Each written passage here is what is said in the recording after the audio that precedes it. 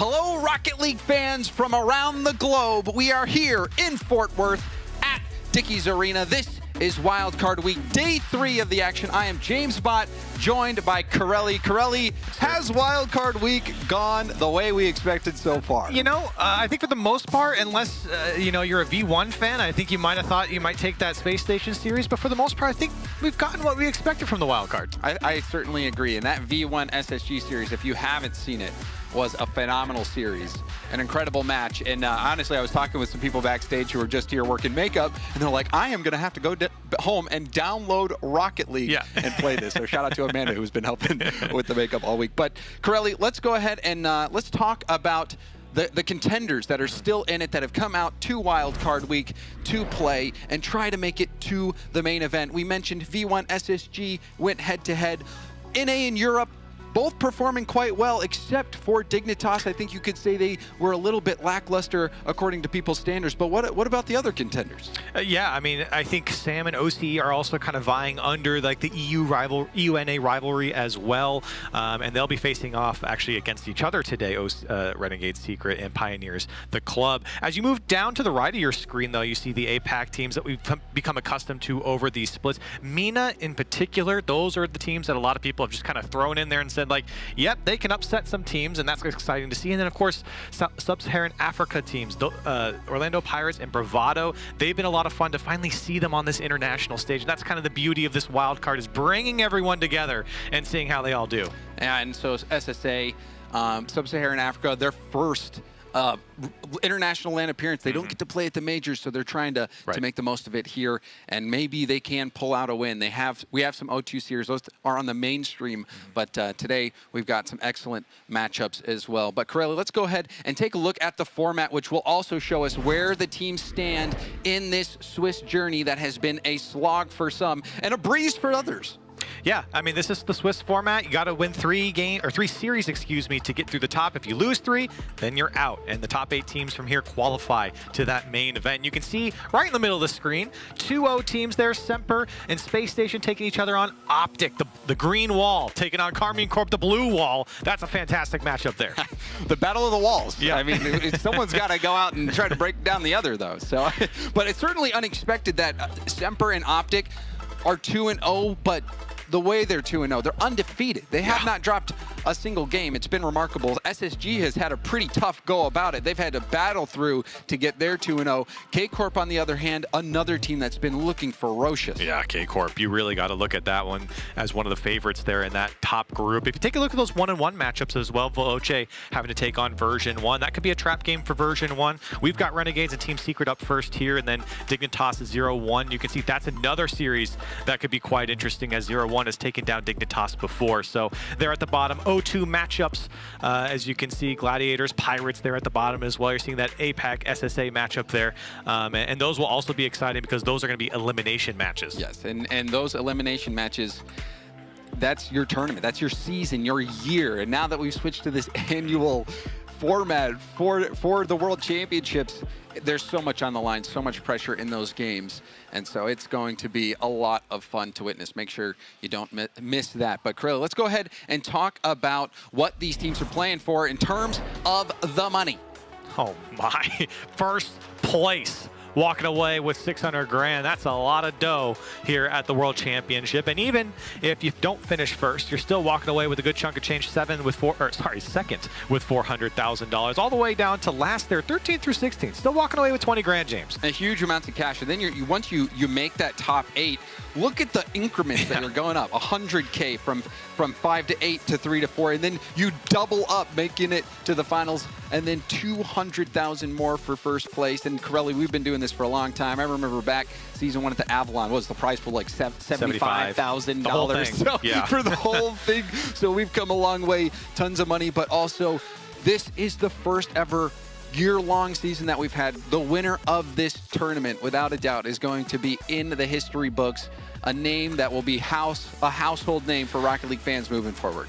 It's well-earned money here for these teams. A year, like you said, a year's worth of work, and I think you really earned it if you get to this World Championship and you do well. You've earned that money that you're going to walk away with. Oh, certainly. Maybe, you can buy more tickets for next year's World Championship. But let's go ahead and take a look at the schedule for today. We've got 4 matches on the B stream. We're going to be starting out with Team Secret going up against the Renegades, following it up with 01 Esports versus Dignitas, a chance for revenge for Dignitas, then the Club versus Pioneers, and we'll round it out with Veloce versus Version 1. Honestly, every single matchup here in the B stream is going to be exciting, James. We're here for the first 2 on your screen, Team Secret, Renegades 01 and Dignitas, so those are going to be great.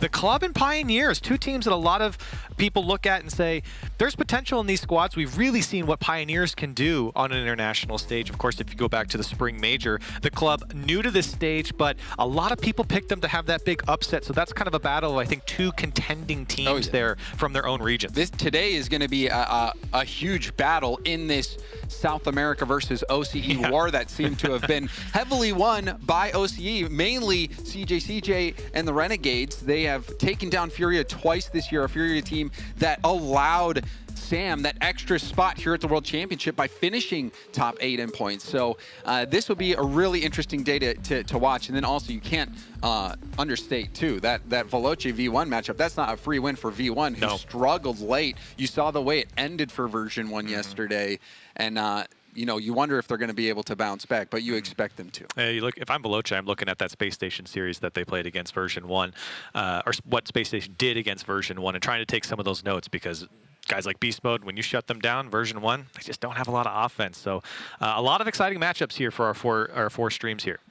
Well, let's go ahead and start talking about our first matchup of the day. Team Secret will be taking on Renegades. And Grelly, we were talking about this before we went on today, saying that this one really does feel like a coin flip. It could go either way. Team Secret, that 2nd seed out of SAM. Renegades, great track record against South America.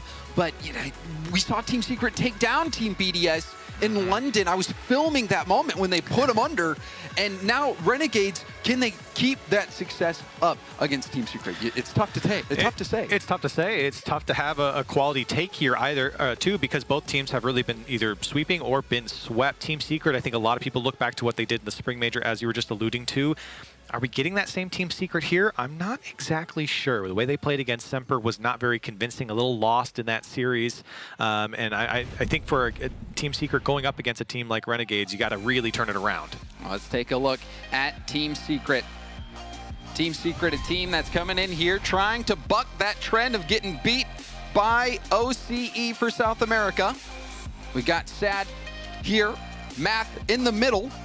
He's either leaning forward or he's not there. Oh, he's just leaning forward. Okay, he's here. He's ready to game. He's ready to game. Yeah, and I think there's a lot of interesting looks on this team, because you have a couple of new players. You got Knight here right at the end. Really exciting mechanical plays coming out from him. And young players, too. Both Sad and Knight, 16 years old. The veteran of the team, Math, who was playing as the 3 Sins back in the Season 8 World Championship. And then they're going up against a seasoned veteran team in the Renegades. Boy.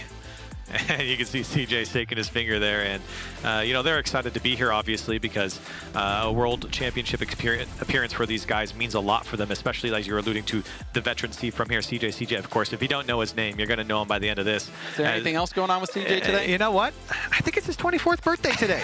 24! My goodness, he's Someone so bring old. him a walker and a crutch to help him get off the stage. But CJ, the lead scorer for the Renegades, such a character and a figure in Rocket League Esports, but you can't underestimate his teammates. Fever, the most mechanically gifted Oceanic player by some's opinions, maybe myself included, who's to say, but Fever, incredible shot. That flip reset off the ceiling double tap, that was the best shot that I've seen from the Renegades altogether. Fever, the maniacal genius. And then you can't count out Kami either. Kami, this is his 6th World Championship. 6th. And OCE, they're 3-0 versus SAM teams in RLCS lands. Kami, up to this point, I know because Club and Pioneers are playing later, up to this point has been part of all 3 of those wins. So he's no stranger to taking down these South American teams. Let's go ahead and take a look at some of the stats that they were able to put up over the course of the season.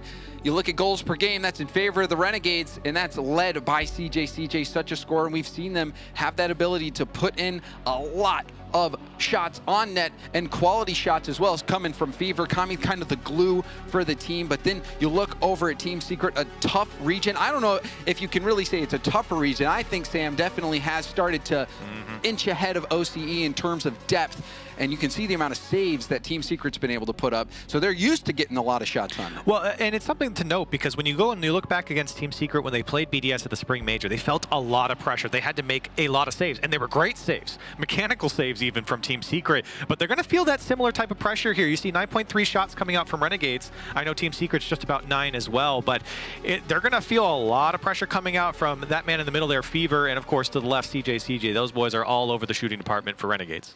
So just looking at the stats, looking at the track record of these two teams, how they stack up. Like you said, it's tough to know which way this is going to go, but you have to put your money where your mouth is. It's time for the Verizon fan vote. Fans at home, go ahead and put in who you think is going to take it. Hashtag TS if you think Team Secret. Hashtag RNG for the Renegades. And Corelli, I hate to break it to you, we also have to go on record for predictions here. No. So I'll let you. I'll let you go first. Under the bus. You can take the shot. You know, I think that this one will be close. I do think it'll be close, but I do think that the pressure from Renegades will live out this series, and I think that with CJ, and Fever in particular, we saw that kind of sparks early on against Bravado, of course.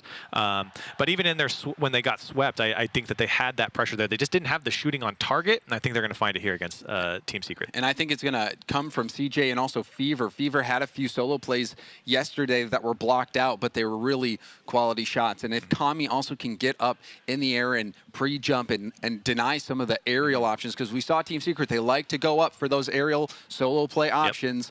Well, if Renegades can defend that, I also think they're going to take it. So I'm going with Renegades as well. They are the Sam Slayers. But that storyline could come to an abrupt end, and that would be a horrible birthday present for CJ, but it'd be a nice present for Team Secret. Yeah, that would be a long night on your birthday, and not for the right reasons. For CJ, of course, wanting to win this one on his birthday, but for Renegades as well, trying to stay into this tournament. I think there's a lot of confidence coming out for them. Let's go ahead and take a look at the Twitch results, see what you guys are thinking. As okay, it's pretty close. Not convincing. Yeah, not convincing. This is about as close as you'd expect. Honestly, this is about what I would expect. 54 to 46, pretty much a coin flip, but you have to give the ever so slightest of edges to Renegades, who have shown that they have Sam's numbers. I think that's fair. You know, you look at how many times they've shown up at a World Championship and just being there, that experience, I think does matter to a certain degree. I think a lot of people look at Moist and say, what do you mean experience? Those guys just come out and win the experience. But, you know, even for matchups like this, and when you play teams that I think are at your level or even below, I think the experience of just getting the jitters away and getting into your series does matter. And also, I mean, Kami was a part of that legendary Season 6 Chief squad that finished top 4. That was the best finish that we ever saw from any expansion region team in the World Championship. Incredible stuff. But now we have to do it once more. The tango on the pitch. Renegades versus Team Secret. OCE versus Sam. Let's get into it. You're looking at a lot of opportunity here for Team Secret to prove themselves worthy once again. And for Renegades, trying to get out of a series here that I think a lot of people will look back on if they were to lose as one that would be a bad loss for them. For Team Secret, you really got to give them credit, and to the South American region. Boy, have they been exciting this season. And already an early shot coming out, had to be defended. Renegades taking the attack to Team Secret. It's a nice 50 from Knight. Sat up quick. CJ able to clear that out. There was a demo. It's tough to tell who got demoed. Fever. Second effort. Will push it by. Sad. Off the ceiling. CJ up quick. Doesn't make the best contact. Goes for the challenge out of the air, but they've given up possession in an odd spot. And I don't think chaos is really going to favor Renegades. I think a lot of the South American teams, and especially Team Secret, kind of thrive in it, especially defensively. They're good at holding their line. For Renegades, I think it has to be a controlled attack if they want to break down Team Secret. And another demo, I think it's been Team Secret with the majority of the demos. It's tough. You spawn with a third of a tank. You never know which side of the field you're going to spawn on. It really makes getting back into rotation difficult, especially if you're on the defensive end and the team is pressing. Kami slow off the backboard, infield pass off the sidewall, no. but a side flip. It leaks out to Math. Math going for the backboard. Fever will take it, calls off CJ. We see now, finally, the Renegades able to break out of their half. Yeah, you can see a very controlled approach there from Team Secret. This one comes out, and Kami and Fever run into each other. Kami able to recover and get it over to CJ, who's got a lot of boost to work with. Not going to get by Sad. Renegades trying to put on their first attack, and Team Secret get out. Friendly fire for the Renegades. Flip reset didn't really do much. Math going for the double tap. Didn't make contact. Deflection from CJ. And a nice tap from Fever. That'll slow things down. Possession being fought for. Renegades taking over for now. A miss from Kami, but a hit downfield to Knight. Knight up the sideline, will stay with it. Looking for an infield pass. Bounced it off the backboard, but CJ was not fooled by it. Read that play the whole way. Some great attacks here from Team Secret. Kind of just testing the water. Nothing too scary quite yet. Seeing what that Renegades defense is all about. I think Team Secret definitely have the momentum here at the moment. They haven't really spent a lot of time on their side, and when they have, Renegades haven't put away too many scary chances. CJ is happy just to throw this one to the Team Secret side. Sad. Trying to follow up. That's a great touch, though, from Fever. Kami's up, and he's beaten by Knight. Sad will turn for this. Math in the middle waiting. Fever will keep this in the corner. Math perhaps trying to pinch that out. Will get a back pass, but it's a nice 50 from Kami. Launches right to Sad. Sad, lots of boost used, but didn't do much with it. And now Fever will get a challenge, a retreat from Kami. Will give space to Math, who blasts it upfield. CJ over to the side. Fever wave dashing, trying to get to it. Does get a piece of it. Now we'll go for another 50. It bounces high into the mid. Shot opportunity for Renegades. Pass. Going for the pass. CJ off the backboard, and Sad was parked there waiting for it. Great attack there from Renegades. Unfortunately, the shot a little weak, and Team Secret, they're going to get a pinch towards the net. Nobody's home, and Team Secret break the deadlock. It was a deadlock indeed, and for this to be the first goal, Fever didn't flip into the challenge, and you take a risk. You take a risk when you don't flip into it, that very thing can happen. Nobody was third man. Nobody was back. I don't think anyone was expecting that type of 50. And James, we talk about the frustrations that Renegades felt when they played Carmen Corp yesterday with just the kickoff goals. This is one of those goals that's also frustrating to give up. It's not a kickoff goal, but for Team Secret to feel all that pressure and then turn it around with a pinch into the Renegades net, that doesn't feel good. It just feels like you're giving the goals away. Like you said, yesterday, first 3 games, they let in goals. What? The bump out of the air. I thought this was going to be a save. But you see Knight, the little fake beforehand, and then getting the touch. Wow. And he just kept on boosting and got the bump. And I don't even think that last man there from Renegades even got a touch. He got bumped away. He might have slowed it just a little bit, but Math was hyped for that one. And you can see the laughs coming out from Knight. Team Secret, very good start so far. Another quick hit downfield. Kami to the backboard, has CJ waiting in the corner. Sad's up. But Sad saw the passing play. Nobody made contact. Now off the ceiling, Fever will stay on the ball, gets to the backboard, but couldn't keep on the play. Knight flicking his camera there, a little frustrated with that one. The Math had an opportunity to dish that one out. That's a good pass from Fever to CJ. Just a big long clear to get out. Renegades need to get something going here.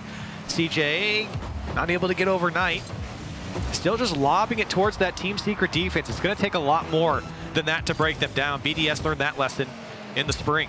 And a very good job from Sad, recognizing that Fever wanted to go for the solo play, getting out and shutting down that lane, ended up getting the 50. Now a demo as well. The challenge will pop over one, the light tap. Uh-oh. And now on the other end, will Renegades be able to score this one? No. A nice read from Knight, and that's going to melt these final moments off the clock. Team Secret, they take down Renegades in game 1. Renegades giving up that 1 goal, the no-flip challenge from Fever that resulted in a dunk goal. And that was really all the momentum that Team Secret needed. So we didn't really get to talk about it too much, but Team Secret, they were swept by Semper in their first round. And I was talking to Johnny Boy, he was the one who casted this series, and I was looking for some insight from him about what he thought about Team Secret.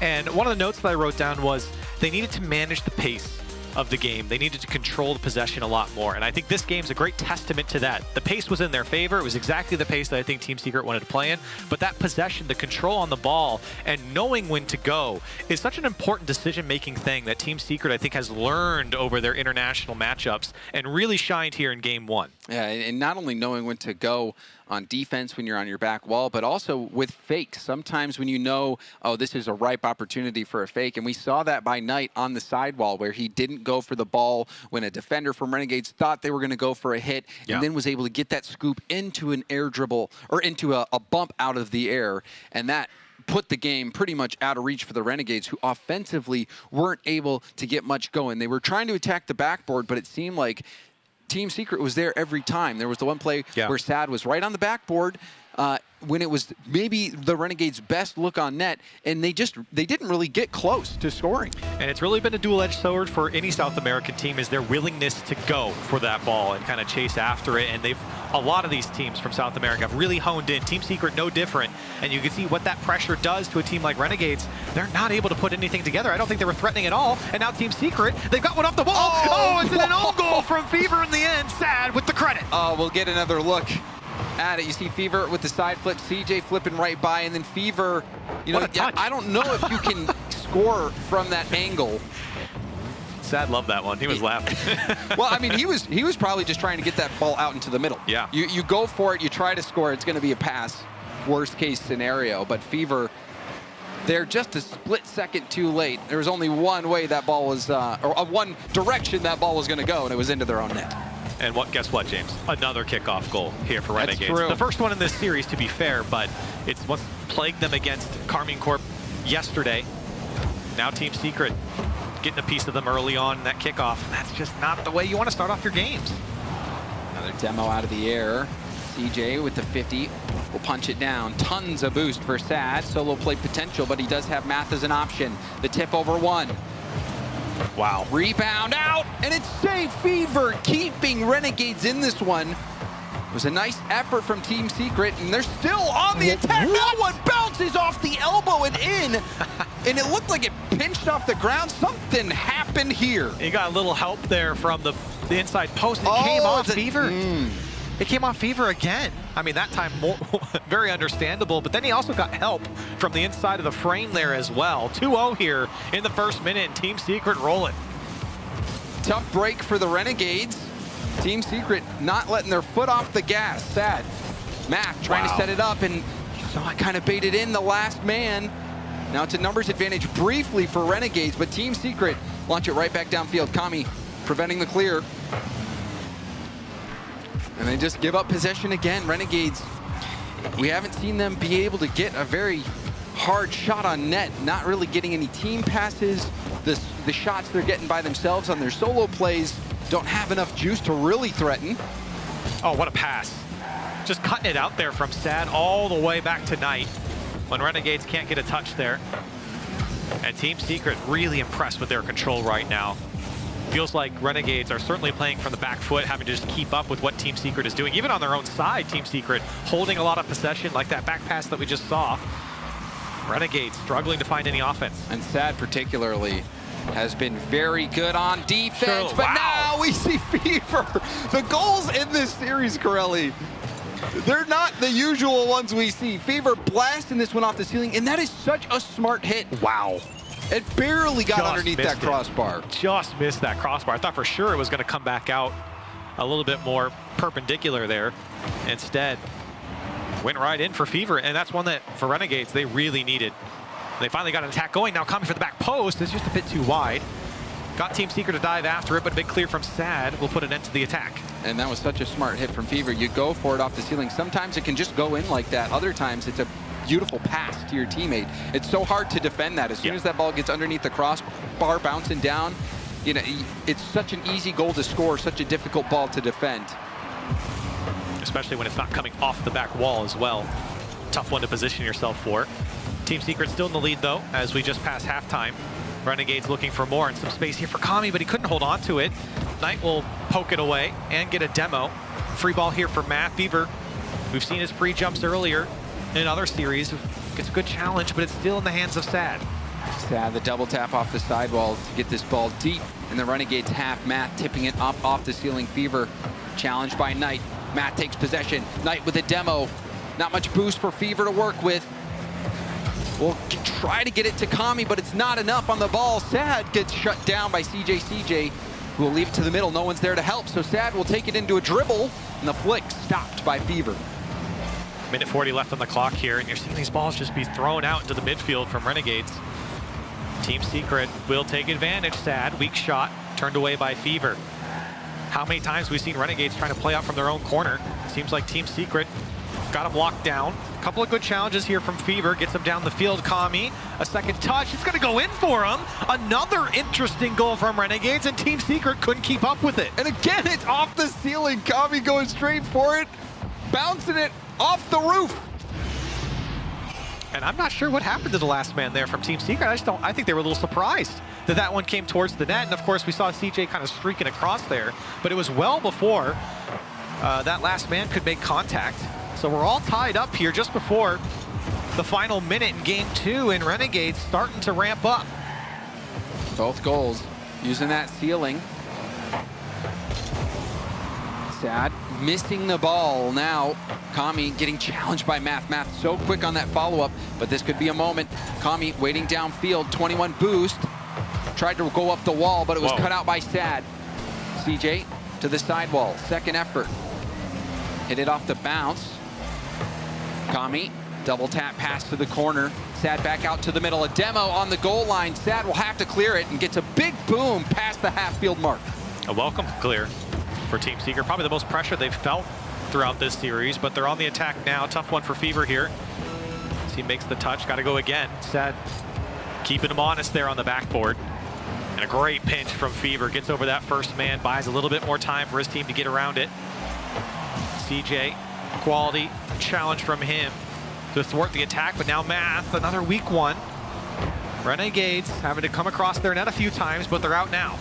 Or are they? Sad stopping at the midfield. Kami down to Fever. Fever off the backboard. This will bounce.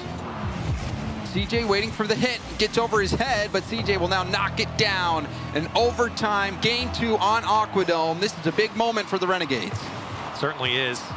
Especially the way this one's gone, but a kickoff goal for Renegades finally goes in their favor, and they take game 2 to tie it up.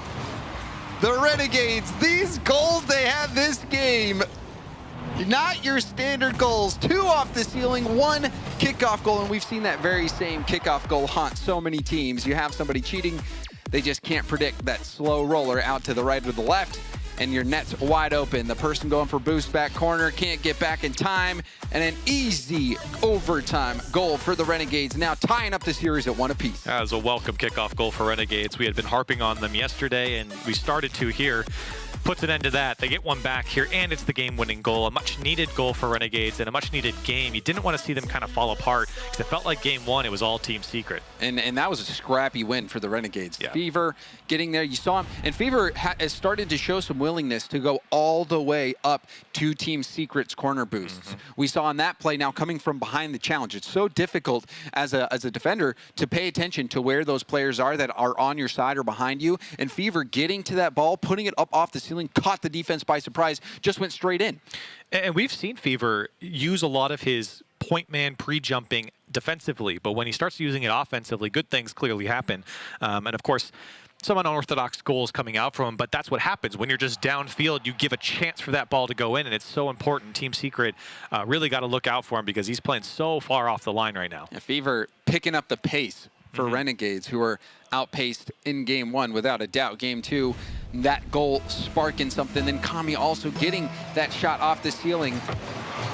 We'll see if Renegades can bring more to the table or if Team Secret will start to put the pedal to the metal and accelerate away. So far, the possession heavily in their favor. Kami, boom up, Fever on the back wall with no boost. Bounces down, scary ball for Team Secret. Knight getting jostled by CJ. CJ infield pass, Kami will retreat. Using the handbrake to whip around over to CJ. CJ off the corner. 2. Didn't get it. There's a demo by Math as well, but Fever did tip the ball. It allows Kami to respawn. It's a good demo there. Slowed down Renegades, and now Team Secret on the attack. Math got to go under. Denied by CJ. Fever with a great clear. CJ all the way back up. This one's going to come down. Needs a follow-up, and Knight there to clear it away. Another scary ball, and that one again going off the ceiling. The Renegades opting for that play, and it's been working so far. But that one going right back towards net. I don't think CJ expected that at all. And I'm curious what CJ saw from his angle here. I just don't think he expected his teammates to lose the ball so quickly. I mean, Fever got a piece of that ball. The trail was orange. Yeah. I think that was just one of those weird touches. Fever got a piece of it, and he's been involved in a couple of those plays. Yeah, I think CJ hedging towards that challenge going into the corner, and not his own net, of course. 1-0 here for Secret. Looking for 2. Knight couldn't get over it. But Team Secret unrelenting here with the pressure. Sad somehow staying with it. Fever able to clear it away. Well done here from Fever. CJ again. It's going to be those 2 downfield for Renegades many times more. They need that tandem to work together and break down this Team Secret defense. And good patience there from Fever, recognizing there was not much to be done with that ball on the jump, waiting for the defender to get back down to the ground. But now Fever again hunting for a teammate, a skip. CJ and Kami working together. Now another pass up. CJ won't be able to get there in time. Sad's defense has been ferocious. Sad making multiple plays on the backboard, preventing Renegades' attacks. That's a tough bounce for Kami, and this one's going to come dangerously across the box. Math staying planted for now, waiting to see Renegades if they're going to cough it up, and they're not going to do so easily. Fever force them to go from their own back wall. CJ quickly up. Renegades picking up that challenge game now. A lot of these balls are getting over the head, though, of the last man. It's not just Fever. It's been CJ. It's been Kami as well.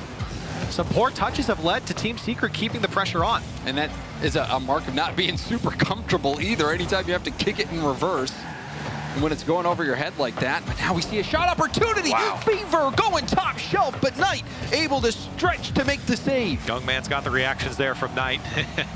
That one was quick towards the top shelf. Renegades still need 1 to tie it up. Fever lobs it towards CJ. That one's too high. Sad, good control. As he's still having to win a couple challenges. Fever goes high. Now CJ, can he put it away? Kami's there, he'll slot it home, and Renegades tie it up. And this was an intelligent decision here. You see Kami lands in front of net. CJ can shoot it on target, but Sad was coming off the wall. The better option, just pass it down to Kami. Yeah. He's going to have a wide open net because Sad, being on the wall where he was, would not be able to get out that far to make the touch. It's a slow position there from Sad, and so you have to play that first touch just assuming it's going to go on target. And instead with that pass, get Sad to make a bad touch, or a bad play rather.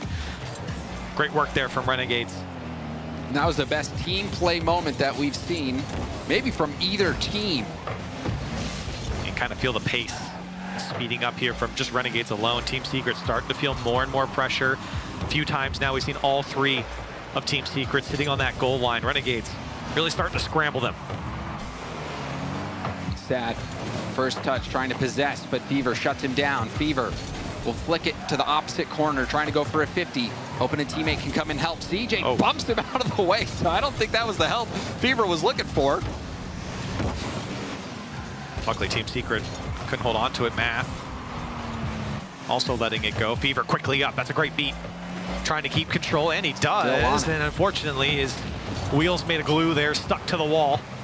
The ball given back up to him. He's still taking challenges, somehow still on the ball. Fever relentless on the ball, like you said, Corelli. Not rotating out. Now we see CJ looking for a shot. Fever popping it up. We know he's got the mechanics. Now off the ceiling, going for the double tap. And Sad yet again on the backboard, denying the clip. Just like the name, Fever, he's heating up right now. The mechanics showing. And you can see the idea coming out from if it's just a pass or a solo play, looking for that back wall, a couple of double taps. Team Secret having to deny. That's a decent pass over to Kami, gets one off the back wall. Knight there to at least slow it down, but we're spending a lot of time on the blue side, James. Team Secret have got to figure themselves out. Maybe this is it. Double Knight demo perhaps. Chasing another man, but not able to get Kami. You saw that aggressive demo play. If that double demo comes through, maybe that would have paved the way for the goal. Approaching the final seconds of the game.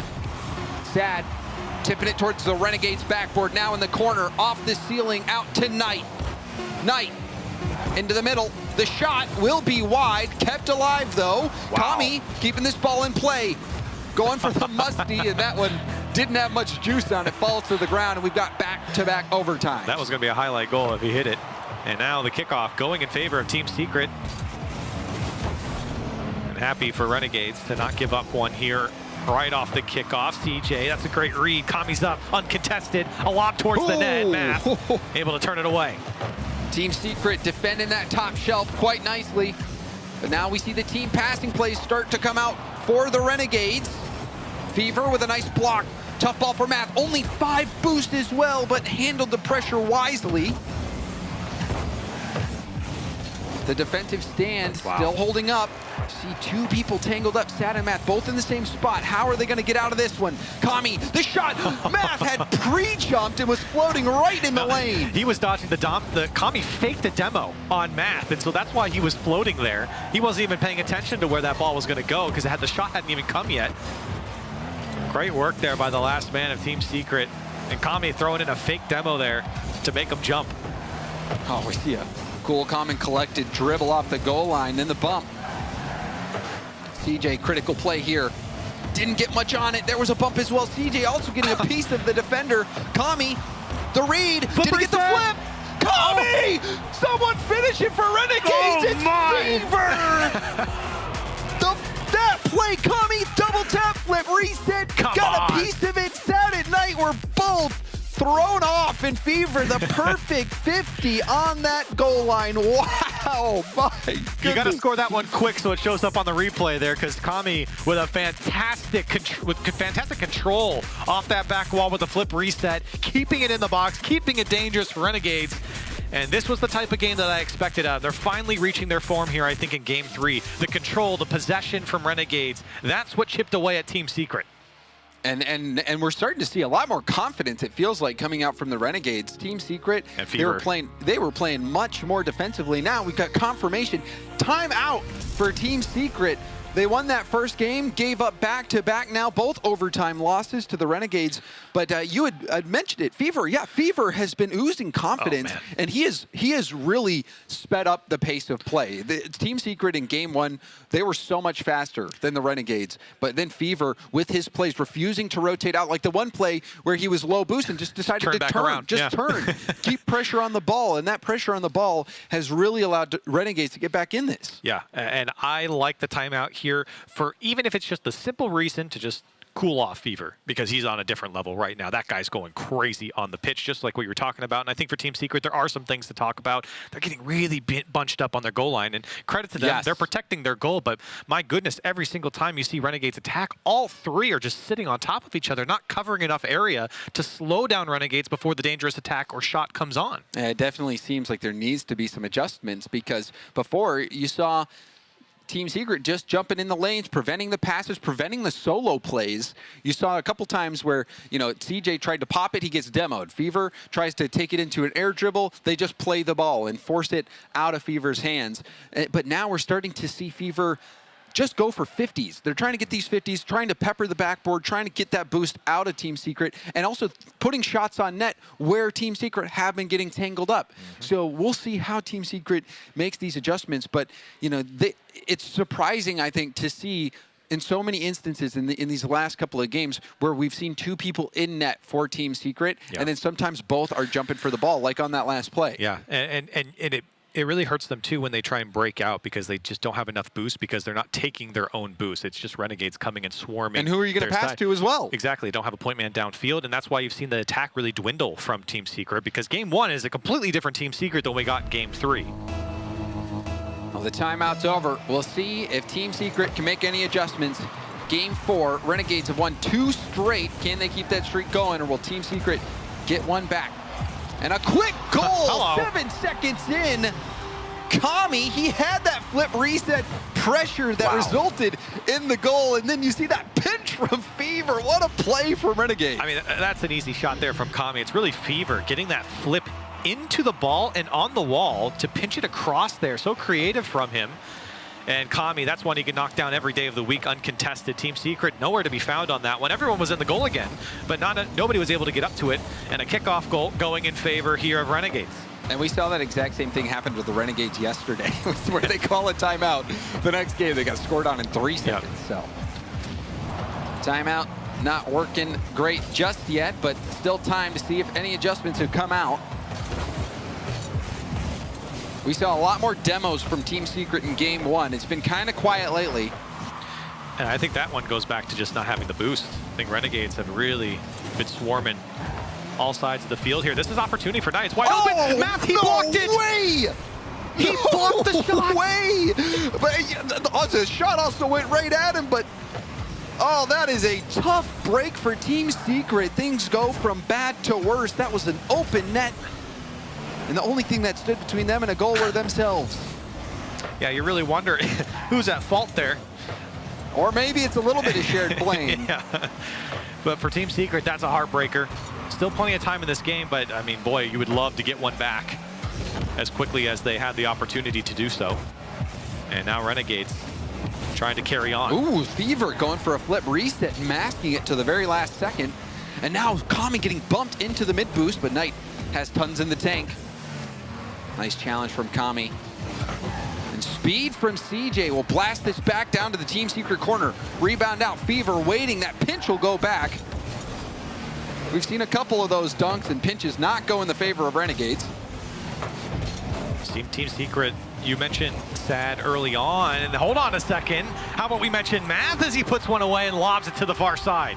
And Sad getting that hit. You see CJ and Fever both in the same spot. I think CJ wanted a better hit than that. Put it up on a tee for Math, who launched it over to the opposite corner. He recognized Fever was playing near post. Good look, and Team Secret back in it. But you had mentioned Sad earlier in Game 1. I think Team Secret really do need someone to step up, and it might be that man in the middle, Math, as he put one away just a moment ago. But Team Secret, they need some sort of shining star for them here in this series, because right now they've all looked subdued against this Renegade squad. They have just completely smothered them on really all facets of the game. And now Fever, he's got the last man isolated and couldn't get over Sad. A good block, and now he's out of boost. And credit to Sad, whose defense has really kept him in it, but what are you supposed to do with no boost and your teammate bounces it off the backboard? Matt didn't want Kami to take the shot, but Kami had other plans.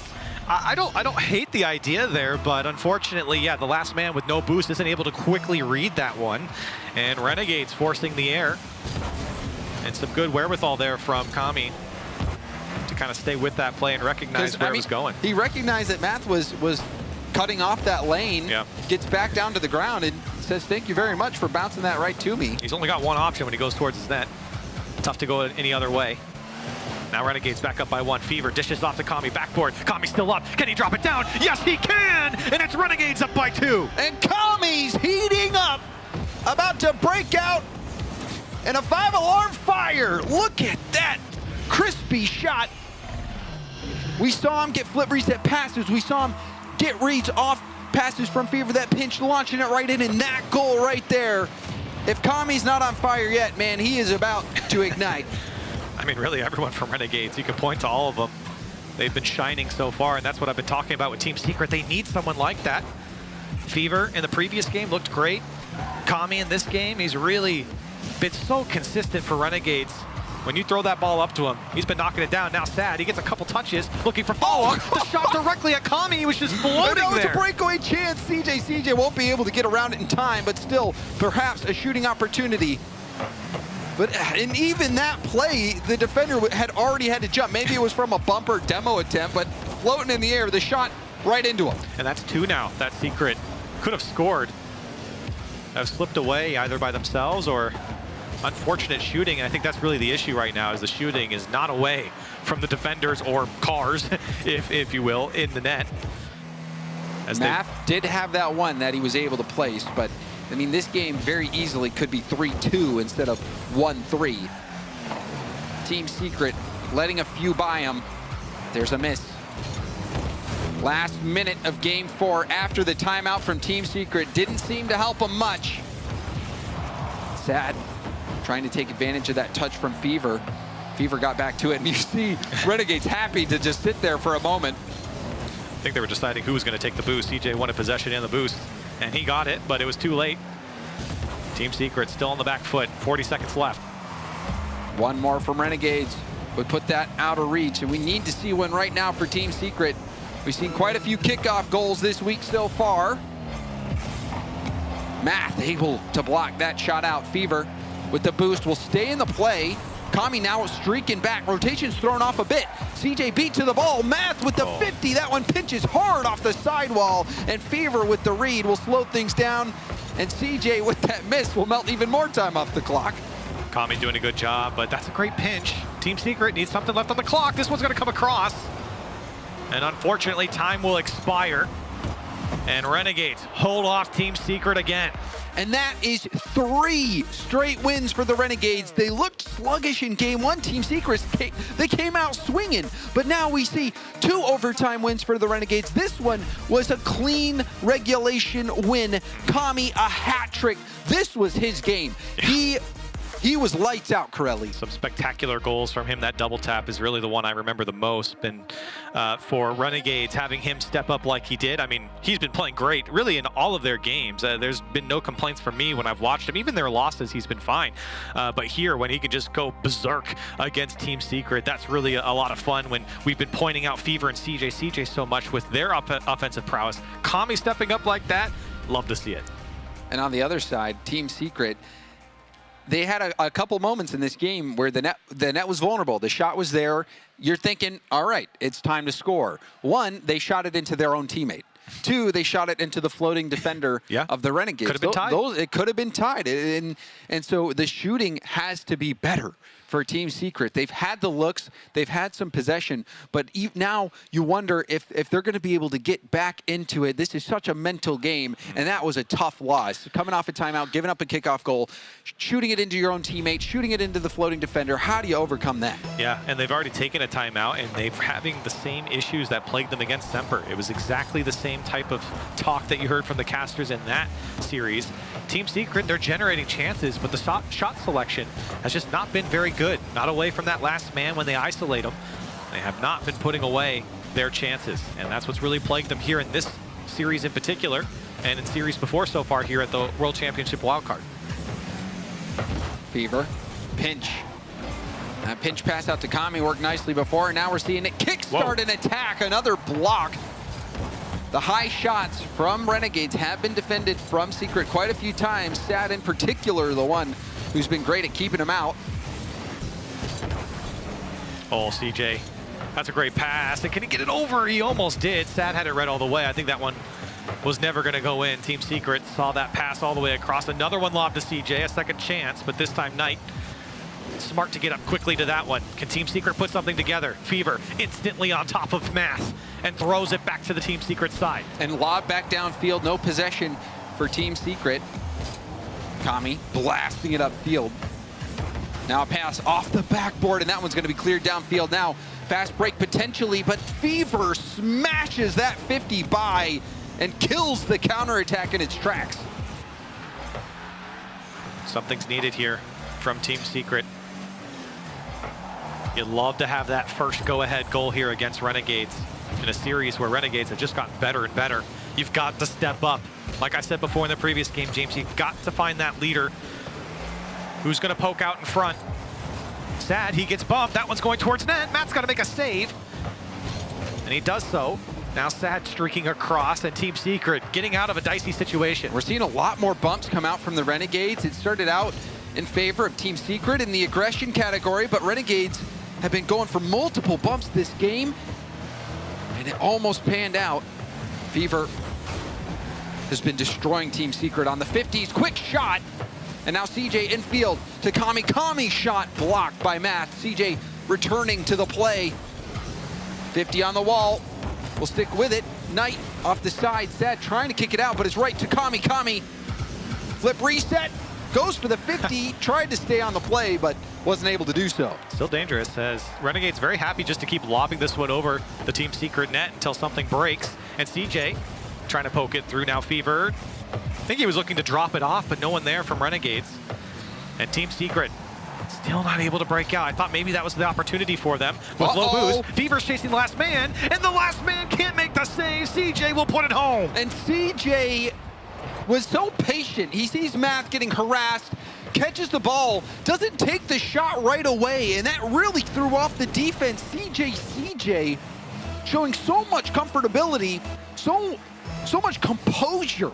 The Renegades have been a slow burn. It took them a little bit to get going, but now they're on fire. You can see what that type of space, or how you get that type of space with those bumps. And Renegades perfectly executed there. Fever just chasing Math in that net all the way to the back of the net. Now Fever again. He's been spectacular here in this series through and through. One more is required from Renegades to take him down. Team Secret though, maybe other plans. Math will put it away to the right side. And you see this play here. Somebody got in front of the defender and hit the brakes. You see right here, Knight getting that in Fever's way. It actually caused Fever not to be able to get to that ball in time. A smart play there to put it near post. Everyone's expecting back post with how much space he has. And to be fair, it was probably an easier shot to put away to the back post, but still certainly good enough to slot it near side. And Team Secret, a welcomed equalizer here with 1:30 on the clock. And could that be what they need to get back in this series and start getting wins on the board? Just need 3 more. Renegades on match point. Fever. Flip reset. Oh, he didn't get it. Rebound out to the middle, but there's a demo. Sad picking up the ball. Kami with the stop. Kami again going for the challenge. A heroic stand. Slowing that play down enough, and now we see a demo. Fever didn't get the tip. Renegades recover. Oh, Fever wanted to drop that one back. Math, he's looking for options. He's just got to go again. Now Sad's up. Can he put this one away? Tough angle. Still a shot here for Sad. Fever's getting harassed by Sad again. Knight couldn't get over it, and that was a good chance there from Team Secret. Still tied. No, that was a super scary spot. You got that ball going straight down. A lot of times those go in, but Renegades managing to keep that out. We're approaching the final 30 seconds of the game. Stop from CG, but it's right to Sad. So much pressure from Team Secret. Does he have it? Did get the second touch, but Fever on the play. We'll get it out to CJ, who booms it down the sideline. CJ towards the backboard. Sad hard over to Math. Math to the middle. Knight going for backboard as well. And it's knocked down to the corner. Fever gets demo 2v3 for a brief moment. Taking his time.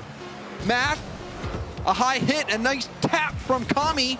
Sad looking for Math, but couldn't get there in time. And we've got another overtime. This one, though, is for the match for Renegades. One more, and it's over. CJ with a big dunk, and he's not going to get it there. The most threatening, I think, Team Secret looked at the end of regulation, but the kickoff not going in their favor here. Renegades all over them in the first 15. Now this is the best that we've seen Team Secret look, with the amount of possession, the looks on net, the threatening plays, but they have to put it all together for a win here. Kami in the dribble. Early jump for Knight. Pinches out to the corner. Kami, a high pop. Math there first. CJ to the side. Corner boost steal for Team Secret. Now Fever has Knight retreating. Fever with the pinch out. Didn't have much on it. Knight to the ceiling. Knight, backboard pass. And CJ will break up the play. Not bad here from Team Secret. Getting a boost, getting a bomb, and Math, he peeled off. That pass a little too close to the defense. Team Secret, another pass across. They're really looking for each other now. That cohesion paying off here. They haven't broken through quite yet. Sad running out of boost. Matt's got to come in and rescue him. He gets a demo at least. And possession back to Team Secret. Sad with the bluff on the boost. Secret still with possession. Kami in a light hit. Shot comes out. Double commit and a demo. Kami's tip. Buying time for Renegades. Kami's been doing so well, buying just enough time for the Renegades to get back into it. Oh, he has no boost. CJ no boost to get it. Rebound out. Kami shot! It's good! And the Renegades take down Team Secret and beat South America once more. What a drive from Kami! Right in front of Knight and Matt. Renegades 4-1 Team Secret. And they were hyped about that one, James. We could hear him through the headset. Oh, 3 overtime wins. How could that not get you hyped? 3 overtime wins for the Renegades. They drop the first game and then win 4 straight, and everyone was contributing. You had CJ, the glue, making plays, taking shots, but Fever, after that first game, helped pick up the pace. Those 2 goals off the ceiling. Renegades, they dug deep in their bag of tricks. They never gave up. It seemed like they were outclassed in that game 1, but then those 2 off the ceiling goals, then the overtime goal, and then from there, they just started sprinting. And you got to give a lot of credit over to Kami, especially in those last couple of games. He really stepped up. Again, not that he was playing poorly, but boy, he made a massive impact with his shooting and just the overall offense that he showed there, and they're still clapping about it. Well, I mean, it's CJ's birthday, too. I think he got what he wanted for his birthday. And what a gift that was. 4 straight wins, 3 overtime wins, a thriller.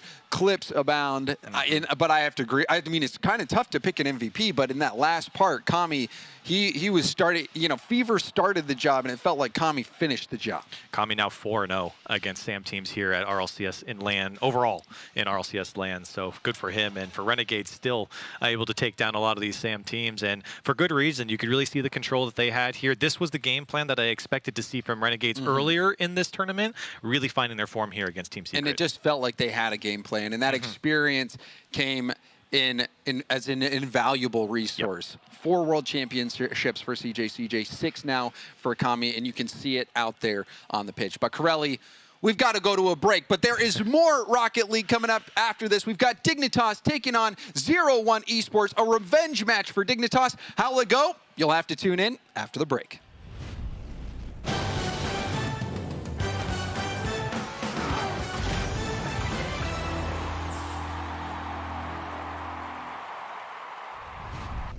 We have to tell everyone that we just switched to Verizon's new Welcome Unlimited plan for just $30. I've already told everyone. Wait, did you say Verizon for just $30? It's their best unlimited price ever. $30? That's awesome. Yeah, and it's from the most reliable 5G network in America. For $30 a line, I'm switching now. Yeah, it's easy. And you get $960 when you switch the whole family. Oh, wow. I gotta let my buddies know. We're already here. The network you want, the price you love, only from Verizon.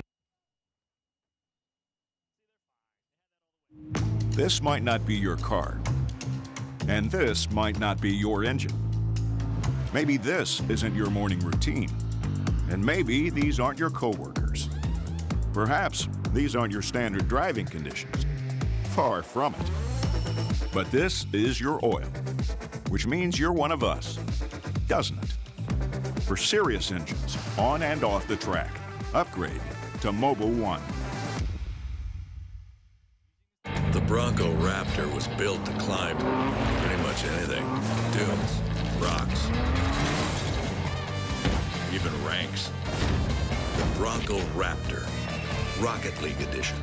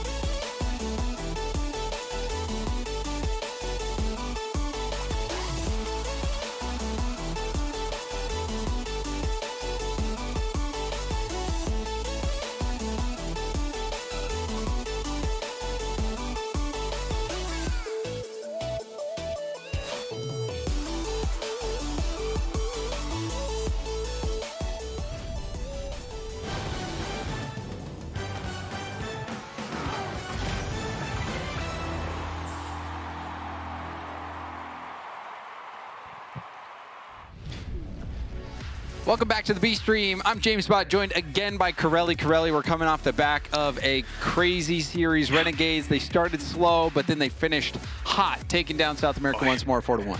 That was quite the series from Renegades. And one that they can be proud of, too. I mean, they expect to win against these South American teams, and they certainly did that here against Team Secret, but the way they did it was really impressive. Fever stepped up, Kami stepped up, CJ consistent throughout that series, and that's exactly what Renegades want if they're going to get out of this wild card and Swiss stage. And a happy birthday present to CJ. CJ, 24 years old. Ancient by Rocket League professional player standards, but he's still a young gun. Yeah, he can still do it. He's still got it, getting that win. But let's shift our sights to the next matchup that we have today. We have Dignitas going up against 0-1 Esports, and this is a matchup that we have seen internationally, albeit a different format, but in that other format, they did have to play 3v3, and 0-1 beat Dignitas 3 straight times. They did, and that was an impressive matchup that 0-1 had against Dignitas. And I'm not going to come out here and say it's going to go exactly the way it was in that series before, but I wouldn't be surprised, James, with what we've seen from Dignitas. They really struggled against Optic Gaming in a series where maybe if they didn't win, they should have taken at least a game, and they weren't able to. They did not look like themselves. They didn't really look good at all against Optic. You heard the desk even in that pre-match prediction. 3 members going for Dignitas. I think it was only Spaceman that went with the green wall. T-Bates, who said he was such a big fan of Nick Costello, went against it. I said the same thing. And then went against were on him. there too? Yeah. Sorry about that. I did the same thing. No, it's okay. So I deserve it. I deserve it. But I mean, what did you expect out of Dignitas then? And do you expect the same here? After seeing what we saw from yesterday, I expect something similar, maybe a little higher level, because I think they kind of needed that kick in the butt from Optic and say, okay, we're here, guys. We need to play. And we're expected to at least go a little bit further. So this is a team they're going up against 0-1 Esports that are hungry for win. We talk about these mini teams. These are the big upsets that we could see. And these boys here from 0-1 Esports, they're a strong squad. And if there's one thing that we have learned for certain, Corelli, it's that you cannot count any of these teams out playing at the World Championship. 0-1 Esports, these guys have been known to even take it to the Falcons. So they're here to play. They had a tough matchup first round against K-Corp. And K-Corp, though, we've seen has been on fire. But it was a close series against K-Corp. Actually, they kept them to 3 of those games, 1-goal games. You can see Oms there in the middle. That's a man I love watching on 0-1. He's such a fun and smart player. And then the last one, Moston there at the end. Also fantastic, especially in the challenge game. And that's something that I think all MENA teams kind of have the reputation for. But I think that's something that 0-1 can really utilize against Dignitas, because it is a little demoralizing for any team to go up against a squad that wins so many challenges that a lot of these MENA squads do. Yeah, these MENA squads, like you said, they've been playing on bad ping on EU servers, and it still doesn't seem to affect them. But now, another EU opponent, Dignitas, a team that so many people had high expectations for. They started out well, they started giving people hope, but then started to sputter out. But this is where we see the finish line in sight. Scrub was talking about it. This is it. Everything else that happened previously this year does not matter. This is it, and there's still time for Dignitas to get back in this one. They're only sitting at 1-1. You can you can win out from here. You can right the ship for sure. Scrub, we talked about on the desk yesterday, now sitting in the middle for Dignitas. We'd hoped that that would kind of ramp them up a little bit, and maybe it will, but so far it's been mediocre results for them. Appjack was actually on our bus over here to the venue, and he was fully locked in, didn't say a word to anyone, was straight to business when he got to the venue, and I think that's a good sign for Dignitas, because they really need to get down and take on this 0-1 Esports squad, who has beaten them quite handily before. And I mean, this is, you know, I heard some people doomsday mentality saying it's all over for Dignitas. This is it. You know, it's time to just pack our bags and go home. But they can begin their climb back here. They can, and with how much expectations have been piled on them and the adversity that they've had to battle through, maybe they just need to be forged through the fire. But they've been getting pounded quite a bit, as hot metal has been. Will they turn into a blade, or will they break against this 0-1 Esports team that we know can beat them, because we've seen them do it before. And they're hungry to win. I think there's a lot of expansion regions, when they come to a world championship or really just any international land, they want to prove themselves. And it's the first time we've really gotten to see them here in the RLCS setting of trying to take down a lot of these top teams. And I think even on Dignitas' worst days, they can still get out of this wildcard stage. But a 0-1 Esports matchup is not an easy one for them. It really isn't. But let's hear what Twitch chat thinks. And chat out there, if you want to vote, go ahead, just use the hashtag 01 if you think 0-1 Esports going to do it. Make sure it's a 0, because I bet the O would not get counted. I don't think zero, so. 0-1, hashtag yeah. 01, or hashtag dig if you think Dignitas is going to take it. And I'm actually quite interested about what the viewers at home think about this matchup, because, you know, you look at it on paper, you might think, well, it could go either way, but I'm still going to favor Dignitas just by looking at the players that they have, with how good Jorius has shown to be, how good we know Appjack and Scrubkilla are. But, you know, this is, you know, where you really just have to throw that all out the window at sometimes. And I think I'm going to do that, Corelli. I think 0-1 Esports is going to upset Dignitas. I really struggle to have faith in them after what we saw yesterday versus Optic Gaming. I think 0-1's going to win, and it's not going to be an upset, because I think they're favored here, personally. You think they're favored? Let's see what Twitch chat has to say on whether they're favored or not. The fan vote coming in 0-1 or Dig. And a lot of Dig fans. A lot of Dig fans. So 65% in favor of Dignitas, which I don't think is a bad decision. It's not a bad vote, but we have seen Dignitas struggling. But this could be the moment where they get things back on track. I just didn't like the way Dignitas played yesterday against Optic, and I think they're going to get a very similar type of play style from 0-1, albeit probably a lot more faster and a lot more challenge heavy. And again, I just think that frustration from Dignitas, once it went bad for them early on in game 1 and 2 against Optic, it was straight downhill from them. I was not impressed at all, and I'm completely off the boat as far as I'm concerned. You're off the boat. Yep. And well, what would it take to get you back on? A win. A win. Well, a win here. What, game win or a series win? A series win, definitely. They got to get something going, because I think a win over 0-1 is actually quite good. So, especially in this wild card setting with the teams that we have. So, if Dignitas are able to come and take them out, and I think more of a convincing win would help as well, like a 4-1. We need to see some clips. Yeah, we need to see something. We need to see. Like, you go back to fall, and all we did was talk about Jorius, and we haven't talked about him since, it feels like. You're right. Jorius, we know he has it in him, but 0-1 Esports have done it before. A grudge match. Dignitas versus 0-1 Esports. A chance to get one step closer to the main event. Here we go. Let's get things underway. DFH Stadium. Corelli, 0-1, we both went with them. We'll find out if they have what it takes here. And we only have 2 points of data, but I think taking a game off of KC from 0-1 and keeping those games close is pretty impressive with the way KC's been playing. They are arguably probably the top team so far from what we've seen. And for 0-1 to keep it that close, I know it was still a 4-1 loss for them, but to compete with that type of pace is a good start. Maybe 0-1 can get one on the board here early as Joreus able to push this one downfield for Dig. Now clear out, apparently Jack going for a double tap pass, fakes it. Zonics be first to it. Light tap, scrub killer to the side. Mawson there, trying to get some support from AMS. Apparently Jack, flip reset ball, saving it to the end. Gil goes for the low 50, and now another 50 from Scrub Killer. Already we're seeing a battle for possession, but this is a nice setup for AMS. AMS going right for the flip reset, trying to be unpredictable. And it is paying off so far. 0-1, the aggressor.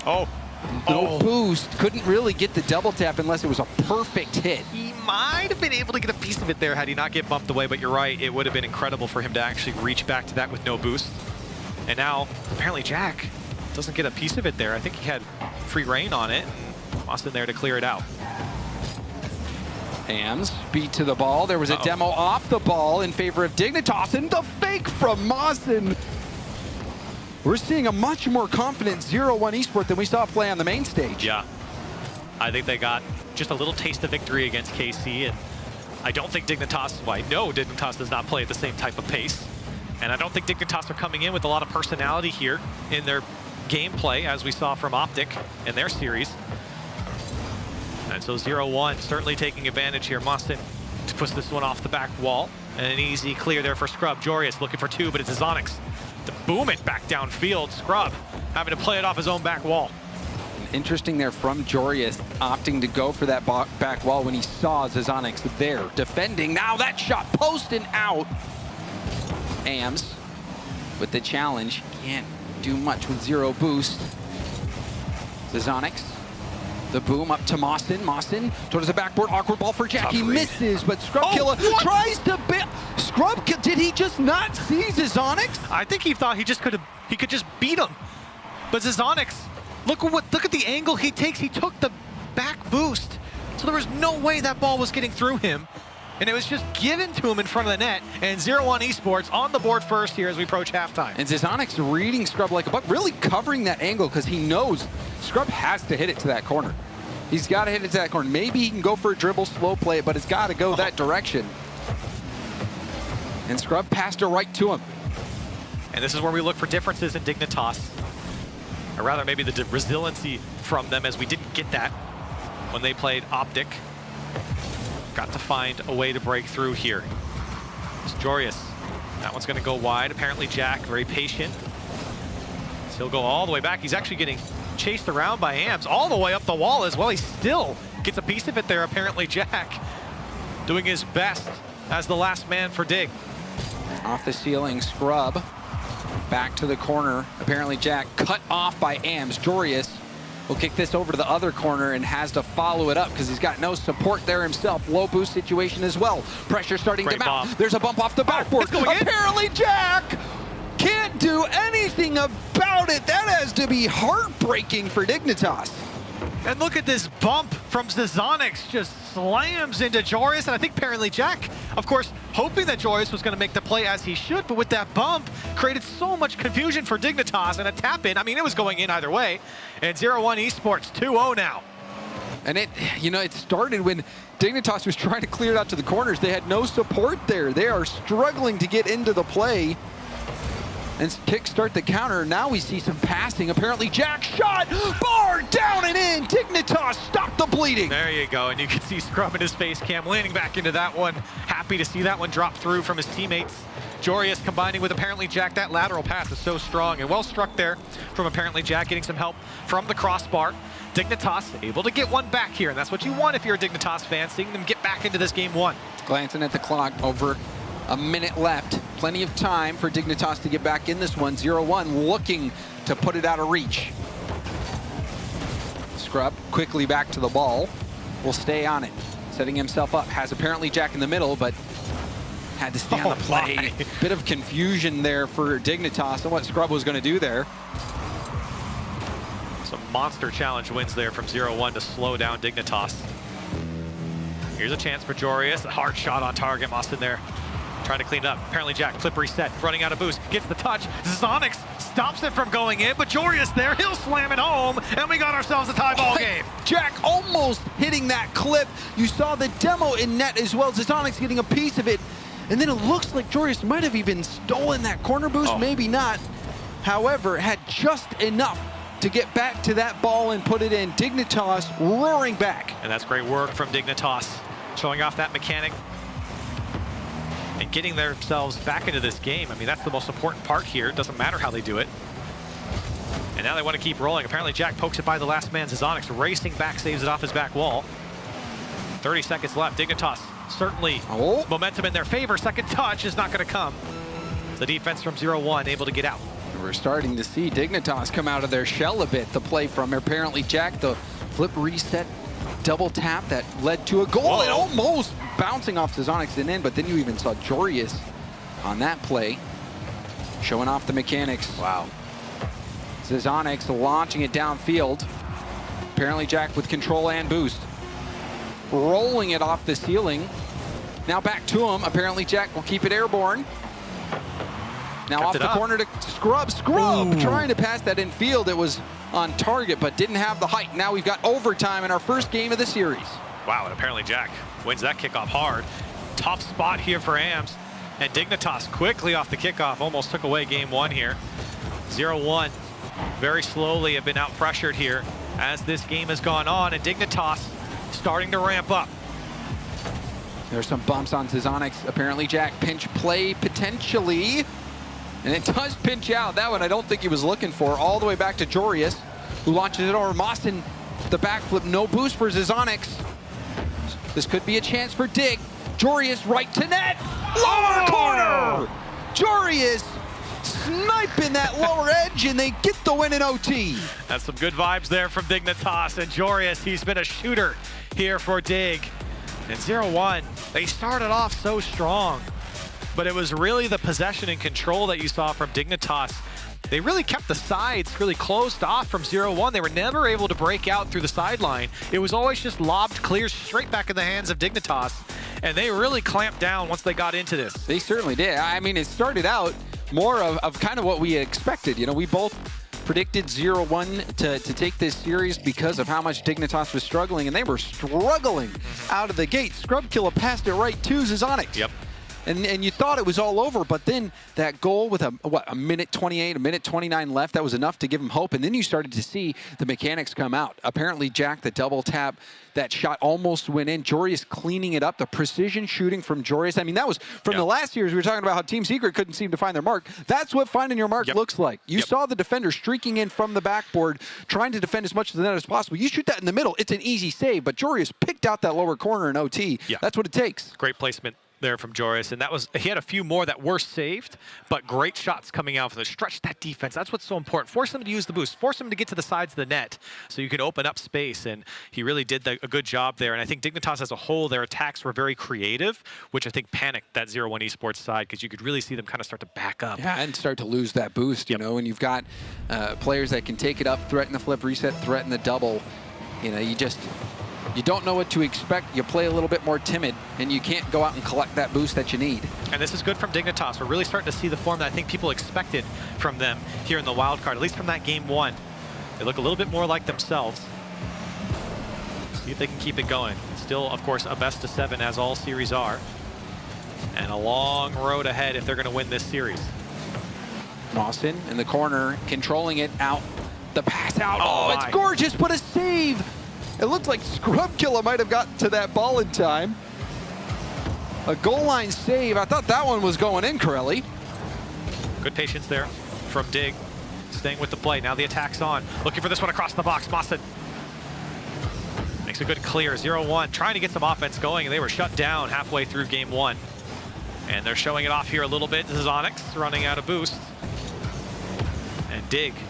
You can see every single touch. A lot of intention with Dignitas. They love to bring the ball down. And Jorius pushing it across the box. I don't think anyone expected him to come out so cleanly. It's still Dig. That possession is really paying off for them. AMs taking it down to the ground and booming it downfield. That beats Jorius. Scrub with a pinch up. Apparently Jack. Sidewall. No go on the double tap. Zizonix breaking it out. AMs off the corner. Catches Mawson by surprise. And now they have to retreat a demo from apparently Jack. We've seen many demos at the midfield from Dignitas. Scrub. The light hit. Gave it away. That one's barred down and out. Rebound. Oh, Dignitas get away with one there, or will they? Oh, my. No, they won't. Mawson overpowers them on the goal line. I thought that maybe Dignitas would get away, but that was true perseverance showing up from 0-1. And this all starts off with Scrub making a touch that that's why I went, because I didn't know what he was trying to do with it. I couldn't tell if it was a pass or a missed touch because it was almost looking like a pass. And 0-1, again, taking advantage of Scrub's missed touches here and finally able just to dunk it through Dig. 0-1, on the board first, into the lead they go. 2 missed touches from Scrub, resulting in goals for 0-1. We saw it when he tried to pass it to the corner, passed it to Zizonix, and now we see him give up one in game 2. And that's great from 0-1.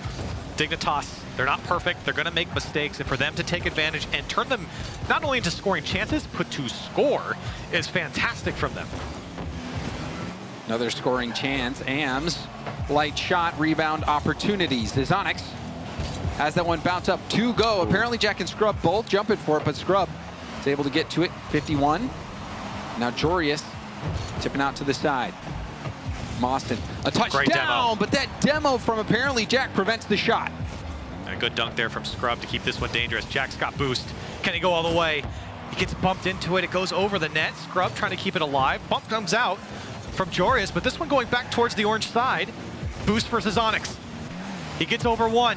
Over 2. Scrub's got to stretch out and maybe a pinch. He'll get through the net. The bump on Yam. And Dig able to tie it up. Dig are bouncing back. It seems like when they're down and out, they just find a way to fight right back. AMs getting bumped by apparently Jack. Scrub recognizing the play. You knew that that's what they were going for. As soon as they saw that opportunity, Scrub, if he could get that pinch and that bump, it was going to be a goal. Well executed by everyone on that play. Great work there from Dignitas. I thought for a second, hold on. AM's able to get one back here, and 0-1 Esports respond quickly. Zizonix going in and just faking a challenge, and Scrub, again, a little bit too heavy of a touch, and it gets back out into the hands of 0-1 for a quick shot. So we've seen that play out a few times. Scrub getting beat once more. Apparently Jack will have full corner boost, and Scrub comes in to help. Mawson can't get it by Jorius. Ball stuck in the 0-1 corner. Scrub Killa coming up for a challenge. Does steal the mid boost, but gave up ground. Back to the middle. Apparently Jack lobbing it up high, going for the bump. The shot from Jorius is going to be denied. AMs had to dodge the bump and get the save on 0 boost. That was great vision from AMs. Now Mawson, tough spot here. Jorius just high. Still Dignitas. Every single touch is towards the net. A little flip reset. Why not for apparently Jack as they tie it up? Apparently Jack has been out in front of net waiting for his looks, and Scrub got around that ball so nicely. Wow. Scrub had to get enough power. It was an awkward angle, but he really did great getting that out to apparently Jack in the middle. And honestly, apparently Jack made that little flip reset a lot easier than I think it looks. Tied up. The final minute upon us, and AMs. Little flip reset and the bump. Mawson's there. Jorius comes streaking across to make the save. 0-1 though. They're a lot more deadly here in game 2. And they're still threatening that one just off the backboard. Jorius to control. Zizonix to the air. Now going for a pinch. Scrub Killa. They've been taking advantage of his touches. Looks like they might do it again. Zizonix, hard corner pass. Apparently Jack, a weak hit. A high lob. Jorius, 23 boost, will wrap around. Scrub comes in to help out, and a nice tip from apparently Jack will buy some time. AM's happy to boom it, but it's straight into the hands of Jorius. Apparently Jack into the tackle, and now AM's No boost. A race to the Dignitas corner. He'll just be deleted. Zizonix doesn't make contact. That was crucial for Scrub as he's able to get out now. And Dignitas trying to threaten another big clear. This one just over the head of Jorius. Austin trying to put something together for 0-1. Threatening here in the final seconds, and it will drop down for overtime. We have seen quite a few overtimes today, Corelli. This series giving us another one. And that shot, rebound out. Scrub kill is demoed. Apparently Jack flips by it. Need on target. Going for the top corner. He throttled that off the elbow and in a perfect shot. And he got all of this one. It says 54 miles an hour. That's because I think the speed was taken off from the post in the corner there. And 0-1 Esports put him on the board. And a much better game through and through from start to finish. 0-1 was in this game. It wasn't just all the momentum back to Dignitas. And they really figured themselves out between games 1 and 2 and looked a lot better here. Much more complete game, as you're saying, Corelli. And AMS, that last shot was wonderful. And then you look at the demos, 5 single-handedly from Zizonix. My goodness. And I think for 0-1, you could really feel those demos because there's a lot more space for them to play with. And Dignitas, I know they actually turned one of their panic situations into a goal with that scrub pinch and then the bump from Jorius on AMS there. But those demos, the physical play coming out from 0-1, I really think has been paying off. And that might have been the big difference maker here in game 2 because I don't really think they changed their play style up much. I mean, they were a little bit more consistent. The shots, I think, were a little bit better. But overall, that's something that teams ebb and flow throughout a series. 0-1, that physicality really pays off. It certainly paid off. And then I think, you know, looking at what has been working for Dignitas, those brief moments where they've started to have success, it was due to their mechanics and their ability to make really difficult shots, the flip resets, the double taps.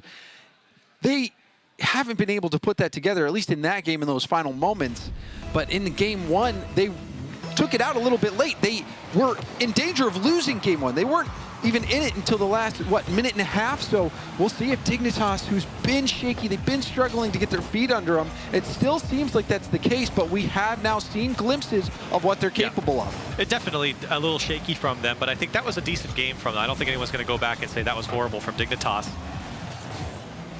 Apparently Jack wanted to just barrel through the 0-1 Esports defense. Here comes Jorius again, looking for bumps. Scrub, you can see how fluid the offense is for Dignitas when they get it going. Everyone taking their turn on the blue side. AMS looking for a way out. And Scrub quickly able to get after that one. Still Dignitas unrelenting here with the pressure. Jorius, another shot. Apparently Jack let it bounce up the wall. Waiting for the ball, beckoning it into a flip reset. Oh. And now apparently Jack half flipping out. He's trying to keep possession. Steals the corner boost. Tons of pressure coming out from Dignitas. Shot from apparently Jack. Force 2 to go. AMS finds the ball right to fall into his hands. Now off the backboard, Jorius kicks it out to the middle. Mawson to the backboard. Scrub passes again to Zizonix. Zizonix will get it over to AMS, but AMS couldn't get it on target. Now Dignitas back the other way. Jorius, look at the shot. Look at the power and the placement as he puts Dignitas finally on the board here. And that's one of those plays that are telegraphed. You know what's coming, but you still got to stop it. Powered above the last defender. Excellent shot from Jorius. He's really a shooter here today. Another fantastic, well-struck ball from him. 73 miles an hour there. Still coming off the post. Great work from him, and Dignitas better for it in the first minute and a half. 0-1. They've been smothered so far. Now apparently Jack trying to hop and skip through. Jorius, flip reset, and that one it looked like it might have hit him again. Came right back into him, and still Dignitas somehow, even when the play breaks down on the first man, able to hold possession and keep the pressure going. And now apparently Jack up by himself. AMS able to turn it away. Mawson couldn't get that out. Double commit. It's a light lob off the crossbar, back down. Apparently Jack puts 0-1 out of their misery. They were struggling on this play. You saw the double commit. Wow. Mawson couldn't clear that out. Tough play for 0-1. And great power there on that side flip. And when they scored this goal, you could see apparently Jack with the fist bump. We could hear him through our headsets. They're getting louder and louder. as this series goes on. I think gaining that confidence. 2-0 up for Dignitas. Another block, Dignitas on the attack. Back to the corner, Mawson.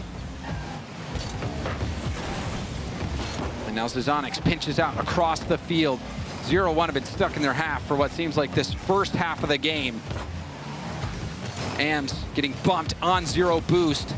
Patience from apparently Jack now going for the bump out of the air. The 50 on the goal line. Ams, does he have boost at all? Looks like he finally got some. Now it's a shot opportunity. Ams, flip reset. Apparently Jack getting up off the ceiling. And now a fake from Austin. Infield pass, double commit from Dignitas. There's a demo, the shot, rebound, turning on it. Zazonix can't get there in time. Apparently Jack all on his own. Apparently Jack with the solo play. There are so many great moments in just this single play from apparently Jack. The control off his own back wall. No boost to get downfield to keep possession of the ball. And then to put it through the last man. It's 3-0 Dignitas, and that was all apparently Jack. And there's that solo play potential that everyone on Dignitas has. Apparently Jack getting the job done. Double tap pass out.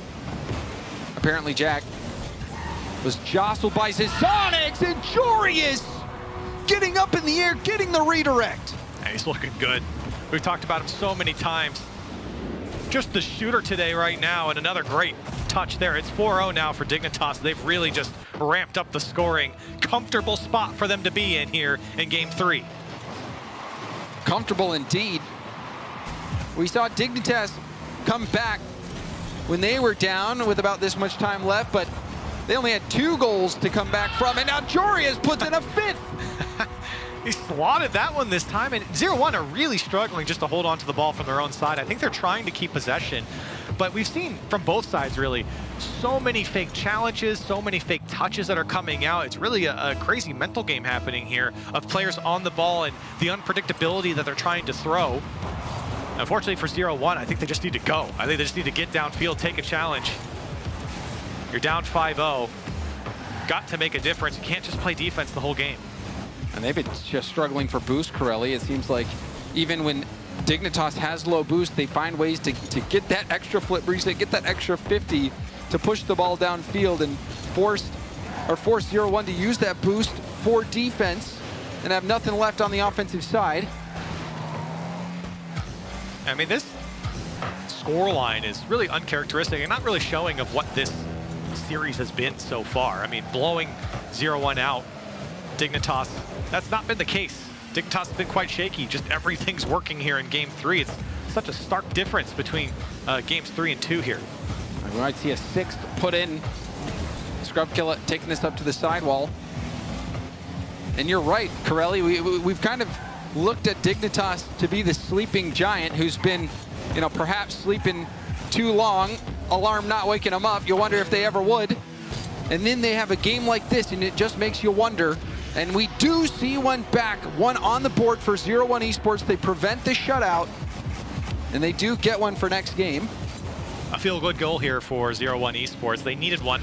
Spent a lot of time on defense, and down 4 goals with 26 seconds left. It's going to be a tall order for them. I think you're looking towards game 4 to kind of get things going. And I think after witnessing this game, Curly, you wonder, is this giant of Dignitas finally going to wake up? This showed what they had in them. The redirect from Jorius, the solo play from apparently Jack. This Dignitas team is full of weapons. Right, we asked Dignitas, you know, we're looking for a personality out of this team. We didn't get it yesterday when they played Optic.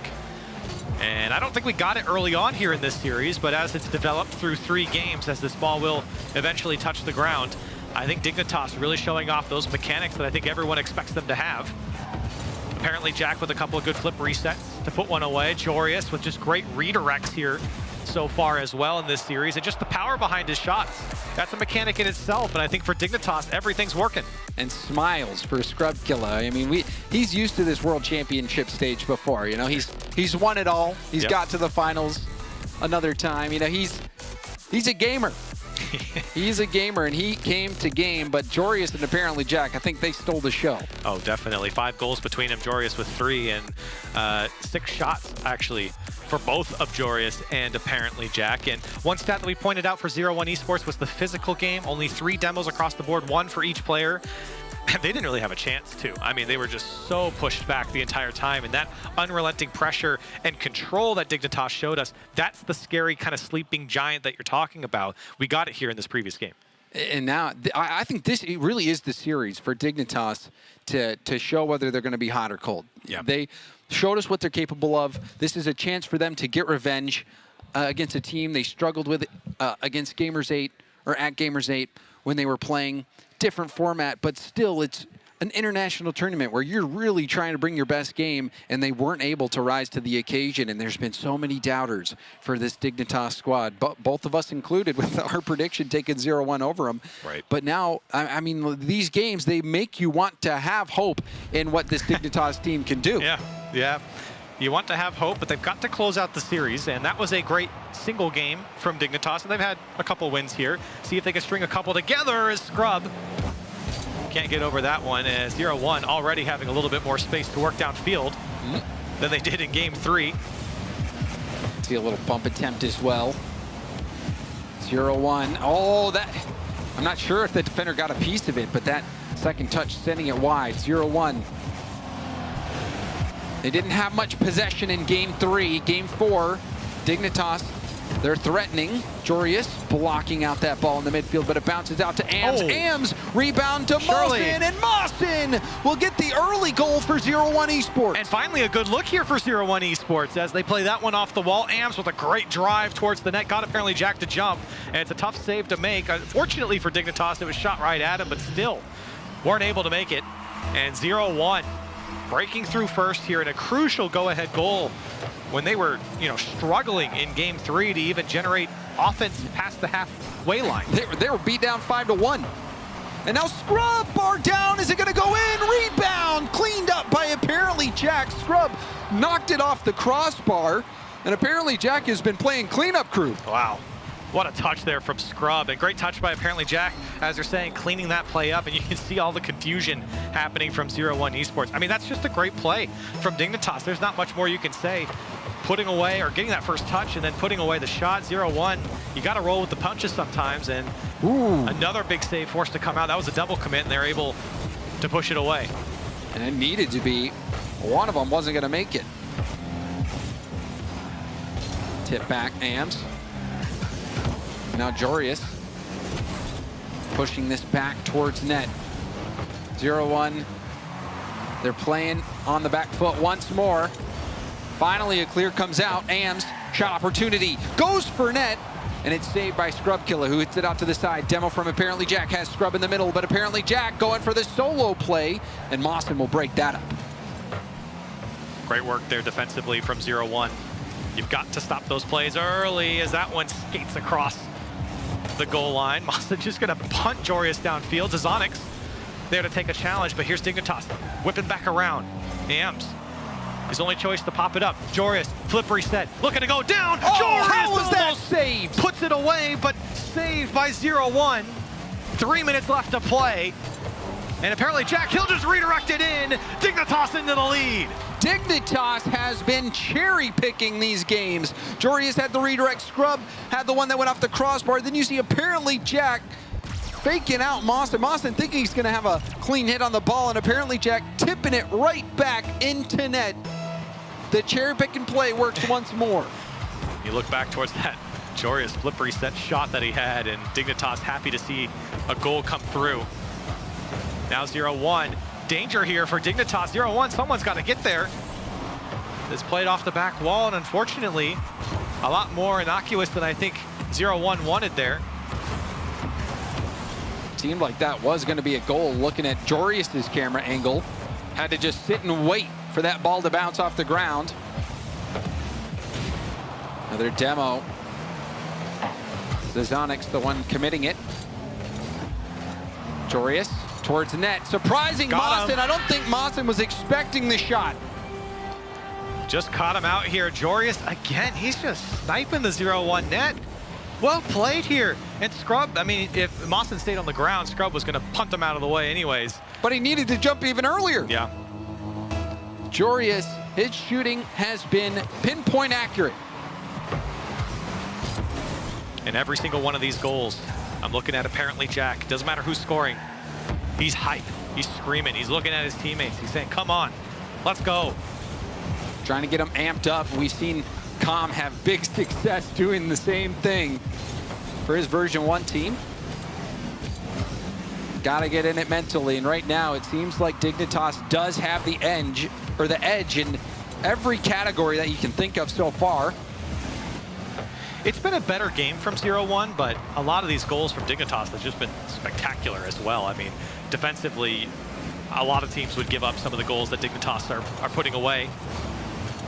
It really is on 0-1 to kind of find that offense. A lot of times we say a good offense is a good defense because of how strong it is to push your opposition and keep them on their own side. And that's really what Dignitas has been doing here against 0-1. Scrub infield pass to Jorius. Jorius! Does this guy miss? Not when his teammates set him up like that. Another 70+ mile-an-hour shot. And Scrub with a perfect lateral pass 90 degrees across the box. Jorius, it's an instant goal every time he gets around it. Just keep feeding him. Jorius hitting his mark every time so far, it seems. And now apparently Jack will have a play off the kickoff. Going airborne off the ceiling, down to Scrub. Scrub's shot will be denied off to the side. Now Jorius, happy to take this to the corner. Ams, slow play, a little too slow. Stopped by Scrubkilla. We are down to the final minute, and the scoreline very similar to last game. 0-1, looking for some semblance of offense. Now the bump. Oh, he saved himself with a follow-up there from apparently Jack, and it's 5-1 Dig. Dignitas have come out swinging. They started off slow, but then once they got their footing, it was haymaker after haymaker. And these last 2 games were uppercuts right to the jaw of 0-1. Feels like everything is working for Dignitas at the moment. They can do no wrong here in Game 4, and really that was the story of Game 3 as well. As Jorius now taking to the sky, flip reset inbound, and it's not enough to get through the defense. Apparently Jack bails on that one. Coming up on 30 seconds left. A very similar situation to the previous game. And 0-1, hold on a second, gets one to go through, and they're within 3. 29 seconds left. They have to get 3. It's going to be tough, but possible if we see something quickly off the kickoff. Zazonix had 3 defenders he had to work through and managed to do it without breaking a sweat, but time is of the essence. And that kickoff is not what they were looking for. It looked like there was some sort of plan, but it didn't go according to plan for 0-1. I think it went the wrong way for Zazonix there.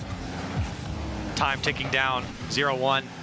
A frustrating experience in the last 2 games. I think they had a lot more hope here in Game 4 than in Game 3, but in the end, it's almost the same result. Dignitas able to put up 5. Jorius unstoppable in the shooting department at the moment. And if I'm on 0-1, you've got to find a way to shut him down. And one more for the road. Scrub not able to put it home. And Dignitas says, why not? Let's just keep it up. Zazonix and 0-1 can do nothing about it. And they wanted to hit. They want to get this next game going. But that's a hat trick. That is showing you the mindset of Dignitas right now, the killer instinct. They want to put 0-1 Esports down for the count. 6-2. Last game, 5-1, outscoring 0-1 Esports 11-3 in these last 2 games. Dignitas might finally be hitting their rhythm. And let's hope so for all those Dignitas fans out there that were voting for them. I credit you for not giving up on them, as maybe I did in our prediction. Right now, they look really, really good, and this is not the result that you would expect so far. They need one more game to close it out. 15 shots across the board. Dignitas perfectly even, 5 apiece. And 2 hat tricks. Jorius and apparently Jack, you really don't see that too often, especially at a World Championship event. Jorius and apparently Jack both getting a hat trick. Well done by them. Now 0-1 Esports find their back against the wall. And what do you do in this situation? You call a timeout. You try to figure out what to do, because we saw them hanging with Dignitas early on. They got that overtime winner, that beautiful shot from Am's top corner. But since then, it has been a struggle. And it's interesting because I think after game 3, there was a lot of merit there to take the timeout. But now that back-to-back games have really not gone their way, you're forced to take the timeout. It's your last chance if you don't win this one. So a lot of talking you can see between them. And I think it's very simple. I mean, you've just got to deny the boost from Dignitas. They have way too much time to play on the 0-1 Esports side. And I feel like for 0-1 Esports as well, when you do that, you're going to find a lot more fruit downfield, especially in the midfield and in that final third. Dignitas, though, how do you shut down a guy like Joreuz at the moment? Especially with the way his teammates are feeding him. That's really you're almost at the mercy. You know, you even saw the one play where Mawson was waiting to see what Joreuz did on the sidewall, was ready. Of course, the bump attempt came through, but he still wasn't able to jump in time. Joreuz slammed that top shelf. Then the infield passes from Scrub. We've seen Scrub set up his teammates a couple times getting that ball infield, and that one set up to Joreuz, and Joreuz slamming it over towards the post. And you're kind of at the mercy of what Dignitas brings. It seems like the games where we've seen Dignitas struggle, they just don't have that. They don't have that. And in games, series like this, you wonder, how did they lose? Joreuz looks bored. He's like, yeah, man, I'm putting everything away right now. I want to get this over and done with. For 0-1, it looks like the chatting has stopped. Coach getting them ready, getting back into this one, and I hope they have a game plan to figure out Dignitas, as you were talking about, because it's their last chance, and you certainly don't want to go down the way they have. This is not the series that I think myself and a lot of people expected, at least 0-1, to put up a bit more of a fight, and right now, like you said, that sleeping giant, that beast within Dignitas really showing itself here. See if they finish the job, though, Corelli. They could end it here on Wasteland. Dignitas, one game away. And this wouldn't be the end of the road for either team. This is a 1-1 match. Winner would move one step away from making it to the main event. Oh my. Oh my. Oh, he almost put it away. Great control there from Dignitas, and Joreuz, the post, not kind to him this time. A scary start if you're on 0-1. Looking for control here, no boost, and that's not the touch I think you wanted. No one's there from 0-1. Scrub with full boost to play with. We'll take it all the way to the corner. Scrub again looking for a challenge. Joreuz, awkward spot, gets beat on the dive. Apparently Jack trying to get over one. Ams is waiting. Apparently Jack did get a demo and is downfield, but Scrub couldn't get a big pass over to him. Still a chance. Scrub going low, rebound on the goal line, and it is cleared out. Dignitas almost made that counterattack work. 4 good looks for Dignitas. 0-1. Having to play so much defense in these last 3 games. Scrub, another great touch across. Joreuz strikes true once again for Dignitas. It's 1-0. Do not give Joreuz a look. He will score it. Ams got the touch, but it's out to Joreuz. He sees his window near post, and he beats the defenders. 0-1 could not get there in time. And you saw some scrambling there from 0-1. Yeah, Ams looked like he kind of cut off Mawson there, and they kind of skidded across each other. I don't know if either of them were going to make the save, but like you're saying, you can see just some miscommunication, scrambled on their goal line, all bunched up. That's what happens. You run into each other, you slow each other down, you start to lose your pecking order on defense on who's going to go. And Dignitas certainly taking advantage of that. On the respawn, Scrub comes off the side while Joreuz up to apparently Jack. Jack off to the side, Ams clearing it to the 0-1 corner. And now hitting it downfield. Joreuz hard off the backboard, up again. The read was a weak shot. Maybe that was the only time we've seen Joreuz not really take advantage of a look, but that was a tough look to get much on. 0-1. How many times now just in game 5 here, we've seen them just lob it up or just see it bounce away from their own side. Joreuz will go again through the defense. It's like everyone's watching them, and it's 2-0 for Dignitas. This is like they're in free play. Everyone going for flip resets. Joreuz the flip reset into a block, making sure there's no exit for that ball. And we're seconds away from the half point of the game. Dignitas has this in control. Just, hold on a second. No. Oh, hold on a second. Jorius does it once more. He just is unstoppable. He just keeps going. A beautiful second touch off the wall. And what can I say? There's no one there from 0-1. I mean, and beautiful first touch. He had like no boost. It had to be perfect. It had to bounce right back at him. From the very beginning of that play, Jorius, he knew what he wanted to do, and he put that ball away. Wow. This score ballooned to 3-0 now. And you really haven't seen much of 0-1. You start to get a little worried about them. Just for the rest of the wild card as Dignitas, maybe they're just this good. They certainly are here in this series. Oh, that was a pre-jump shot play, by the way. Almost everything working for Dignitas. Scrubkiller will have to buy some time. First touch, trying to control it. Kicks out to Jorius. Jorius up to Scrub. Scrub can't make contact. But you're seeing 0-1 bunched up on their goal line. Possession heavily in favor of Dignitas. That demo, will it change things? Doesn't look like it. Yeah, 0-1 really need touches on the ball here. Demos are great, but if you're not holding possession, it's all for nothing. Now this one comes across the box. Scrub was cut out by a defender. Still dangerous. Jorius again gets over it. Apparently Jack went, and he'll just go through. He knew he was scoring that before he got the touch, and Dignitas 4-0. 5-1, 6-2, and now 4-0. Dignitas, I think it's fair to say, Corelli, this giant has awoken. Certainly here against 0-1 Esports. It was not the day for them yesterday. But today is certainly a new day, and Dignitas looking super clean here against 0-1. Everything in their favor. Apparently Jack, another one. They're still screaming about it, and it's 5-0. And they're getting hyped, and for good reason. This is the World Championship, Corelli. This is what all these teams have been playing for all season long. The disappointment doesn't matter. It's out the window. Forget about it. If you can make it happen here in Fort Worth at Dickies Arena, that is what people will remember. If you have a chance, you've got to take it. And for Dignitas, despite what the critics have said, myself included, you've got to show up. And so far here today, and what's looking like the rest of this final minute, that is certainly true.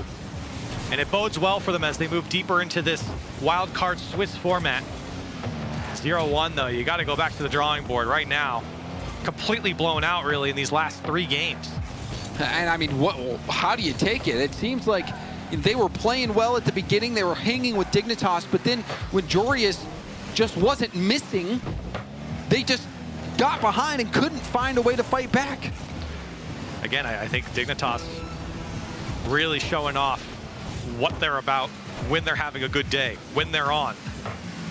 Jorius with the shooting, but also the passing and challenges coming out from Scrub and apparently Jack. And that flip reset solo play potential. You saw it out of Jorius getting the flip reset, taking it into the block. They all have such incredible 1v1 instincts and also the ability to close out those 1v1 plays. Dignitas, there's been some questions. I think we got a few answers. Will they get one more for the road like we saw in Game 4? They do like to keep it up here at 0 time. That one will drop. It will be Dignitas 4-1 over 0-1 Esports. And what a series that was from apparently Jack and Jorius in particular. We saw the solo play from apparently Jack where he's coming down on a counterattack all by himself, makes that play happen earlier this series. The flip reset, double tap that led to a goal. Then the precision shooting from Jorius, another hat trick for Jorius, throwing up the stats. I cannot wait to get my hands on the box score of this series. This was a stat galore series for Jorius. A silly stats coming out from Jorius in particular in the scoring department, but for Dignitas here, this is a fantastic win for them. They've proved people like myself who said, I don't even think this is going to be close because I don't believe in them anymore. But they've really hopped back on the horse. The key to Dignitas now going forward, can they keep this momentum, especially against stiffer competition? That's really what I'm looking at if I'm cheering on this Dignitas squad. You know, it's a whole different tournament nowadays, Corelli, than the double elimination brackets that we used to have back in the previous World Championships. But we have seen some pretty crazy runs from teams that got knocked down into the lowers and then find their rhythm. And now with this format, you've got the switch to groups, to that playoff. You have time for these teams to take those losses, to hit their rhythm, and to find their form. And this series, it seemed like Dignitas really found their form. And you asked me, was it take from Dignitas for me to believe in them again? This is the type of series that you want to see from them, to just blow out the competition. They gave up one game, but in the end, you can't blame them. Dignitas, they played a phenomenal series here. So do you believe? I believe a little bit more. A little bit more. So I guess it's going to take one more victory to do it. If they get that one more victory, they'll be heading to the main event. We're going to go to a quick break, but when we come back, more Rocket League World Championships.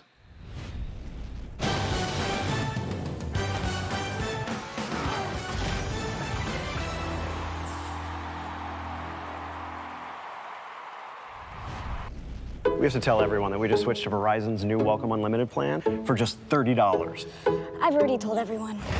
Wait, did you say Verizon for just $30? It's their best unlimited price ever. $30? That's awesome. Yeah, and it's from the most reliable 5G network in America. For $30 a line, I'm switching now. Yeah, it's easy. And you get $960 when you switch the whole family. Wow, I gotta let my buddies know. We're already here. The network you want, the price you love, only from Verizon.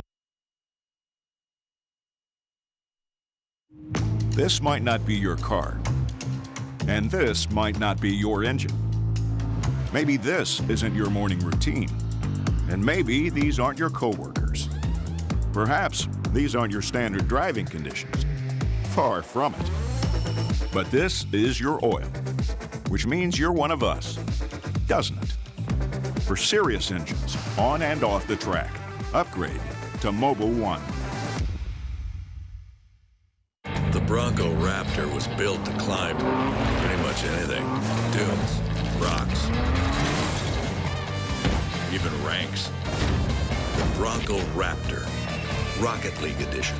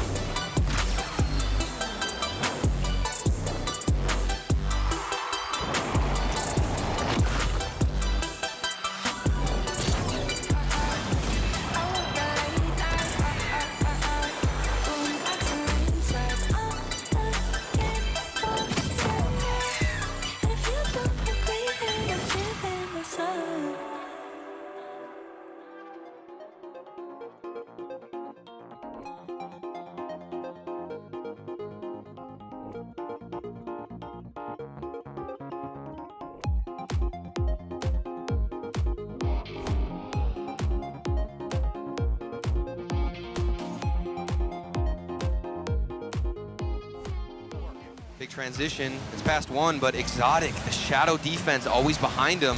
That's a big clear out, and there's still a player from Semper getting in the way of Space Station.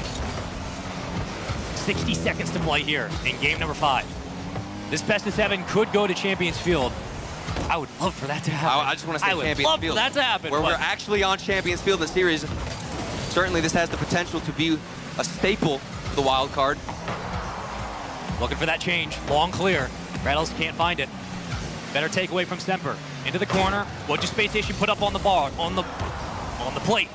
A lot of words, not a lot of time. Only 30 seconds to go. This is it.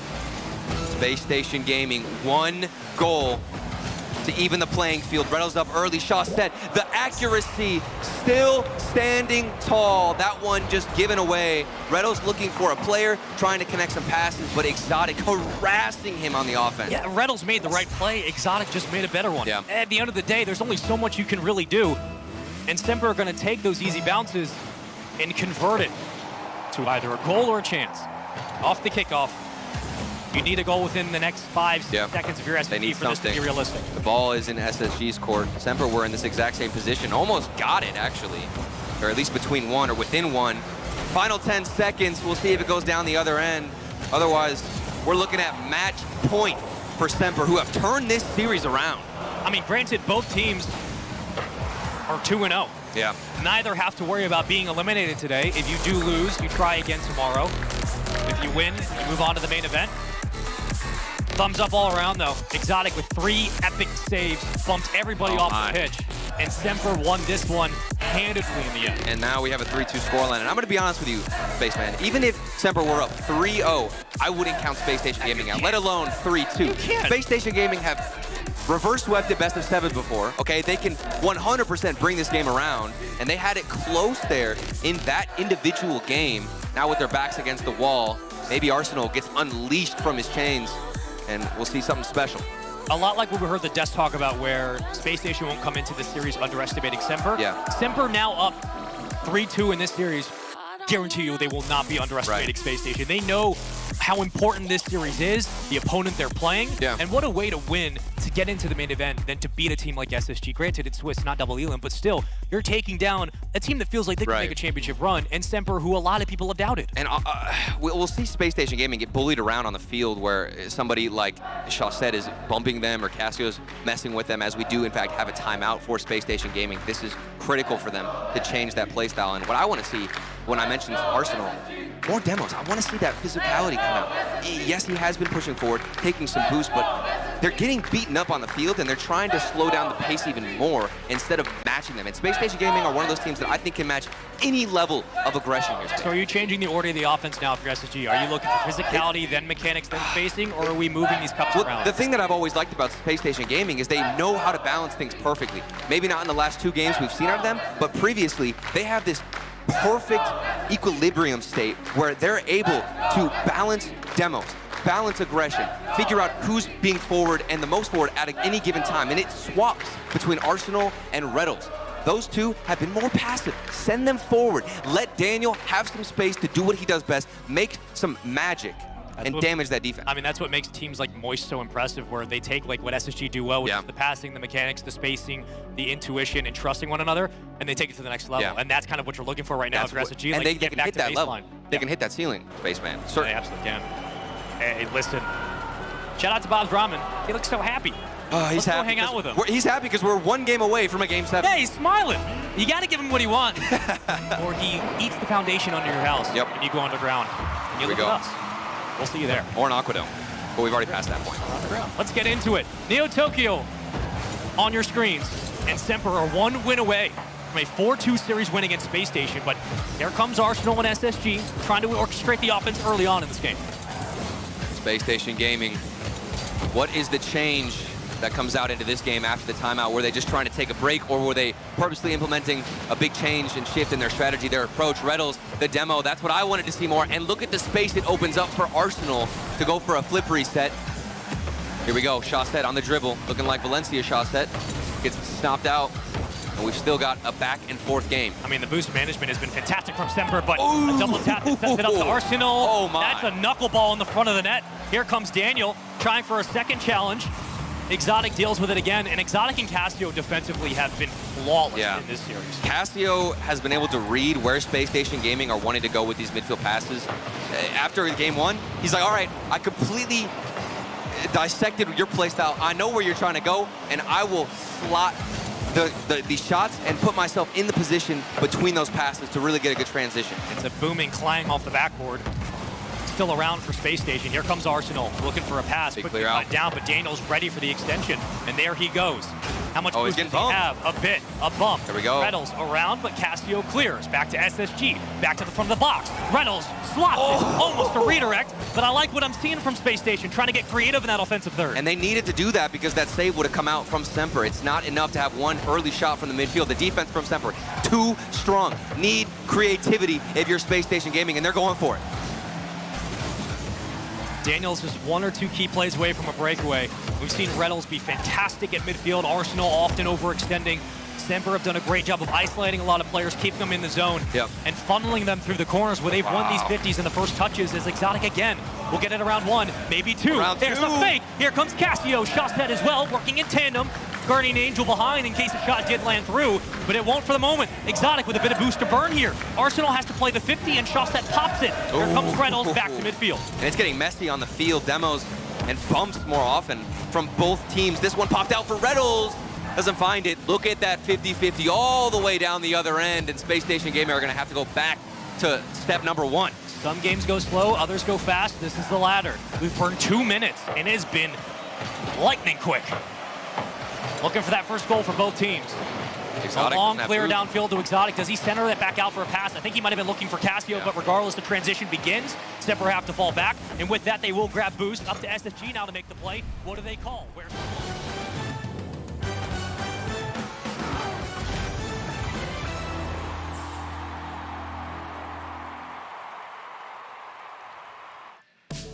And welcome back live from Fort Worth Dickies Arena. We've got 2 more matches to go here in day 3 of the World Championship Wildcard. It's just been a wild, wild ride. Got a lot of action, as you saw, over on the main stream, over on that stage. They are loud. We could hear it walking over here. We can still hear them every now and then when somebody scores, usually when Space Station scores. But over here, we got some business to take care of here. Nobody is getting knocked out. Nobody is advancing. We got 2 more 1-1 matchups today, Daz. Yeah, that's right. I mean, obviously over on in the mainstream, like you said, Semper versus Space Station. Hopefully that does go 7 like that crowd was chanting. But over here, next up is going to be a very crazy matchup that I think a lot of people are anticipating between the club and KC Pioneers. Yeah, this is going to be a big one. The club have been looking pretty strong, but Pioneers have also as well. That being said, not perfect runs here in the Swiss for each team. The club fielding a strong KV1 loss. Pioneers obviously banana hit, scrub, super lucky. This one, I think a lot of people are going to have their eyes towards as the Swiss rounds continue. Yeah, I think both teams have surprised a lot of people one way or another. The club going 6 games with Space Station back on day 1, and then Pioneers coming in the 1-0 bracket, and they get swept by Semper yesterday.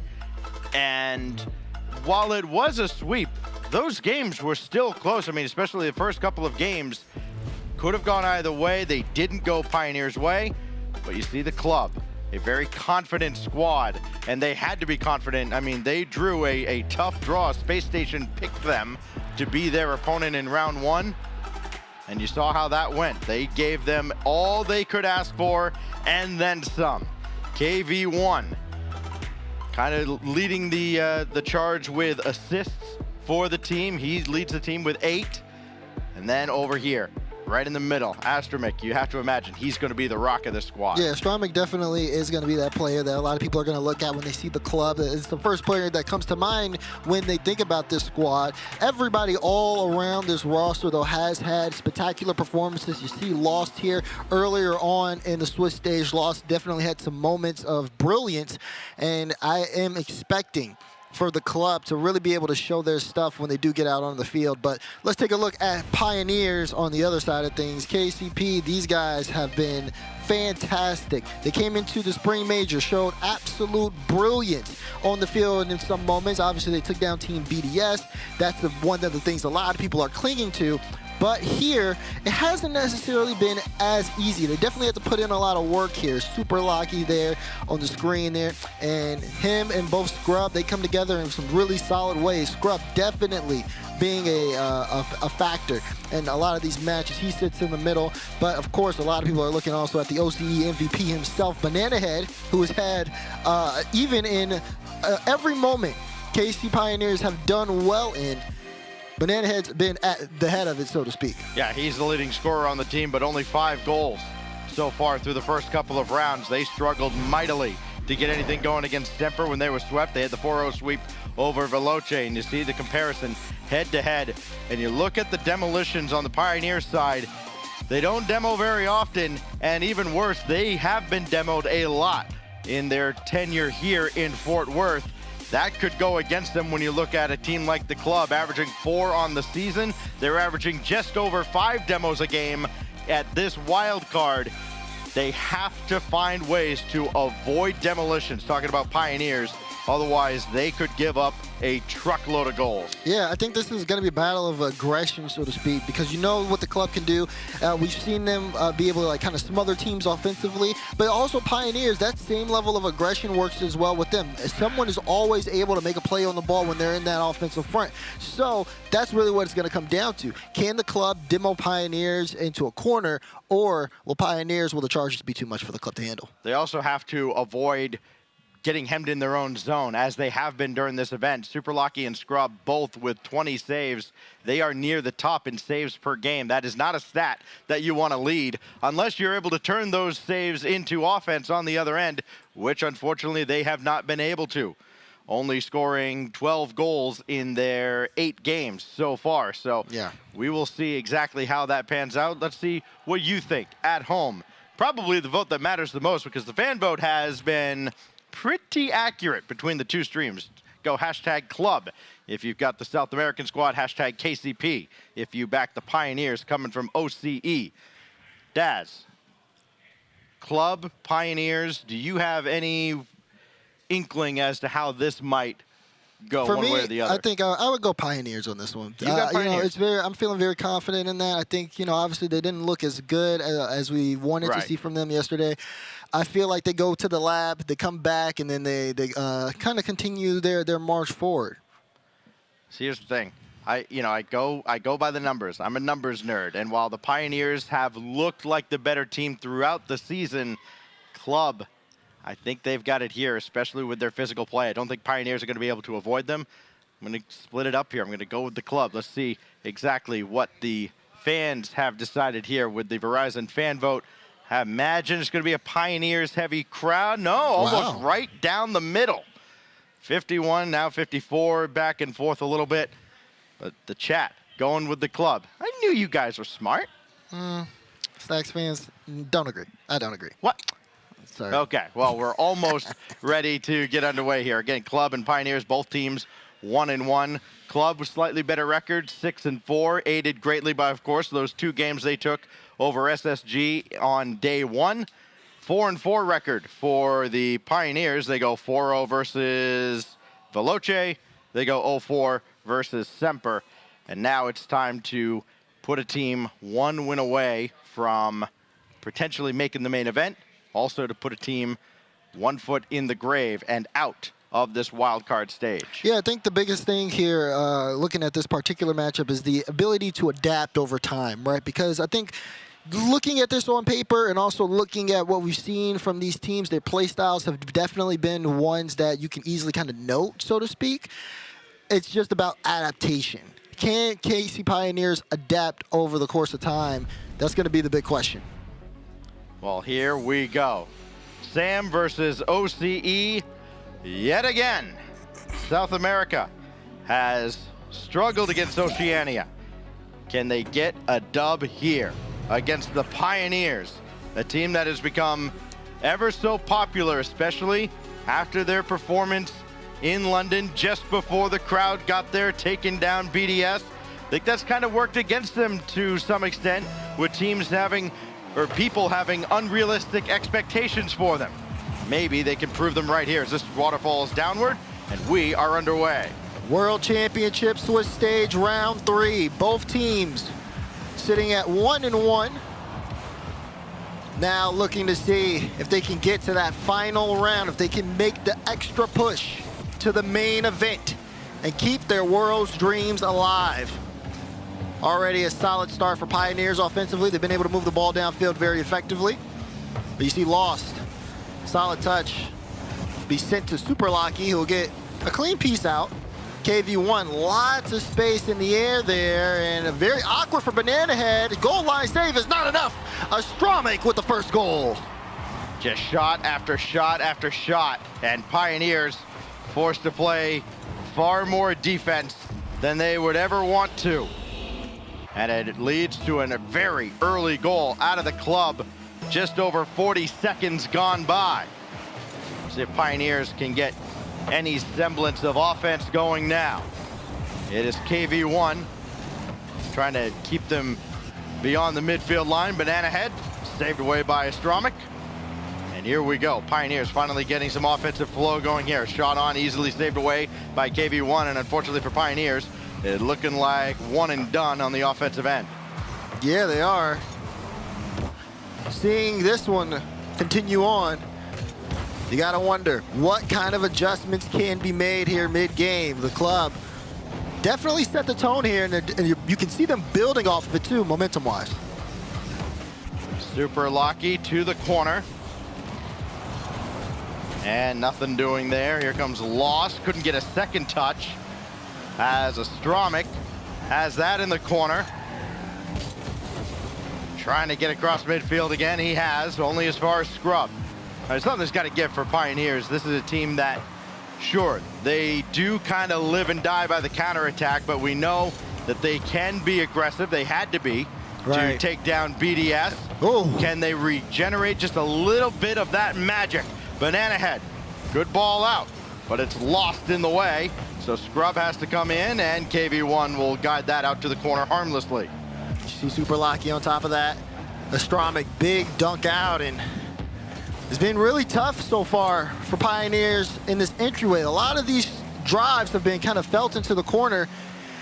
Doesn't feel like Pioneers really kind of found their stride. You saw a flip reset chance there, but again, with the club all set in defense, Pioneers, they have to do more work. They cannot let this play devolve. We're halfway through game one, and the club maintain a one-goal lead. I think part of the Pioneers' popularity, Daz, has been in large part due to just how wholesome they are and how fun they are to watch. I mean, it's kind of a family affair, bringing everybody in as that one's across and off of Astromic right at the corner. Pioneers catch a huge break. Can they capitalize on it? Got a demolition by Scrub, but this goes all the way across to Lost. You know, going back to that point though, you know, we saw it with Triple Trouble in New Jersey. Anytime you've got the family involved and everybody showing their support and able to bring the family across to a world championship environment. We saw all the Pioneers moms in London, and I think that generated a lot of extra support just seeing how great that looked.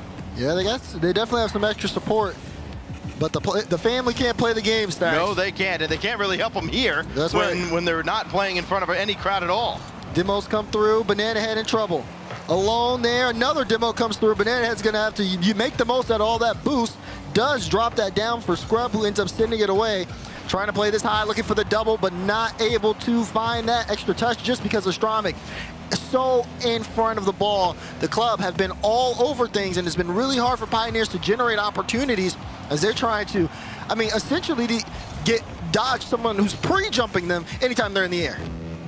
We have seen a lot of pre-jumps out of the club. We saw a couple that Daniel had punished back on day one. Scrub's got this to the corner. 52 seconds. Plenty of time for Pioneers to break out, get some offense going. That's a pre-jump right there. Yeah, oh my goodness. Super Lucky. Another pre-jump. Astromic, has like they're all anybody over told him. these guys they're not playing on 100 ping anymore? Like they don't have to jump so early? Almost got the double there.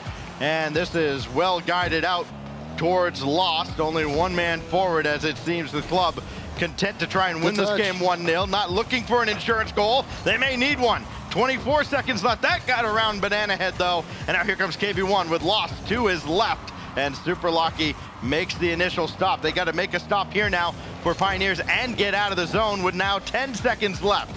Super Lucky deep into the corner. Gonna need some help. He's got it in the form of Banana Head, but Lost is there first. And now Scrub having to play oh so patient. He needed that corner boost. This will touch down, and the club take it 1-0 in game one. Great work from the club. You talk about the pre-jump stacks. I think that was absolutely necessary. That's the main reason why we didn't see KC Pioneers get really any scoring chances. Anytime they looked comfortable, anytime they thought they had time, the club said absolutely no, no way, no how. And that's the challenge for Pioneers at the moment. How do you stop a team that seems to predict everything you do? You try to go into the air, they're already up there. Pioneers are going to have to change up the strategy.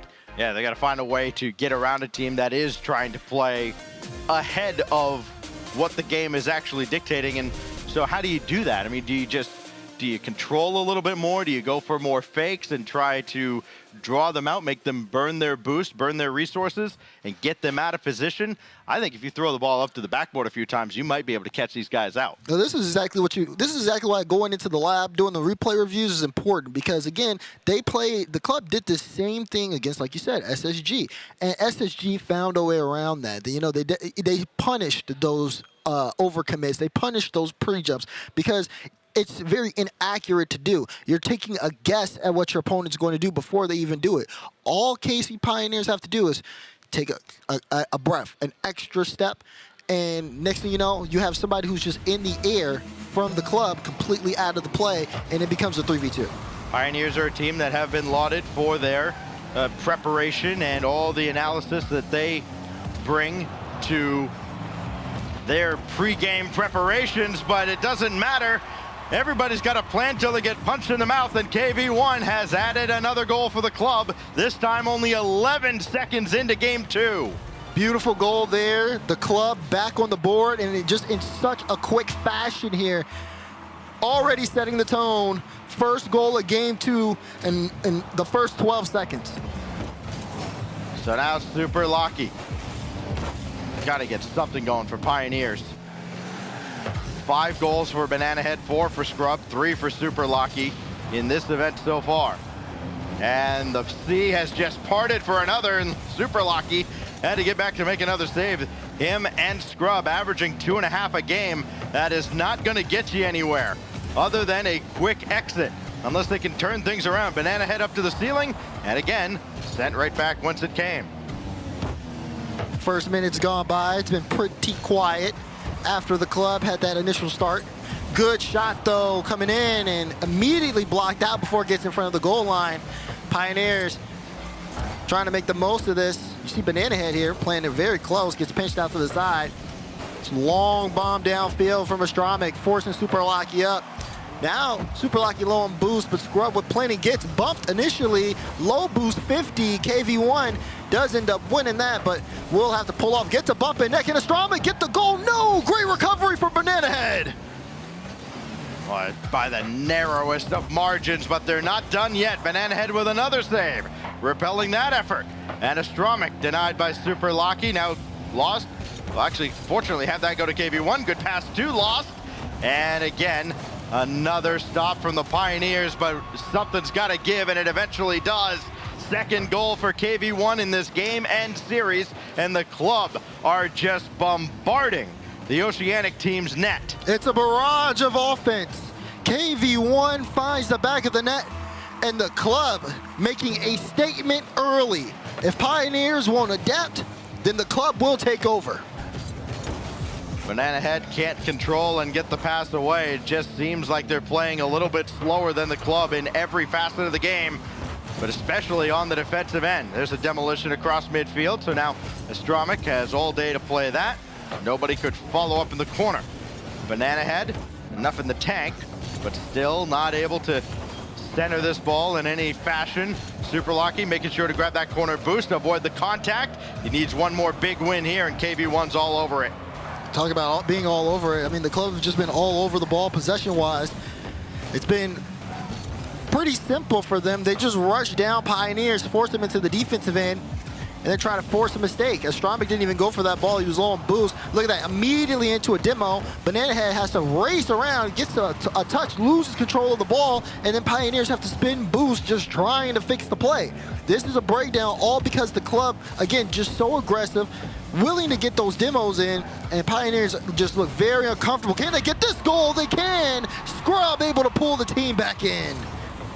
8 minutes and, or rather 7 minutes and about 46 seconds is what it finally took for Pioneers to get one on the board. Scrub from Banana Head. Scrub's 5th goal of this wild card stage.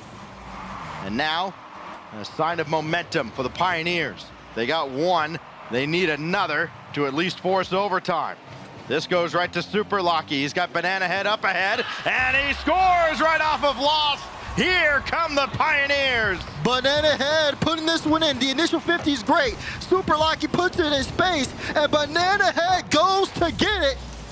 Beautiful placement as well on the shot, and it's back tied up.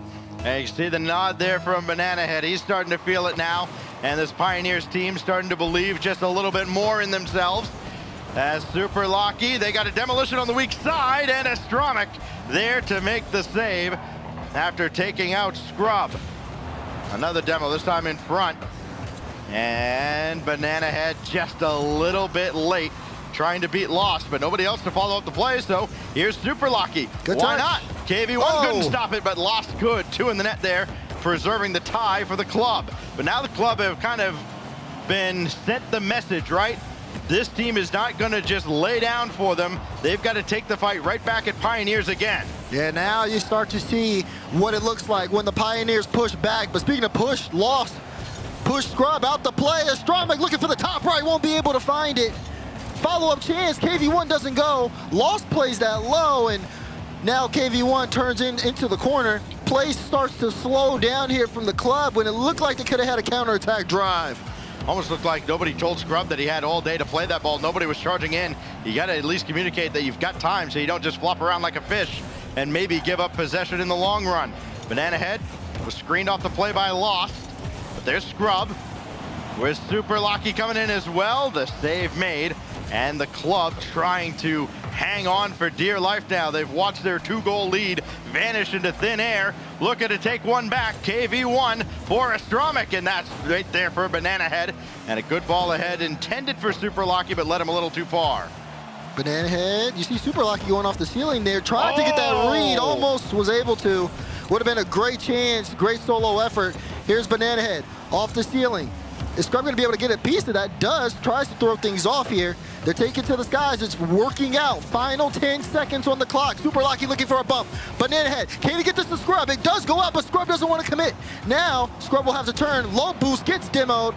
Is there a chance for a counterattack? This ball is on the wall. Lost. Gonna leave this one. No, takes it. And now Astromic with the touch. Trying to get the follow-up, and that will do it. Overtime in game 2. Thought that might have been a little greedy for the club after playing to just try and survive for the last 40 seconds of that game, keeping the ball in the air. They don't get punished for it. Nobody does. And now here's KV1 charging down Scrub. Just got to get up to this one very quickly. Not a lot in the tank, though, for anybody other than Banana Head, who's got to make the sole defensive effort. Lost. They got around him, and Super Lucky there with just the slightest touch to throw off the club. Lost dancing around the Pioneers. Great dunk as well. Banana Head has to backtrack. Great touch, too. If Lost gets a piece of that, that's going in the net.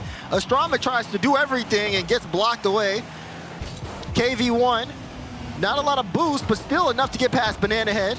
Pioneers in trouble. You can see the pressure coming in from the club. They have to weather the storm. They get it out in open space for now. And finally, they're going to get a chance to fill up. Team that survives this has to go up against one of the teams that loses today in the 2-0 bracket. Good luck. You're going to have a team that's going to be very angry with a missed opportunity as KV1 and Astromic somehow combined to keep that ball away. It looked like it was halfway through, but still somehow forced out. What a save coming out there. Took the team there. Team effort, but not done yet. You see a bump come through. Is this it for Super Lucky? Top left slot! Super Lucky steps up and makes a super play! Couldn't have placed it any better if he could point and click. Unbelievable shot, and we could hear him. You could see the emotion on the screen. We could hear him. Not too far away from us at all. Pioneers tie up the series with an emotional OT come from behind victory. It was absolutely needed. Absolutely needed there for Pioneers, because from that game 1, you could see it. The club was all in control of that. Then you come in here, Aquadome, and still, Club seeming to set the tone, seeming to still be aggressive. Pioneers needed to figure something out. And boy, oh boy, did everybody step up. Everybody getting a goal here for Pioneers on this one. And that clutch from Super Lucky was fantastic. 10 demolitions from the club in that game, and that tracks with how physical they've been in the first couple of rounds and how physical the Pioneers are going to allow them to be. Saw the difference there, 10-3 in terms of demolitions. A team that gets demoed 5 times a game, that number is only going to go up, and they've got to find a way to weather that storm, and they have, at least for game 2. A lengthy game at that, but again, going down 0-2 after being shut out in game 1 and not having any semblance of offensive pressure at all. And all of a sudden, they turn it around. 3 unanswered goals, including the OT winner. Everybody shoots, everybody scores, and the confidence got to be at an all-time high now for the Pioneers. Yeah, it feels like they got things figured out, but they have to understand that just because you take one game does not mean you have this series on lock. The club are going to try to strike back here. They have to keep this momentum going for the Pioneers, as this series is now in an even deadlock. The demos will still come out, and the club will still score if you don't do anything about it. It's lost with the first goal. They have scored first in all 3 games in 11 seconds in game 2, now 13 seconds into game 3. Lost adding to the tally. And now looking for more off the ensuing kickoff. Nobody else over there to meet him. And he got a piece of the oncoming defender, but should be rather easily dealt with by Pioneers. So they've given up possession and kind of let the club hang around here in the offensive end. For Astromic, whose shot is deflected away right in front. Got to get up hurry, though, does KV1, and he does. Not a lot of possession, though, for either side. Both teams just kind of throwing the ball into space and hoping a teammate is there. More often than not, somebody has been in this first minute for the club. Oh, man. Every time you see Pioneers on their own end, someone's getting bumped, someone's getting demoed, a taste of their own medicine. As it was a great demo on the club, but the club not done yet. You see Astromic, solid touch, will get the double. That's pass 2, picks up the mid boost, lost upfield, being a nuisance and forcing a double commit. Look how far KV1 is, though, away from the ball. Not going to be able to keep that in, and is going to have to do a little bit of work to try to get this to the midfield line, as Pioneers are trying to, again, respond to the early goal from the club. All those pre-jumps from the club. Maybe the change for Pioneers is indeed going for those mid-air bumps and demos. You certainly know where they're going to be, and they're not going to have a whole lot of maneuverability once they do commit. Here comes Lost. Nobody in front for him to pass to, so he'll just play it across, try and get them to burn boost, but Scrub has picked up that corner, so he's got a full tank. And this is now Astromic with Lost over there, waiting patiently for the ball. His second touch, not really a shot, and not much of a follow-up for the club either. Pioneers have not nearly been tested as much as they were the first game and a half here in this series. Not as much. But the club still, I mean, they look really solid right now. Able to get a lot of passes out in transition. The ball control has been pretty solid. I mean, if Lost finds more of these connections in terms of the midfield passes, Lost could definitely break down Pioneers' defense alone, which means it's going to be real trouble right now. We're halfway through this game 3, and it's been really the club setting the tone. The Pioneers just trying to get back into the game. Great heads-up play there, though, going after the demo at midfield. Pioneers is kind of playing a little predictably. Whoa. What a save by Scrub, keeping that one out off the post. And now Lost throw it up into space, and Scrub at least got the player if he couldn't get the ball. And Astromic trying to connect with KV1, and KV1 realized he has to get back and stop this effort. No. And Scrub couldn't quite time it up. Got another opportunity, though. Skywing up to the backboard. Nobody bites. Second effort, and Lost with the save coming out. Almost a good chance there. Not the best touch from Banana Head, so Scrub again. These quick turns, low boosts have kept Pioneers locked in on the offensive end. They haven't been able to come up with anything, though. And now you're seeing the club just trying to wait, trying to get in front of this as quickly as they can, because they're looking for that counterattack. They're trying to increase the scoreline lead. It's very obvious the position that Pioneers have kept them locked down in, and now they have a chance to break out. When the secondary attacker comes in, it does seem to throw off the Pioneers, as Lockie's going to throw one across for Scrub, and KV1 got around him.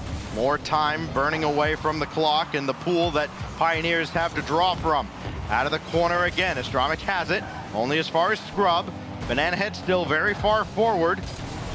Can be a bit of a nuisance. Got this one set up for Scrub for the tie, and he bounces it home. Bounce shot in, Pioneers back into the game.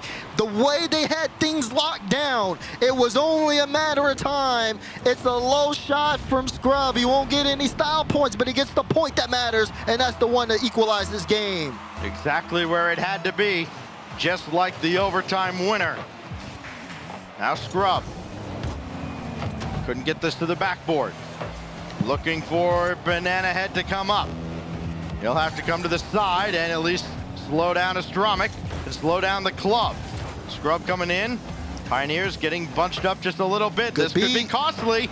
Banana Head to the backboard and a great stop on the wall as well to at least try and stay with the play as we play towards perhaps a second consecutive overtime. Loss, though, could have given this one away if not for that demolition on the side. 55 boost for Loss as he goes into the air. Plays that one low. All it takes is a good beat. You see Scrub waiting. Scrub gonna get involved, but Astramic able to cut it out. Follow-up chance for Banana Head immediately blocked as the clock ticks here. Looking at potentially another overtime if things continue. The club haven't necessarily been able to build up. Pioneers have kept them in a stranglehold so far on DFH as they're looking in this game. Final 10 seconds. Lost. Moves downfield. Gets the flip.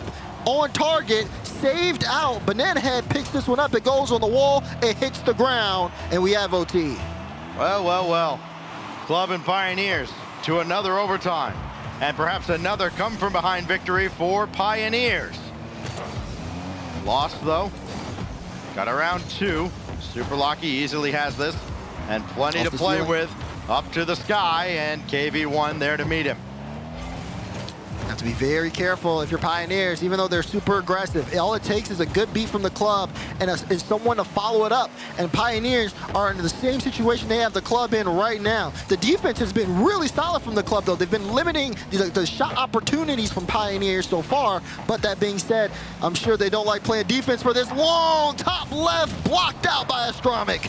It feels like the club have had to play a lot more defense in this game, and the numbers down near the bottom are certainly bearing that out. And against a team in Pioneers that averages almost 7 saves a game, that is not where the club wants to be. They want to be putting their best foot forward and almost on the throat of Pioneers, and Pioneers keep jumping up off the mat. Astramic can't get around Banana Head, who got it out to Scrub for the win, and it's saved away by KV1. The play was so fast, but the defense was faster. Even though on a double commit, they make sure to get a great block out. There's a miss there. Scrub not able to get a piece of the ball. Banana Head has to be very careful here, as Scrub and Super Lucky both trying to make their way back. But these infield challenges that Scrub has had, even with low boost, with 0 boost sometimes, has kept Pioneers in the driver's seat. Lost looking to change that. Sets it up for Astramic. It'll go off the back wall. Missed opportunity again there for the club. Becoming few and far between the number of quality looks they're getting. Banana Head out to Super Lucky. Could have a numbers advantage. Got around Lost.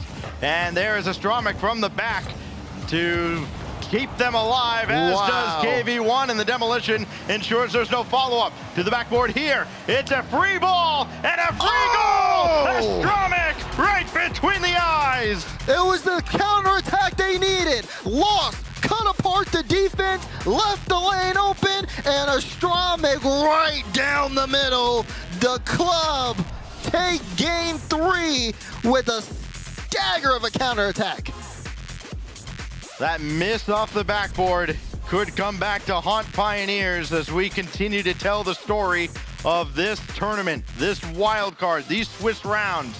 Only the 5 demos that time with an extended overtime for the club, but it worked out. It stopped 2 critical opportunities, I think, for Pioneers. Really, I think there were 3 demos, I think all by KV1 at late stages of that game that prevented Pioneers from what very well could have been game-winning opportunities, especially late in regulation. Yeah, definitely so. And for Pioneers, you know, they had everything that they needed. Everything was lined up. They had the control. It was just some of those drives. You can see where they got too antsy, where you saw the flick over, Scrub goes into the air, doesn't make contact with the ball at all. They knew they had the pressure. They were connecting on some of the pass plays. They had the club on the ropes, so to speak. If the club wasn't as fast as they were and weren't a pre-jumping team that we know they are, this would have been an entirely different story. But those pre-jumps, the ability to read where that ball is going to go has helped the club out so much. And I mean, all it took was one counterattack. Just give them some space and they can do wonders with it. We'll see if there are any timeouts used after a second consecutive overtime. Not in this case, but now on Utopia. A chance for the club to go on match point. Look for another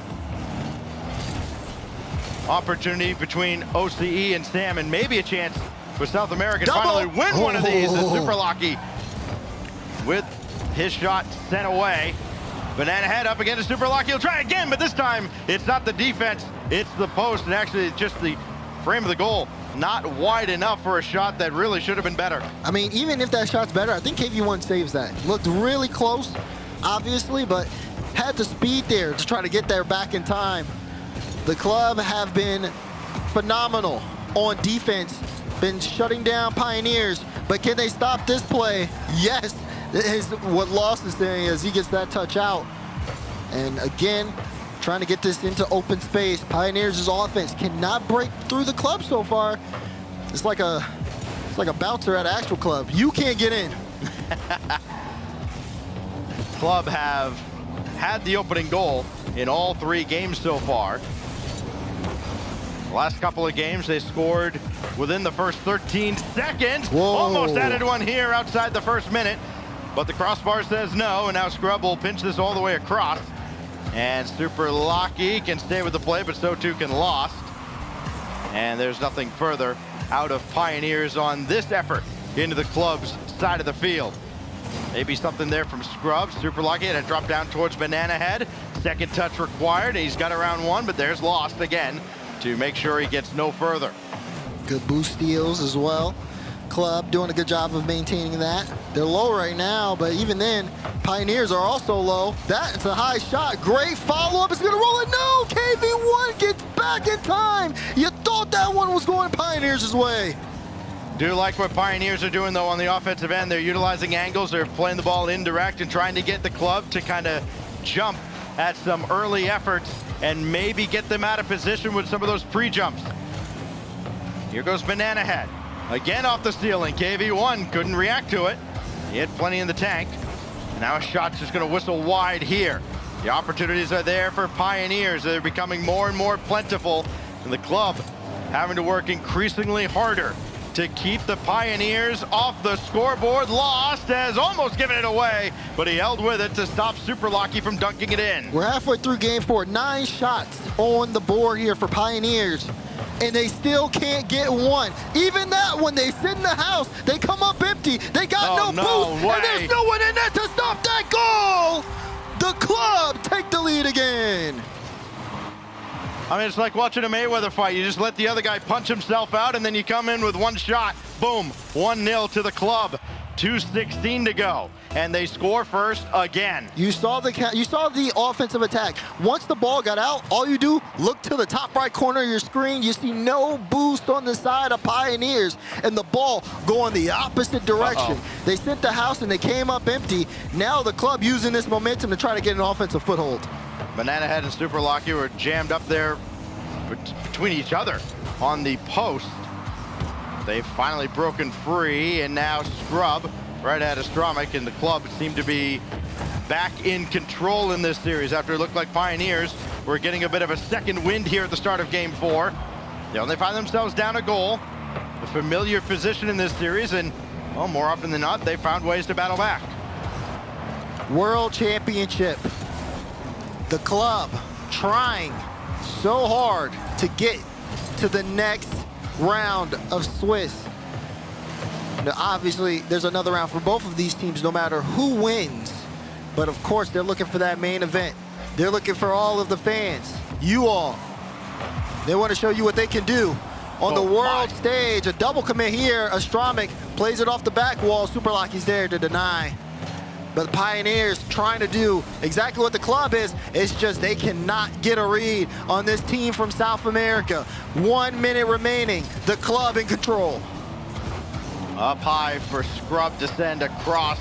They've got to get across this center line. They've got to get something going as they did in the first 90 seconds of this game, where it felt like they were firmly in control and it was only a matter of time before Pioneers are going to get 1, 2, maybe even 3 goals. Instead, they're still stuck on 0. Here's Lost right at Scrub. Astromik turning to get involved in the play again. Superlocky had to avoid contact. Fortunately, had support from Banana Head. He can play this though. Nothing in the tank, so he's got to pass it off. And there is Astromik just patiently waiting, and that forces Scrub to go back in reverse. Now down to just 15 seconds. Pioneers need a win desperately to avoid going on triple match point at the hands of the club. Lost, chasing down Superlocky, wasting more time.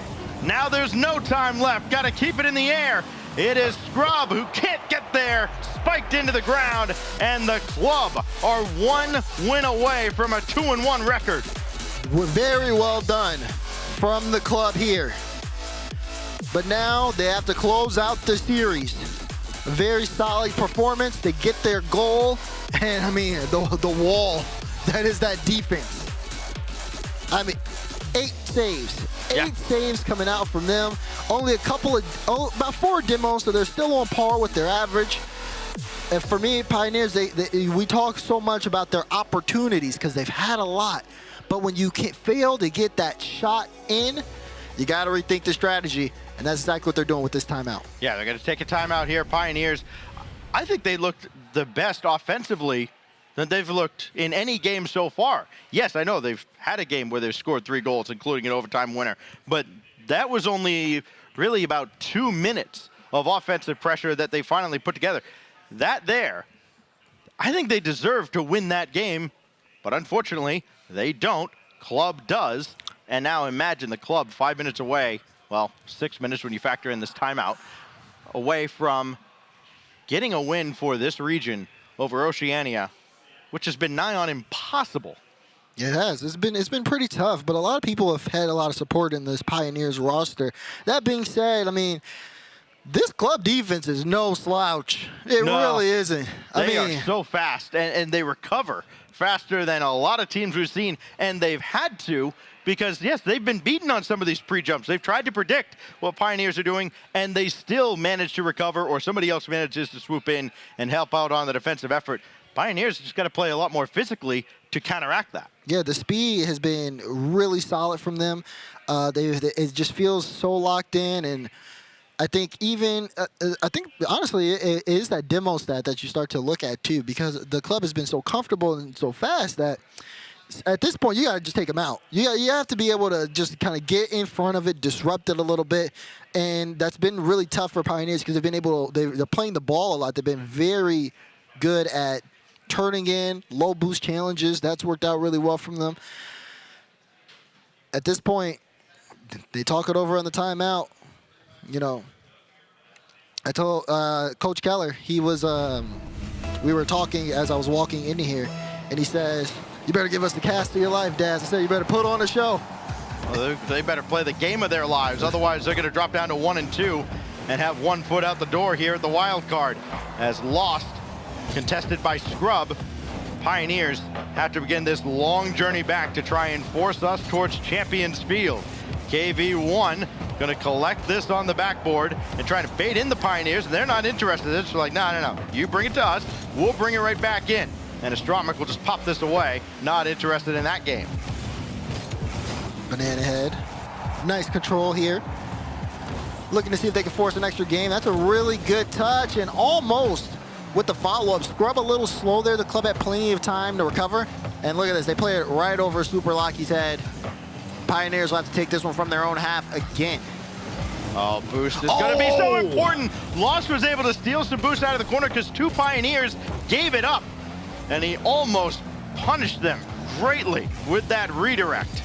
Yeah, good chance there. You saw Astromik as well. He was going for a bump play instead of just taking the shot, just completely left the ball. He missed the bump, and they almost got punished for it. Pioneers played that really well, but again, as always, the club, someone is just back in time to get just the second that they need to buy the team the rest of the time to get back. They have Pioneers downloaded.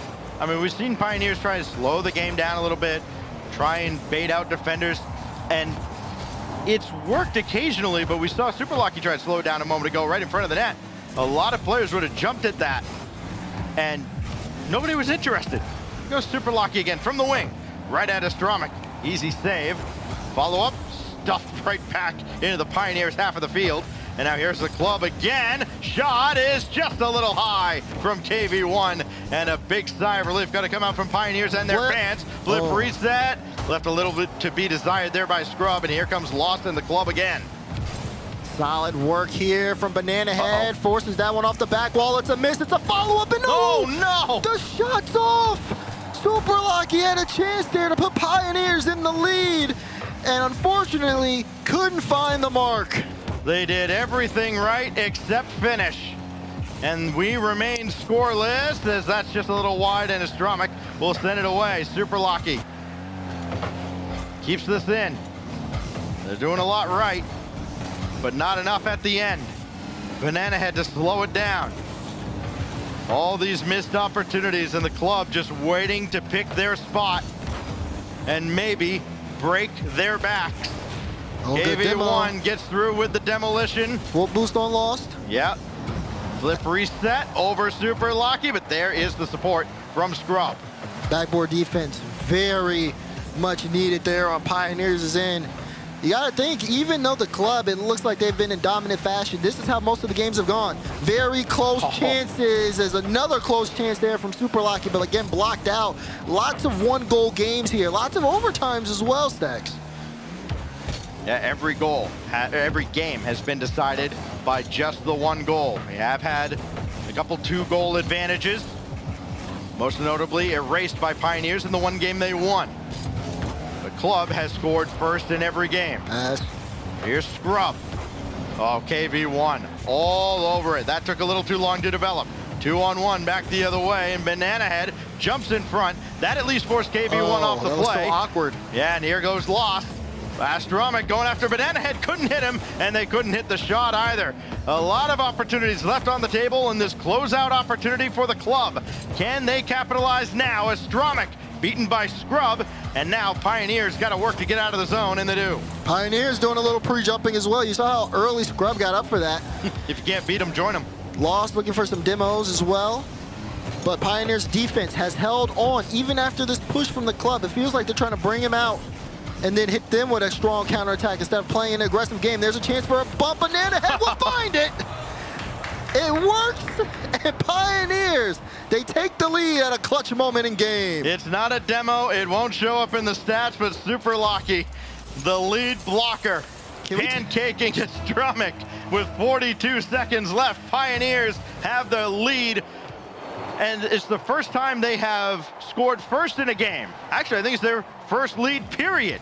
Oh, no, it's not. I mean, they've won a game. They've won a game. Yeah, they won it in OT. They never led in that game. KV1 immediately answers back with 32 seconds left, and all that hard work for naught as we reset 1-1. Double comes out. 30 seconds remaining, and you're right. The hard work diminishes very quickly. Oh, Scrub got another opportunity. KV1 stops him. And where's the follow-up? It comes from Banana Head now. Just outside 20 seconds. Scrub's got to get to this. Super Lucky so far back. He could be called into action here. KV1 didn't get a lot of it, and Super Lucky scores!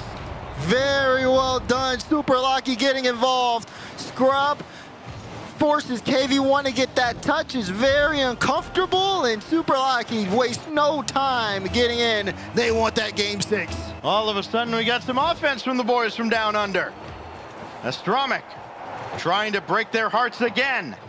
Lost. Had an opportunity. Astromik is there. Could not get in the way. Missed opportunity, though, to clear.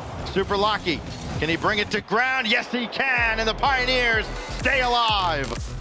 Strong stuff from the Pioneers. They've done very well in this series to keep the offensive pressure, and they've put the club in a lot of tough spots defensively, but it was always the finishing that they needed to hit on, and my goodness, did they do it there. Look at that, Super Lucky, 6 shots, more than Scrub and Banana Head combined, as, again, that pressure was very evident. Also, though, so was the change in style here a little bit. You know, they brought the club out more, and those counterattacks the Pioneers were able to put in were very effective. Unless I've missed something somewhere, this just amuses me. Banana Head, Scrub, and Super Lucky each 2 goals and 2 assists in this series. It has been low scoring across the board. A couple of 1-0 games, a couple of 2-1s, and that 3-2, that comeback win from the Pioneers back in game 2. They're going to hang their hat on that one. If they're able to come all the way back, get to Champions Field, and again, knock another SAM team down. But there's still work to do. Game 6 on Neo Tokyo. Yeah, it's going to be coming up here, and it's going to be up to Pioneers to stay composed over this. They understand what they need to do. They found the formula here on the club. And for the club, you know, they got to think, okay, things are also shifting. They have to think, all right, now that the Pioneers have done this and they've given us the space, they need to utilize that a little bit more. The aggressiveness normally has paid off, but for this particular moment, it hasn't. And the club, things could get out of control for them very quickly if they end up letting this game go handily. Right now, they start off with some great offensive pressure, but it will be brought back to the midfield. Pioneers have done an exceptional job defensively throughout this series, keeping a team that has averaged just under 3 goals a game in this wildcard stage to such low numbers. In fact, they're only a 1/10 of a goal behind the, I guess you could say, the good Veloce squad, which we may see a little bit later on here against version 1 to close out the day. We'll see exactly who they plan to go with, presumably Twiz, as Scrub is waiting for this one to come down, and instead, Lost going to make him wait a little longer. Ball up, Astronomic beat there, Scrub with a chance, flip reset, plays it high, follow up from Banana Head, blocked out. And again, Pioneers, they send the whole team on that counterattack. They know that that's their best opportunity to catch the club when they're rotating back, when they're trying to get boost. Almost another chance there as that ball went out in front, but again, finishing not necessarily there right now. This series, everyone has had to earn their goals, and that is a statement that still holds on to this game. Not many cheap ones at all in this series. Here's another opportunity that KV1 throws to the backboard. He'll chase it himself, and he'll score! Do it all himself through traffic. Yeah, I think KV1 gets bumped here. Yeah, he does. Scrub gets a piece of him. KV1 goes up. And, I mean, it's so beautiful. Seeing that man work in the air. Great start for the club in Game 6.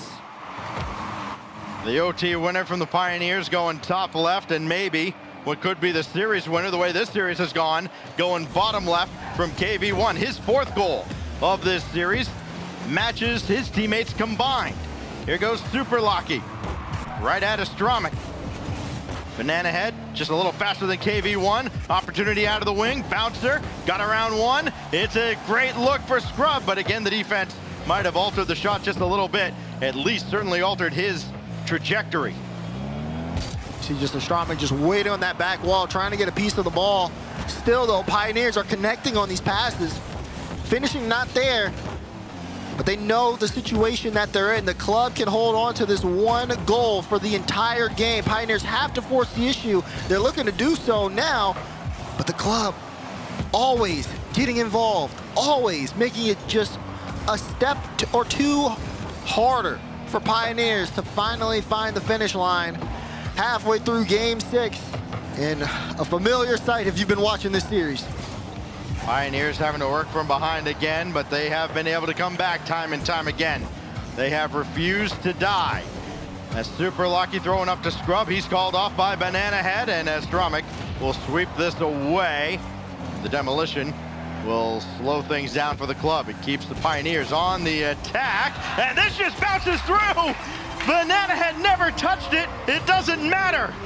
You're right, you can see it. It doesn't matter. Right They're still there. going to celebrate no matter what. Whoop, Banana Head doesn't get the 50. You can pre-jump as much as you want. You can predict where he's going to hit the ball, but if he doesn't hit the ball, what are you going to do? That is one of the most awkward-looking goals we've had. It answers the one from last game with the attackers just screening, I think it was Astramic away from the play. Here is Astramic as he'll turn around. And Super Lucky just waiting patiently for this ball to come down. KB1 forced into a half flip. And Scrub picked his spot, and it's well wide. Shot wide. The Pioneers feeling like they're in the driver's seat here a little bit. I mean, now they got the pressure, but they have the goal to back it up. They feel very safe at this point. Back into the game. As time ticks down, they're looking for Champions Field. My goodness, the World Championship wildcard can deliver at times. But which one of these teams is going to step up? Will the club be able to close this out? They're trying right now on this drive. These wildcard teams have put on one heck of a show, but this one waterfalls right down, and KV1, I mean, it's almost like he was playing the mist, and why not? Exactly. And you're right. If you're not going to hit the ball, then we will take it every single time. The club forcing the issue, forcing Pioneers to give everything they've got. Coming up on the final minute of this match, unless Pioneers can muster up another clutch goal. Another comeback. Astramic towards Scrub. Hard out of the corner. It's going to fall to Banana Head, and this he almost parted, but one defender remained despite the contact. Banana Head again, stuffed. Another opportunity that Astramic will send out towards the wing. Down to 40 seconds now, and Scrub at least got a piece of this, and Lost was ready for it. He's got that midfield boost, but he couldn't get the ball, so he took out Super Lucky. Pioneers, what do you have left in the tank? The club are asking that question. They demand more. Final 30 seconds, Careful and what you wish Pioneers for. have this in the midfield. Be very, very careful what you ask for. This one towards the net, but a little wide. And Super Lucky leading ahead. Got the demo, and Lost still made the save. It's almost like after that demo, they stopped thinking their work was done. Now they got 3 seconds. Pass. Super Lucky for the tie. No, Banana Head's got to catch up. He does. Where is He has to Scrub? turn. He's out of the play. So is Super Lucky, and so are the Pioneers. The club get the dub. The club do it. They demand it, and they got their answer. A win. 6 games is what it took.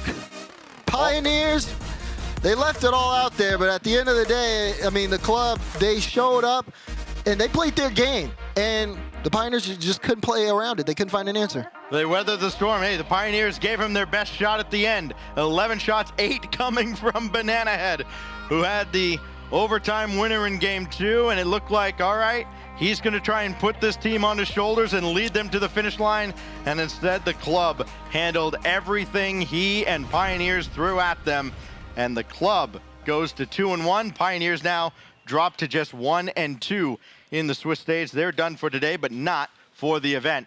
They've still got 1 life remaining, but how about the club, the team that I think has been maybe the most pleasant surprise out of anybody in this wild card stage? They're just 4 wins away from being in the main event. Yeah, I mean, they play 6 games against Space Station Gaming, 6 games now against Pioneers. The job that that this team has done, the performance that they've done, has been one that everybody's been kind of keeping their eyes on. South America has definitely stepped up and really let their voices be heard here, not only in the World Championship, but all over in other tournaments as well. So it's good to see, and we'll see exactly how far they can go. But for right now, I mean, they've done a really good job. They're only 1 more series away from the main event.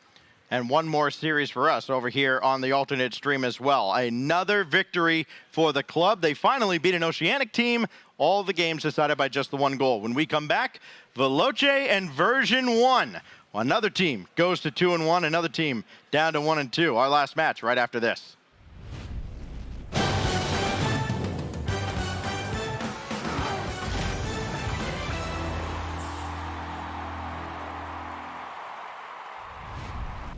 We have to tell everyone that we just switched to Verizon's new Welcome Unlimited plan for just $30.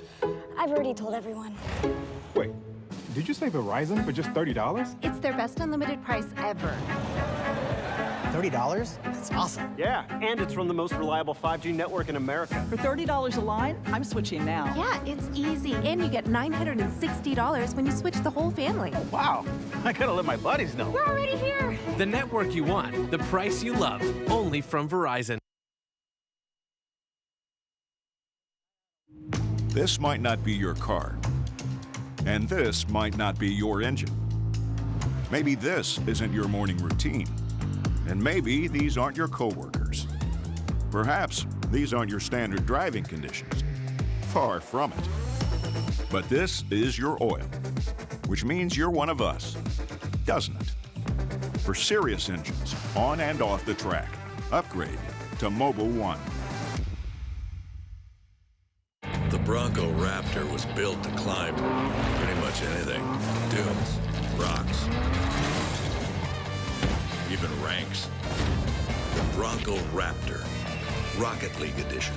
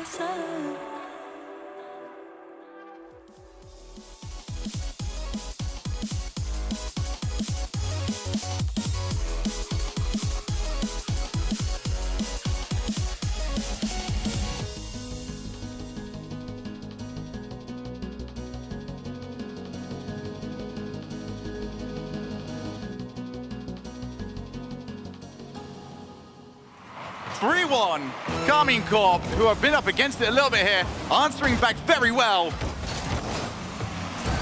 Optic have got to get something. They've got to get it quickly. But look at where Carmine Corp are. Every side of the field is their side of the field. Orange, blue, either or. It belongs to them.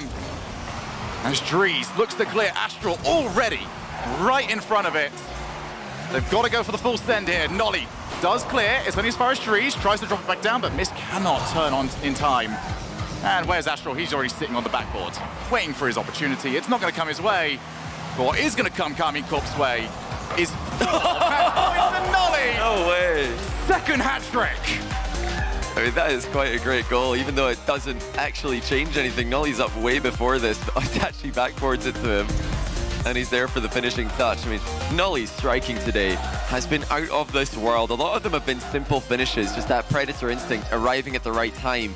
In Game 3, he scores one of the best goals we've seen in the entire tournament.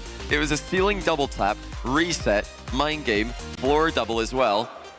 One earth Nolly. I mean, where does that come from? It is skill to match the confidence. But even Eversax is smiling. He's one of the most, I think, steadfast and rigid personalities in the scene. He's always so serious, but even he cracks a smile. Maybe he didn't know the camera was on him. He's thinking, oh no, the cat's out of the bag. There we go. There's the goal for Mist. Unfortunately for Optic, that was as good as it got. I don't believe that. I mean, Nolly just can't miss today. He really just cannot miss. Unbelievable game against Optic in Game 3. Where on earth do Optic go from here? It looks like they are really struggling to handle the Carmine Corp solo plays. And, you know, we've seen Yan do this to them before. When somebody starts to pop off against them, they haven't had a response in the past. Well, is this something now that you look at as an Optic fan or anybody else and just say, okay, this actually might be a problem where our greatest strength, our ability to catch opponents on the counter, also what might lead to us struggling at getting to latter stages in the tournament or even maybe winning tournaments, because somebody at any tournament is always going to be popping off, and when you get to them, that's where Optic start to struggle. I mean, it's why the offensive teams historically have done well in Rocket League. It's much easier to attack. You can see a lot more of the field in front of you. The ball's over your head less. It's in front of you more often. That's why we're seeing Karmine Corp really thrive here. They're able to identify exactly what's happening. And Nolly looking to 1v1 Dries. Dries all over him. He might actually catch up to this. Astral had to scramble. Now it's going to be Optic having to scramble back as both teams briefly there. Landed a bit out of position. Itachi beats his man. Astral's there for it. And already Karmine Corp 1-0 up. Just belief, utter belief every single time somebody's trying to put together a play. And Astral already there. Dries hasn't even jumped by the time Astral's making contact with the ball. K-Corp, not just a step further ahead, but several steps in the lead. They look scary. They look really scary. Anyone, you know, Furia waiting the winner of Wildcard in round 1, but everybody's going to be looking at this Karmine Corp thinking, yeah, maybe not. I don't know if we fancy playing a team like this. When they put it together, it's not just the Astral show, it's not just the Nolly show. They really all are showing up huge today.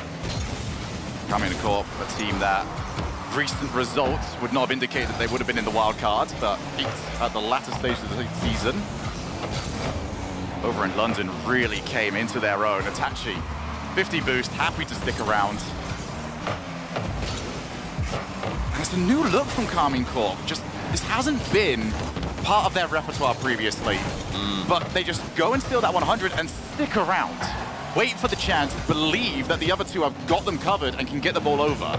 And the great part about that for me, Johnny, is that defensively, you don't expect that. That a player should not be there. They should be getting their way back, and Optic have had nobody around to cover that angle.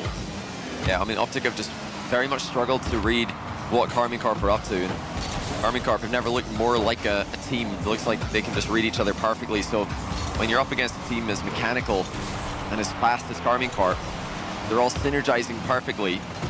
Yeah, you can't really blame Optic for struggling to read what they're doing, but that's why Optic need to really fight for the midfield here. They need to start taking the game to Karmine Corp, because if they play their standard style, just waiting for the play to come to them, this is the play that comes towards them. I mean, good luck. You're not going to be able to defend that. The offense tends to win out if they play it as well as Karmine Corp do. Good thing for Optic is that we do know that Plan B, if they were ever to commit to it, is really good. The options that they've got on their team, the players, the names, the mechanics, they can throw together anything that they want to, but that clear from Nolly, not going to allow anything to happen this time around. Missed is the option, and almost goes in. That was the sort of play that K-Corp have been doing. Mist decided to give it a go for himself, and almost got the reward for it. And again, coming back from the opponent's back corner. Yeah, activity from the blind spots. Key to Karmine Corp's success. Optic trying to do the same here. Another calm defensive play from Karmine Corp, though, as they stall the ball in the back corner. Try and buy time to get boost, but they're out of it at the moment. All three players starting to run low. Optic were not able to capitalize. Now time for Karmine Corp to advance. Grab boost in the midfield, even if it isn't in their back corners to be taken. We are back into the midfield. Itachi, backboard. Who's first to it? Well, it was going to be Nolly. Now we go to Astral. Too much power. And all eyes on Nolly, who's been forever the goal scorer today. Illusion and Therese only looking to see what he's up to.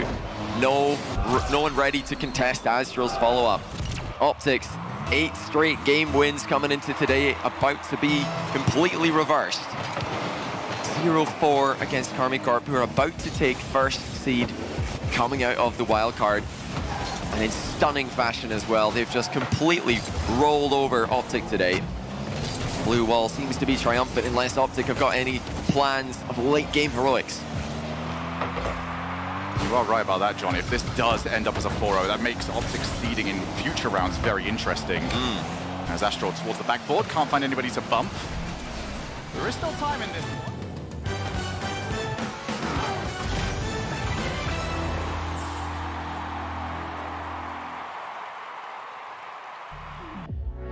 And welcome back. We actually legally had to stop showing you that game because it was actually too violent for broadcast. So we're back here over on our alternate stream with one more match to go. We just saw history with South America finally getting a win over Oceania. The club takes down the Pioneers in 6 games. We're denied a 7th game over here, but we got one coming up that I have a sneaky suspicion will be a little bit closer than people might think between Veloce and Version 1. Yeah, I mean, we saw Version 1 yesterday. They ended up playing Space Station Gaming. You and I were both there. And it wasn't exactly what we had expected for V1 coming out. It did just seem like SSG had their number. The offensive pressure just seemed to be too much for V1. And here they are now against a Veloce squad where, if I'm being honest, they've been all over the place. They really have been all over the place. This is one of those rare cases where you've got a team that actually does run 4 deep. You've got a 4-starter roster where I've always said, if you've got 4, you don't have 3. But we will see exactly how Veloce does. They are indeed up against a giant in Version 1. We saw the match yesterday with Space Station Gaming. That went 6 games. And Version 1 looked very good at times until the very, very end when SSG just slapped them and V1 did not answer back. Yeah, and, you know, Veloce, V1, this matchup here will be one that a lot of us are trying to look at. What can Veloce do against a Version 1 team that, you know, you talk about the mentality, so to speak, here on V1. And even though Calm necessarily talks about, like, how the negativity fuels him, they also have a lot of support here as well. I mean, whether it's the org doing the watch parties, whether it's the streamers watching online, doing their own at-home watch parties, V1 has definitely been a team that has had support as almost as equally as, I guess, the negativity. I really don't think they have that much negativity personally, but, you know. Well, with the Pioneers, or we talked about them having support, there's no support here. This is just mano a mano. Veloce and Version 1. There's that man. There he is, Senzo. So great to see him get this opportunity, coming across, playing with his squad now. And you know, you go back to when there were hints near the end of RLCS X that, hey, Mina might be getting a seat at the table here, and Senzo was so excited, then relegated to the sub role with Sandrock at the time. SMW is coming to his own here. And, well, here you go. Twiz, who didn't play the first series, did play the second, and Veloce have looked like a much, much different roster with him. Yeah, exactly. Now that they have the full roster, everybody's all smiles and ready to go. That's what you need from a team that's competing in the World Championship wildcard. But let's talk about another team here, and that is going to be Version 1. Look at that man in the middle, Calm. Yep. It's been so electric. Beast mode as well, and I mean, Torment especially, he had a really solid performance against Space Station Gaming. It just felt like he had the answers there defensively. Torment on land is a different beast, and we've been able to see that. Calm in that middle seat. Normally he's getting loud. I wonder if he's going to get loud here in this stage. Well, here's the thing. I feel like they have Calm-proofed this set, because the teams are side by side, as you can see with that big wall in the middle next to Beast Mode. So I don't know, you know, Calm can yell all he wants. I don't think anybody's going to hear him. They're certainly not going to see him. So that aspect is not going to work in V1's favor. They're going to have to win this maybe with their raw mechanical prowess, which, by the way, is pretty good. Yeah, they do. They do have some solid mechs. I mean, of course, Beast Mode, a lot of people have him in MVP conversations in North America and in the world, so to speak. And like I said, with everybody on V1 kind of coming into their own role, it just feels like it has been, when they're in those late stages, the team just ascends to another level. But that same problem with them starting off roughly in events has come to hurt them. Hopefully they can get things together here in the wild card against a Veloce squad who's also looking for the same. Version 1, you look at these head-to-head stats and you go, oh, well, this is clearly a dub for Veloce. A little bit different, especially Version 1 hindered greatly by some lackluster results in the fall, winter, and spring after adding Beast Mode. That's what put Beast Mode in the MVP conversation. I really feel like he kind of had the similar path as Atomic. The reason that Atomic probably would have got the MVP is because G2 ended up winning a major where V1 only came close. Let's see what you think here in chat in the Verizon fan vote. I'm very interested to see what the split's going to be here. Hashtag Velo if you've got Veloce, hashtag V1 if you've got version 1. So check your autocorrect as you type these in. Daz, we'll start with you. You were wrong last time, so who you got this time? Oh, that's cute. Version 1. I think it's very simple. Version 1, this is their bounce back day. They're going to have this one. I feel like it'll be pretty clean. I'll even say 4-1. I'll give Veloce a game. You're gonna give a score as well. Yep. You know what? I'm kind of with him this time. I've learned over the years not really to disagree with Daz very often. I think version 1 is the clear favorite here. You look at the numbers coming into this event. Not as great for version 1, but once they got here to the wild card, they've been outperforming just about everybody statistically. Goals per game, shots per game, they have been all over the place. And Calm, of course, the physical presence that he is, I think Veloce are going to have a lot of problems. Let's see what the Verizon fan vote has to say here, and it is indeed going the way of version 1. Told you, this was a watch party stream. Yeah, a few more fans than I thought actually going the way of Veloce, though. I think there's a lot of support for this MENA squad, and they have been kind of warmed up by Falcons today already, so you know, that could certainly serve them well. They're going to need that and a whole lot more if they're going to slow down Calm, Beast Mode, and Torment, especially trying to get past Torment because he has been a brick wall. And we talk about defensive MVPs. He is certainly in the conversation. Absolutely. And for me, I think like version 1, like when everybody's on, this does look like one of the best teams in the world, right? This team almost wouldn't even be playing in this stage, but like we had with an earlier interview with Calm, that is something that they think benefits them because now they can get more reps. They can see what the rest of the world looks like. They can get prepared more for the main event.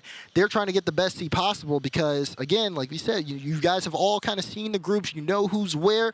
Version 1 want to be in a situation where they can make a good run in playoffs. Calm hasn't just done it physically. He's done it on the offensive end. 13 goals to lead all scorers in this series. He has scored almost as many goals as the starting roster right now for Veloce has as a team. Here we go. Version 1, Veloce, our last match of the day. And as you know, this match, in more often than any other, hits just a little bit different. We are underway with a team getting to within 1 win of the main event. Will it be Veloce? Will it be version 1? Calm has his plans, but SMW is going to bring this all the way to the corner and try and dance around him. World Championship wildcard. Both teams have 2 lives left, as well as only needing 2 more wins to go to the main event. Which one is it going to be? The Pride from MENA here with Veloce, or version 1? I like to think of version 1 as the Thunder. That's an analogy I was gonna make when we were playing at SSG. Thunder versus Lightning. Yep. The way this team can get loud on the field, in the mic. I mean, you come to love this version 1 squad just the same as people loved Sinzo on Veloce when he subbed in the fall major and took Sandrock to top 8. Can he take Veloce far in the wild card? There's a lot to love about this Veloce squad, and it would be one heck of a story if they're able to take down version 1 and put them to within 1 loss of not even making the main event. But it's going to be a very tall order as Torment challenges SMW. This will come out towards Beast Mode, who's patiently waiting for a ball that eventually reaches him just ahead of SMW. Now SMW taking his time. Oh, he got Torment kind of thrown for a loop. That doesn't happen very often, but the defense well enough for V1. A little bit uncomfortable. Beast Mode in the air. Gonna let that one sit in the corner. Veloce, though, been very solid in terms of moving the ball upfield, getting around V1. Torment with a nice touch out, but so far been very quiet on Manfield Night. Swept by the Pioneers. Then they bring Twiz back in. They sweep the Senbei Strikers. Veloce dead even. 500 on the tournament. As Beast Mode looking for Calm. Can't find him.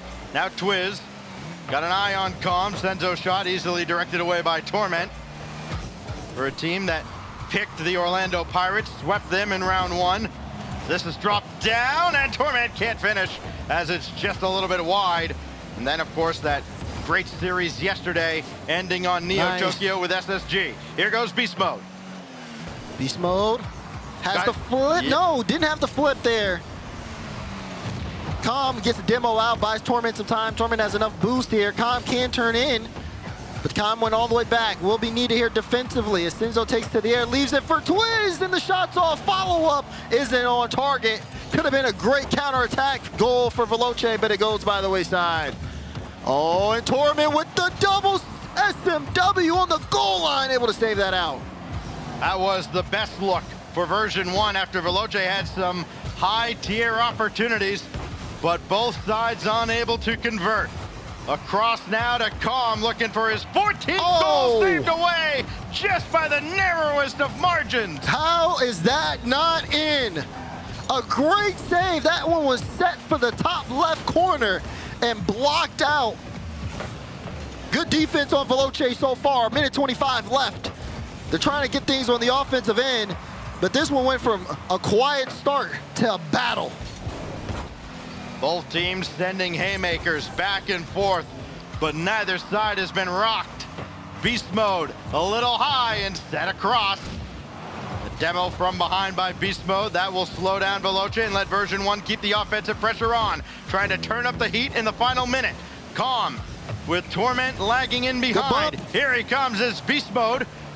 Still looking for an option and just not finding many, as the defense of Veloce is too good, and that opportunity left a lot to be desired from V1. Now Calm puts that on target. Good save from SMW. Veloce seemed to be in a bit of a chokehold. It's been tough for them to get out. Twiz get with that touch up, and again, very uncomfortable. Low boost challenges being made. Beast Mode, shot blocked again. Veloce aren't letting anything through. Version 1 need a little bit more. Calm gives it to him. First goal of the game. And with that goal, now Calm does have as many goals as this starting roster for Veloce. His 14th of the event. And the assist from Beast Mode, a team leading 13th. A deadly duo that has version 1 less than 30 seconds away. SMW looking to answer back. Senzo's right there, but so is Calm, who did a great job staying with the play. Solid clear out. They just have to keep this in the blue half for 10 seconds. V1 trying to slow things down. Great clear from Calm, but the ball's still in the air. Will Beast Mode kill it? He will. Clean from version 1. They take game 1. Very similar to our last series, a 1-0 result in game 1. This time the goal coming very late as version 1 secures game 1. Not a single demolition on the side of Veloce, and Calm leading the charge in almost every category, especially the demos himself, 3 out of the team's 5. But most importantly, the 1 goal from that game coming from the emotional leader, Calm. 10 shots, V1, 7 saves, Veloce. The defense did an excellent job there for Veloce, but still, it just wasn't enough. I will say, though, the roster does look good. I mean, they kept it very competitive with V1. I mean, even when version 1 had some strong offensive stretches, Veloce were able to lock in, turn things around, and almost set up some opportunities of their own. The Middle Eastern region as a whole, particularly the Kingdom of Saudi Arabia, they've got some of the most talented players in the world, and we see them getting this opportunity, and all they've wanted ever since we kind of saw them burst onto the scene, get a few opportunities, thanks in large part to Johnny Boy and in Civic. They just wanted a seat at the table.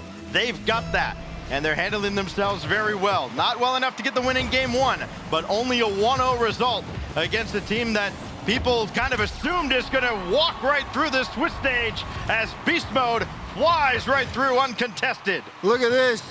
Beast Mode, he had the flip. He was looking for the bump. You see him activate the flip very quickly there. Doesn't matter. No one makes contact on that play. And V1 off to a hot start. 6 seconds in. Version 1 have the first goal. Veloce yet to score in this series very early on in game 2 as Twiz will not have that corner boost available to him. Senzo made sure to secure it before anybody from V1 could steal. Here's SMW with nothing available. Senzo's shot gets through as nobody could contest. Beast Mode stuck way back in the net, and Veloce get their first goal to tie. Look at this, off the corner, great bump from SMW, sends Beast Mode all the way to the back of the net. Veloce strike back quickly. Is finally some success on offense for them. I don't know which shot was more impressive, the one that put Beast Mode in the net or the one that put the ball in behind him. Here's Senzo now, with SMW challenging, and maybe a second win for Veloce early in this series. A lot of momentum could be gained from that goal that equalizes game 2 as this ball's whiffed on, and now SMW up to the heavens, trying to drop one down, and there's Beast Mode. Here's Twiz to follow, and Torment kept that one out. Senzo to follow, what? Torment stopped that too. Are you kidding me? It's the world stage, Stacks, and Torment's not letting anything through for free. That car's just a little bit bigger when it's the World Championship for Torment. Here's Twiz for SMW, and Beast Mode stops this one. A relentless barrage finally subsides as Veloce have to go back to midfield. My goodness, great stops there on the side of V1. Now looking to see if they can turn things around. But Veloce, when they are on offense, they seem very efficient, much more so than game 1. Here's Senzo. You can see the bumps. You can see the roll in. Veloce charge. They send the whole house, and boy, do they come up with a goal. They are not intimidated in the least. 2 in the way of Beast Mode. He can't fight through. Senzo gives Veloce their first lead of the series. Very well done on the side of Veloce, able to strike back quickly. And again, trying to be more of a nuisance. You can see them, again, hovering over in the V1 end. I almost said SSG because it reminds me of how SSG played yesterday. This is similar to what they ended up doing, just smothering version 1 into their own end and breaking them down, forcing a mistake. V1 have to make sure they're not put in that position again. Version 1 have been sent a very clear message. This team is here to play. This will be no pushover. So SMW high to the backboard. Calm gonna wait. Has he read it well? Doesn't matter. Beast Mode is there as well. Now SMW again. Across, but Senzo couldn't turn on it. Twiz can, and Calm had to be there for the save. Veloce have really cranked it up now as this goes to the back wall just a little bit wide. And Senzo keeping it in, and version 1 have not seen much of the blue half of the field. No, I mean, the pressure's been on. Veloce have put on speedy shots. They've gotten to the ball very quickly, and they are no strangers to the bump game. V1 have to be able to manage this quickly. We're halfway through game 2, and they have been stuck in their own end for most of this game. Twiz indirect for himself, just dancing around Torment, who has looked a little uncomfortable in this series. It does not happen very often. He's had to work exceptionally hard to keep Veloce off the board. Touch. This goes downward and is sent away. Great read by Senzo. Twiz a little bit faster. It just seems like Veloce outpacing version 1 more often than anybody would have expected. Some really good off-ball plays, too. You saw Twiz just bumping Torment on that, then gets the turn and challenges. It just makes things very annoying. Torment's going to have to keep composure, and so is the rest of V1, because Veloce don't mind playing things dirty. Statistically, there's a clear favorite, but when you watch this game, you would think that the roles were reversed. Twiz indirect back for SMW, and nothing there as the defense of Calm and version 1 weathers the storm and fends off yet another attack. Now can they get some offense going? They've got a minute 13 to equalize. Beast Mode scored 6 seconds in, and it's been very little else from version 1 offensively. Calm has to stop with not a lot of momentum. SMW trying to dance around, and Beast Mode's not having it. Clear out, a minute remaining. Veloce just have to hold on to this 1 goal lead. We know what their defense can do, but can V1 break through it, I should say. As right now, more clears out. It's been really tough for V1 to set up consistent offense. Torment moving upfield to steal boost. Gets the boost steal, doesn't get the bump. Beast Mode trying to play it mid. Calm will play that one high off the corner, but still, that's nothing for the offense of V1. They have to try again. They don't have that much time, though, to get these drives together. They need a solid one now. This might kiss the ceiling. Waterfall down. Demo from Twiz. Version 1 in a real rough spot. Decoy play, and Senzo hit the crossbar. It would have put this game away. Instead, Version 1 have just a sliver of hope to hang on to. Torment couldn't get ahead of SMW. Down to 5 It's gotta seconds be now. Beast Mode. Beast Mode with a full tank to Torment. It's high. Beast Mode can't finish.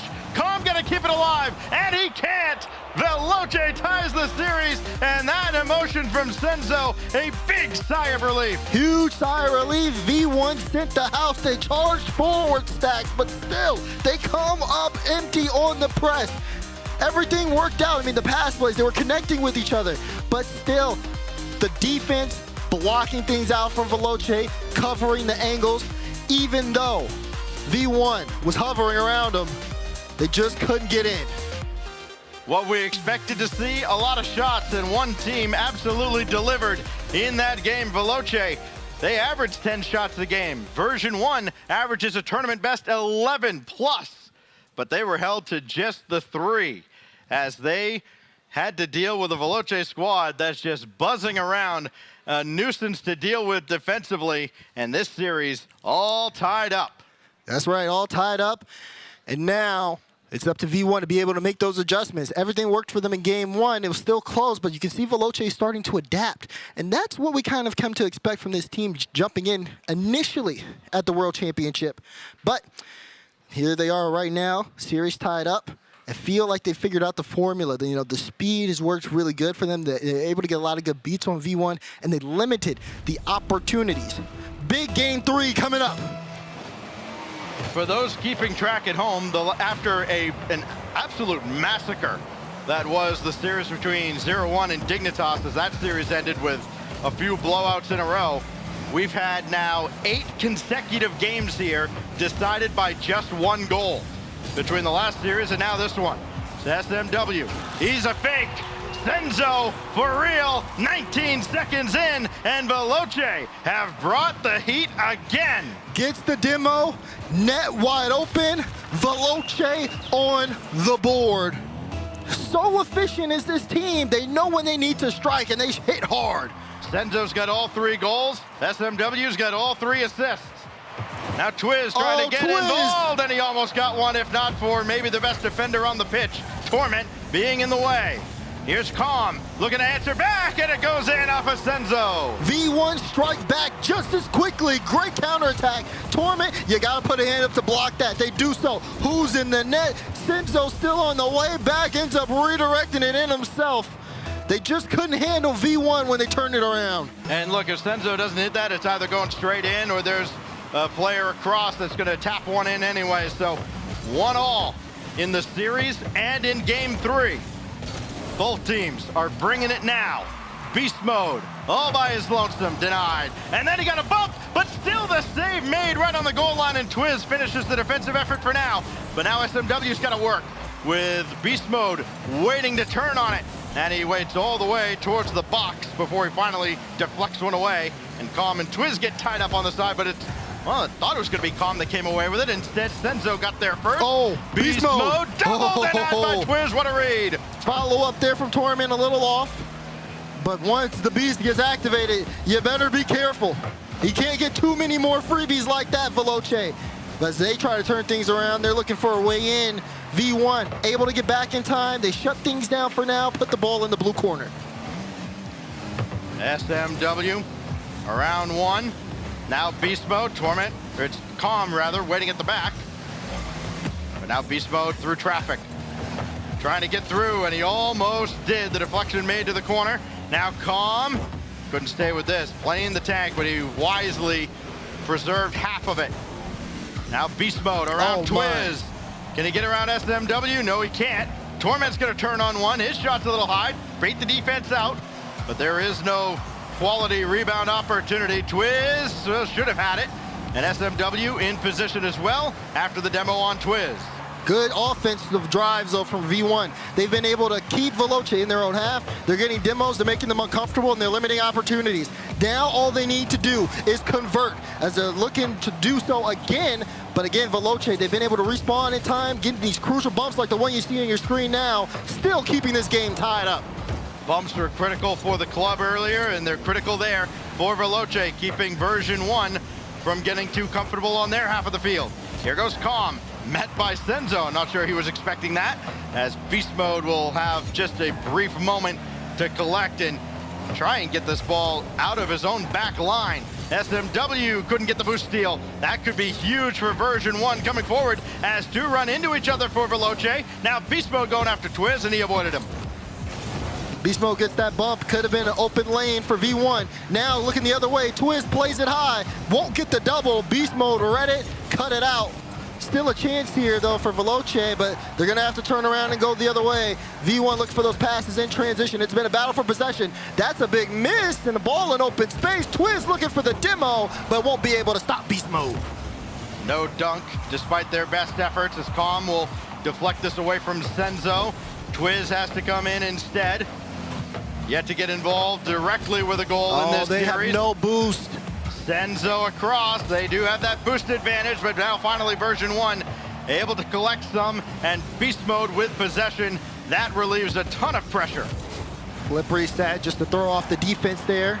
And they respected Beast Mode when he had it in the air as well. Still though, transition. My goodness. That's a heater. A clear the other way. Can Calm? No, he can't find the redirect. Chance now if Torment can keep this ball in play. He does get it off the back wall. Beast Mode turns on that. Gets it past 2. Has to get this dunk. It's to Calm. Calm with the shot, but it's too slow.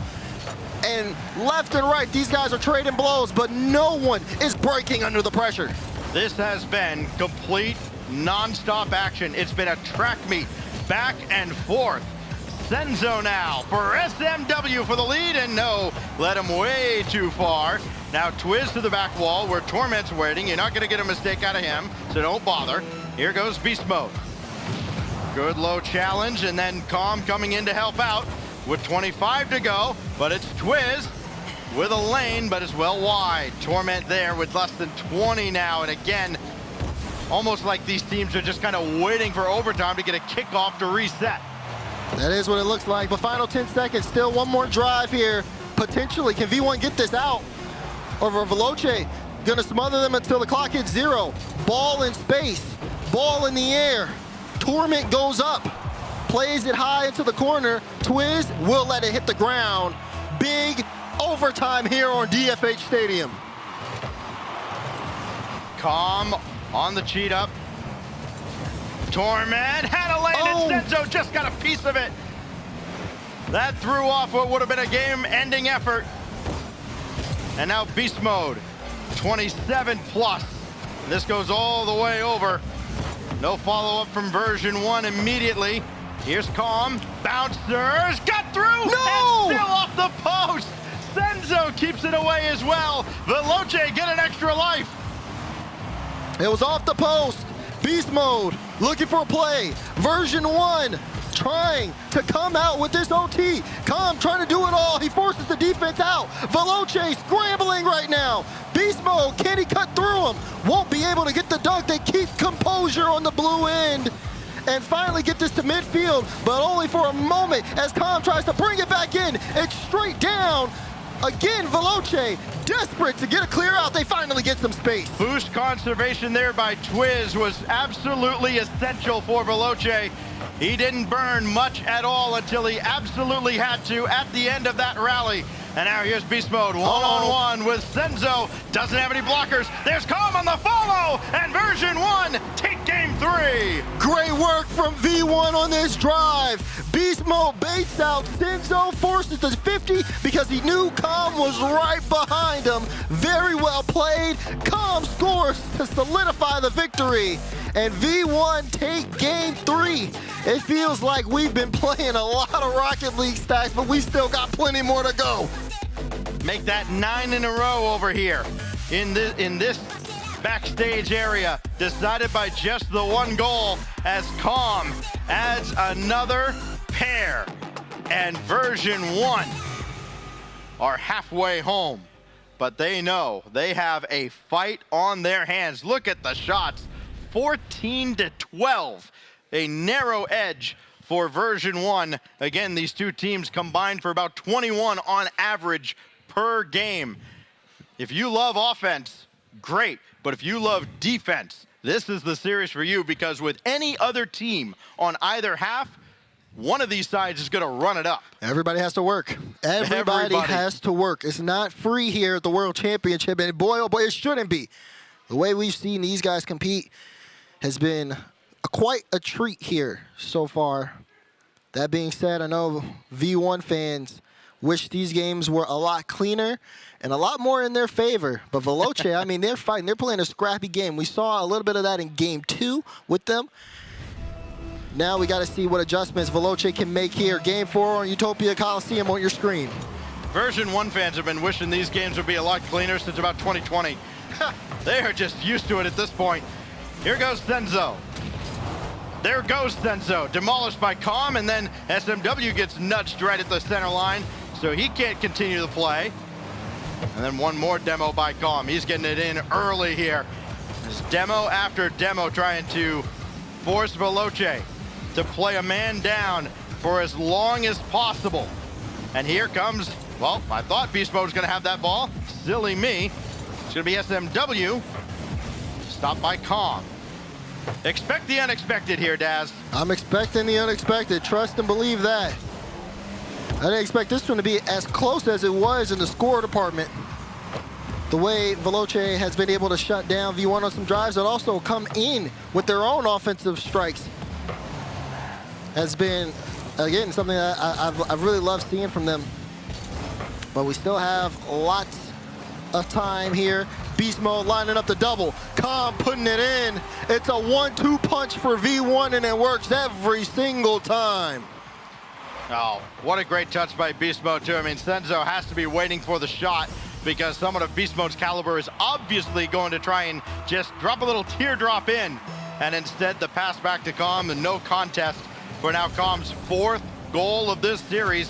He's got all but one from version 1. That one goal was very early in Game 2, a losing effort when Beast Mode added one just 6 seconds in. Chance there. SMW is stopped, and, well, here come Veloce with Twiz, look at who that. hasn't done much on the offensive end. We're waiting for him to kind of wake up here because he's been kind of the catalyst for Veloce from the 2nd round onward. I feel like Twiz has done a great job in terms of getting the ball through V1, not necessarily setting up, not necessarily scoring, but setting up the scoring opportunities.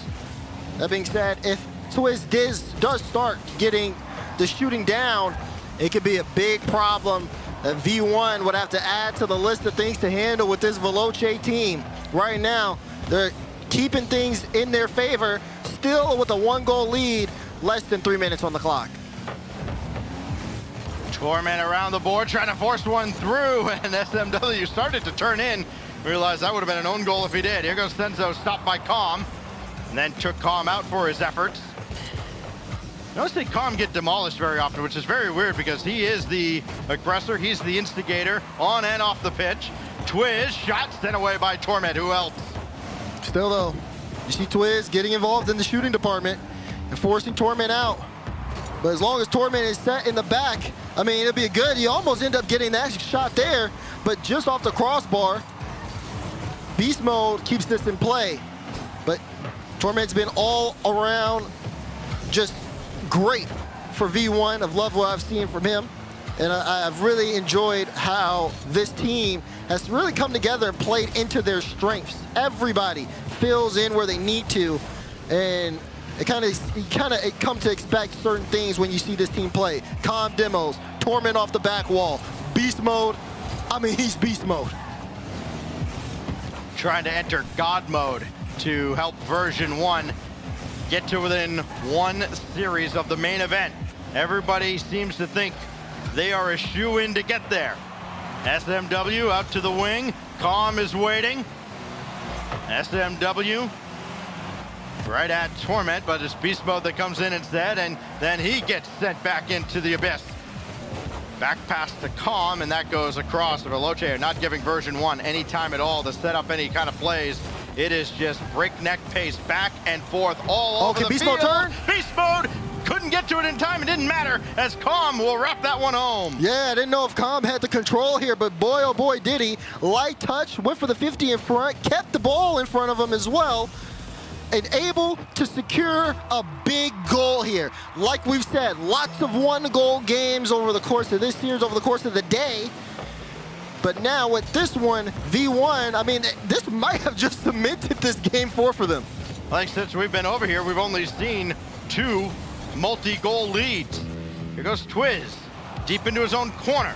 Demolition from Senzo way downfield. Could be helpful. SMW dancing around beast mode. Out of the corner. Nobody else there for Veloce. They had everything set up, except they didn't have the people where they needed to be at the end. So now they go back to the drawing board here inside 45 seconds. And SMW just got around beast mode again. They've been able to work around beast mode, but it's been Torment and Calm that have picked up the slack defensively for version 1. Have they done it again? What in the... Did that come off of Torment? Yeah, that was almost an own goal. That was almost an own goal. Everybody calm down. Yeah, almost. You know what? I think he had the time stone, and he realized that's the only play he had. This going to send Twiz back, narrowly kept out, and beast mode, a little floater, can't finish the game. Beast mode tried to slow things down there. 1 to run out the clock, 2 to see if he could throw off the Veloce defense. Seemed to work, but not in terms of getting them an extra goal. Final few seconds left in this game. Time will tick down, and V1 will go match point here against Veloce. Very dominant win. The improvement has been seen as V1 are 1 game away from going 2-1 at Worlds. Yeah, Veloce did not have all those high-quality opportunities that they'd had in the past couple of games that allowed them to tie up the series and nearly take the lead. That number on the left side, I know Senzo wasn't involved nearly as much in that game as he was others, but they didn't let him do anything. They barely let him touch the ball. That's right. Only 3 demos. You can see only 26 touches on the ball as well. Just not enough contact for Senzo. And now they got to talk it over. Veloce with a tactical timeout they have to think about this. Again, you look at where we're at. Again, World Championship Wildcard. Both teams 1-1 in the Swiss stage. Only 8 teams can move on to the main event. And Veloce, I mean, this is one that if they really want to show that they can stand with the best teams in the world, I mean, keeping this competitive is everything to them. Yeah, keeping this competitive is going to be paramount to just hang around and get that 1 strike you need.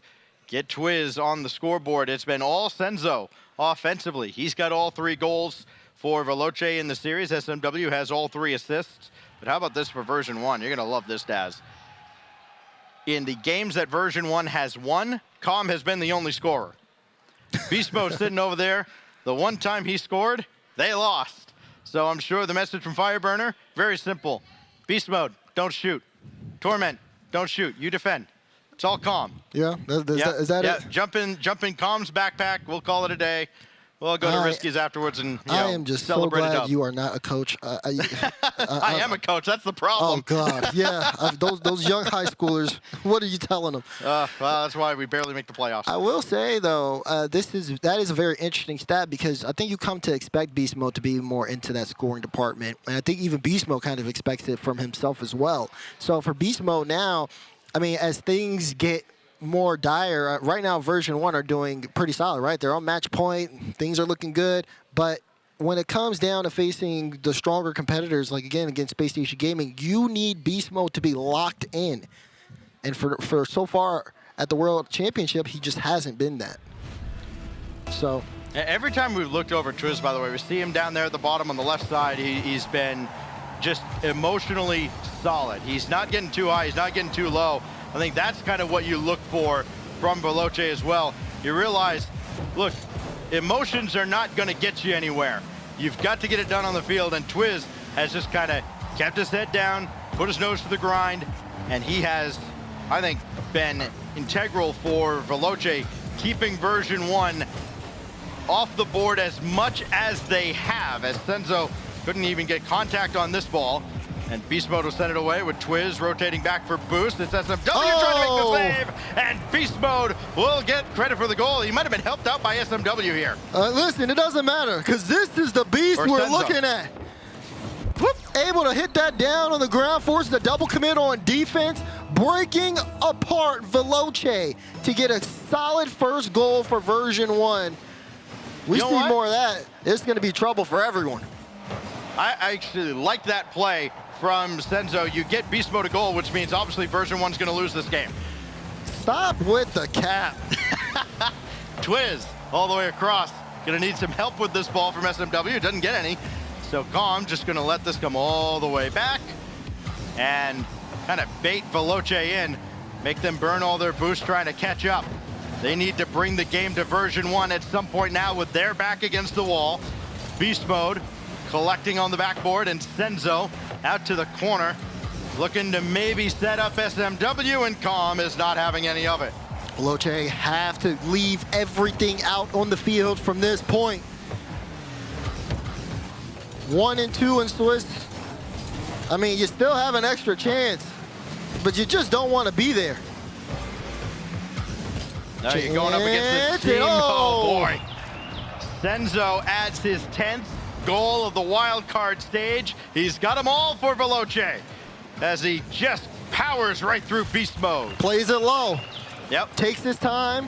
Senzo's been in that position, made beast mode jump and punished him for it. 3:25 on the clock. Quick response from Veloce. To keep the composure there on that drive from Senzo is absolutely fantastic. At some point, version 1 fans might start thinking that all this nonsense I've been spewing might actually be real. Torment out to the corner with beast mode charging in. He had a full tank of boost, but he's got to retreat and then go right back forward after that ball from Calm. Nobody central for a pass, so Senzo's easily going to have it. He'll jump along with SMW. So nobody could really get forward for a pass. This Twiz coming on, met by beast mode, and Calm coming in to support. Great work for Calm. There's a couple of 50s where it's low that he gets in front of very fast. Really been putting on a show as his work cannot be denied. Highlight play, standout impact, Calm doing it for V1. Twiz jumped way too late. You got to get a hand up sooner because Daz, you know the rule. Hand down, man down. 2-1 now to V1. Demo's coming out. You can see Veloce looking for something quick after that last one. But version 1 not giving it away for free. Can Twiz do it? Has the read, but Calm also just getting in front of it. They've let go of leads before, Stacks. They don't want to do it again. Twiz getting involved. Does he have a chance at this ball? He does have a touch. Goodness. It's straight down. Senzo doesn't bite.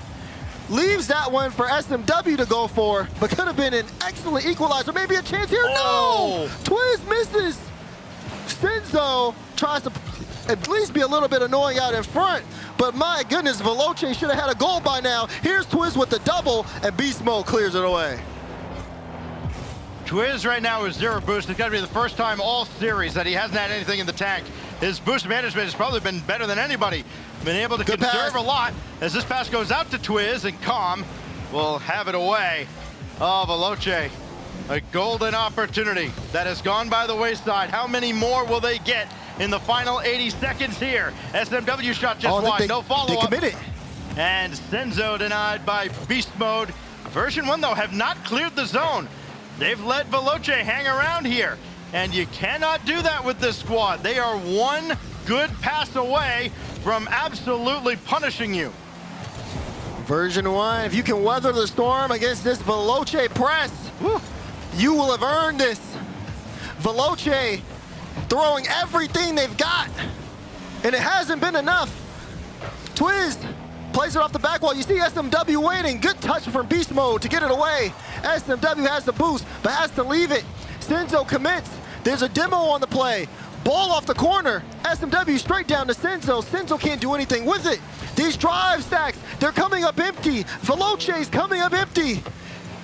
And at this point, the series might be out of their hands. The ball in the old back wall. They need a crazy drive if they want to equalize. Not quite a miracle required, but pretty darn close. 15 seconds remain. Beast Mode got this. Second touch slows down Veloce. But now here's Twiz looking for his first goal. Denied by Torment. Follow-up. It's all on Senzo, who almost converted. SMW now over to Twiz. He'll have it in the air at least. V1 forced to monetize right in front of the goal line. Version 1 by the slimmest of margins keep Veloce outside the door. They win by the skin on their teeth, Sean Stackhouse. Veloce left it all out there. The final minute, consistent drive after drive. Mechanics bring it out of nowhere. They showed the brilliance, but it just wasn't enough. This V1 defense pulls through. Now they are 2-1 in the Swiss stage. 2-1, and there wasn't a whole lot of like, whew, okay, we survived out of version 1. That's like, okay, yeah, business as usual. I'm sure they put on one heck of a poker face, but realistically, their insides had to be churning just a little bit as Veloce brought shot after shot on them. And this Veloce squad, we have not seen the last of them. Of course, they still have one life left tomorrow in the 1 and 2 bracket. And I would not be surprised to see them playing at the end of the day in the 2-2 rounds. Yeah, exactly. I mean, Veloce, they gave it their best shot. They really did. Just, again, some of the drives, some of the finishing, you got to give credit to version 1 on the defensive end. That defensive end always stands tall, and then V1 figured out exactly what they needed to do on the offense to break down Veloce. It was a tough battle, though. I mean, so many back-and-forth plays over the course of this series. Players stepping up, especially I look at Com here for V1. I mean, a lot of solid performances from Com over the course of this series.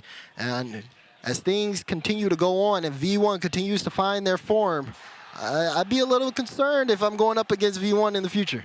Yeah, I'd be concerned about going up against V1 as well. As we look back at the day that was, it has been a little bit wild. Renegades take down Team Secret in 5 games. Then Dignitas, that was a series for a couple of games with 0-1, and then Dignitas just put on the afterburners and left 0-1 in the dust, winning the last few games by, I think, a combined like 10 goals at least. Right. And then the club against Pioneers, getting South America's first win against OCE. KV1 was excellent with his 5 goals. All of those games decided by just 1 goal, and then all but 1 game here between version 1 and Veloce. A 1-goal affair as well. The only game there, game 4, was 2-0. That's it.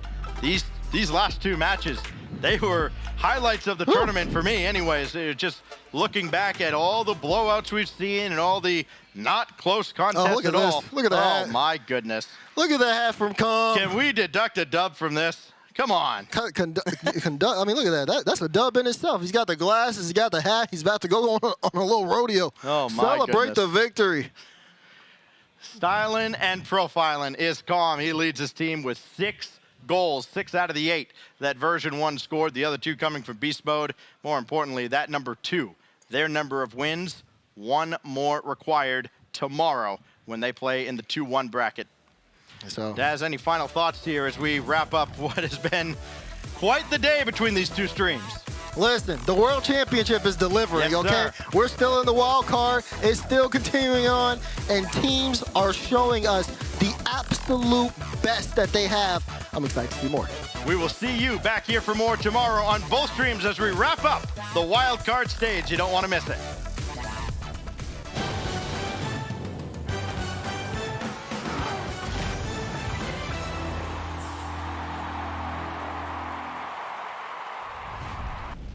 We have to tell everyone that we just switched to Verizon's new Welcome Unlimited plan for just $30. I've already told everyone. Wait, did you say Verizon for just $30? It's their best unlimited price ever. $30? That's awesome. Yeah, and it's from the most reliable 5G network in America. For $30 a line, I'm switching now. Yeah, it's easy. And you get $960 when you switch the whole family. Wow, I gotta let my buddies know. We're already here. The network you want, the price you love, only from Verizon. This might not be your car, and this might not be your engine. Maybe this isn't your morning routine, and maybe these aren't your coworkers. Perhaps these aren't your standard driving conditions. Far from it. But this is your oil, which means you're one of us, doesn't it? For serious engines, on and off the track, upgrade to Mobile One. The Bronco Raptor was built to climb pretty much anything. Dunes, rocks, even ranks. The Bronco Raptor, Rocket League Edition.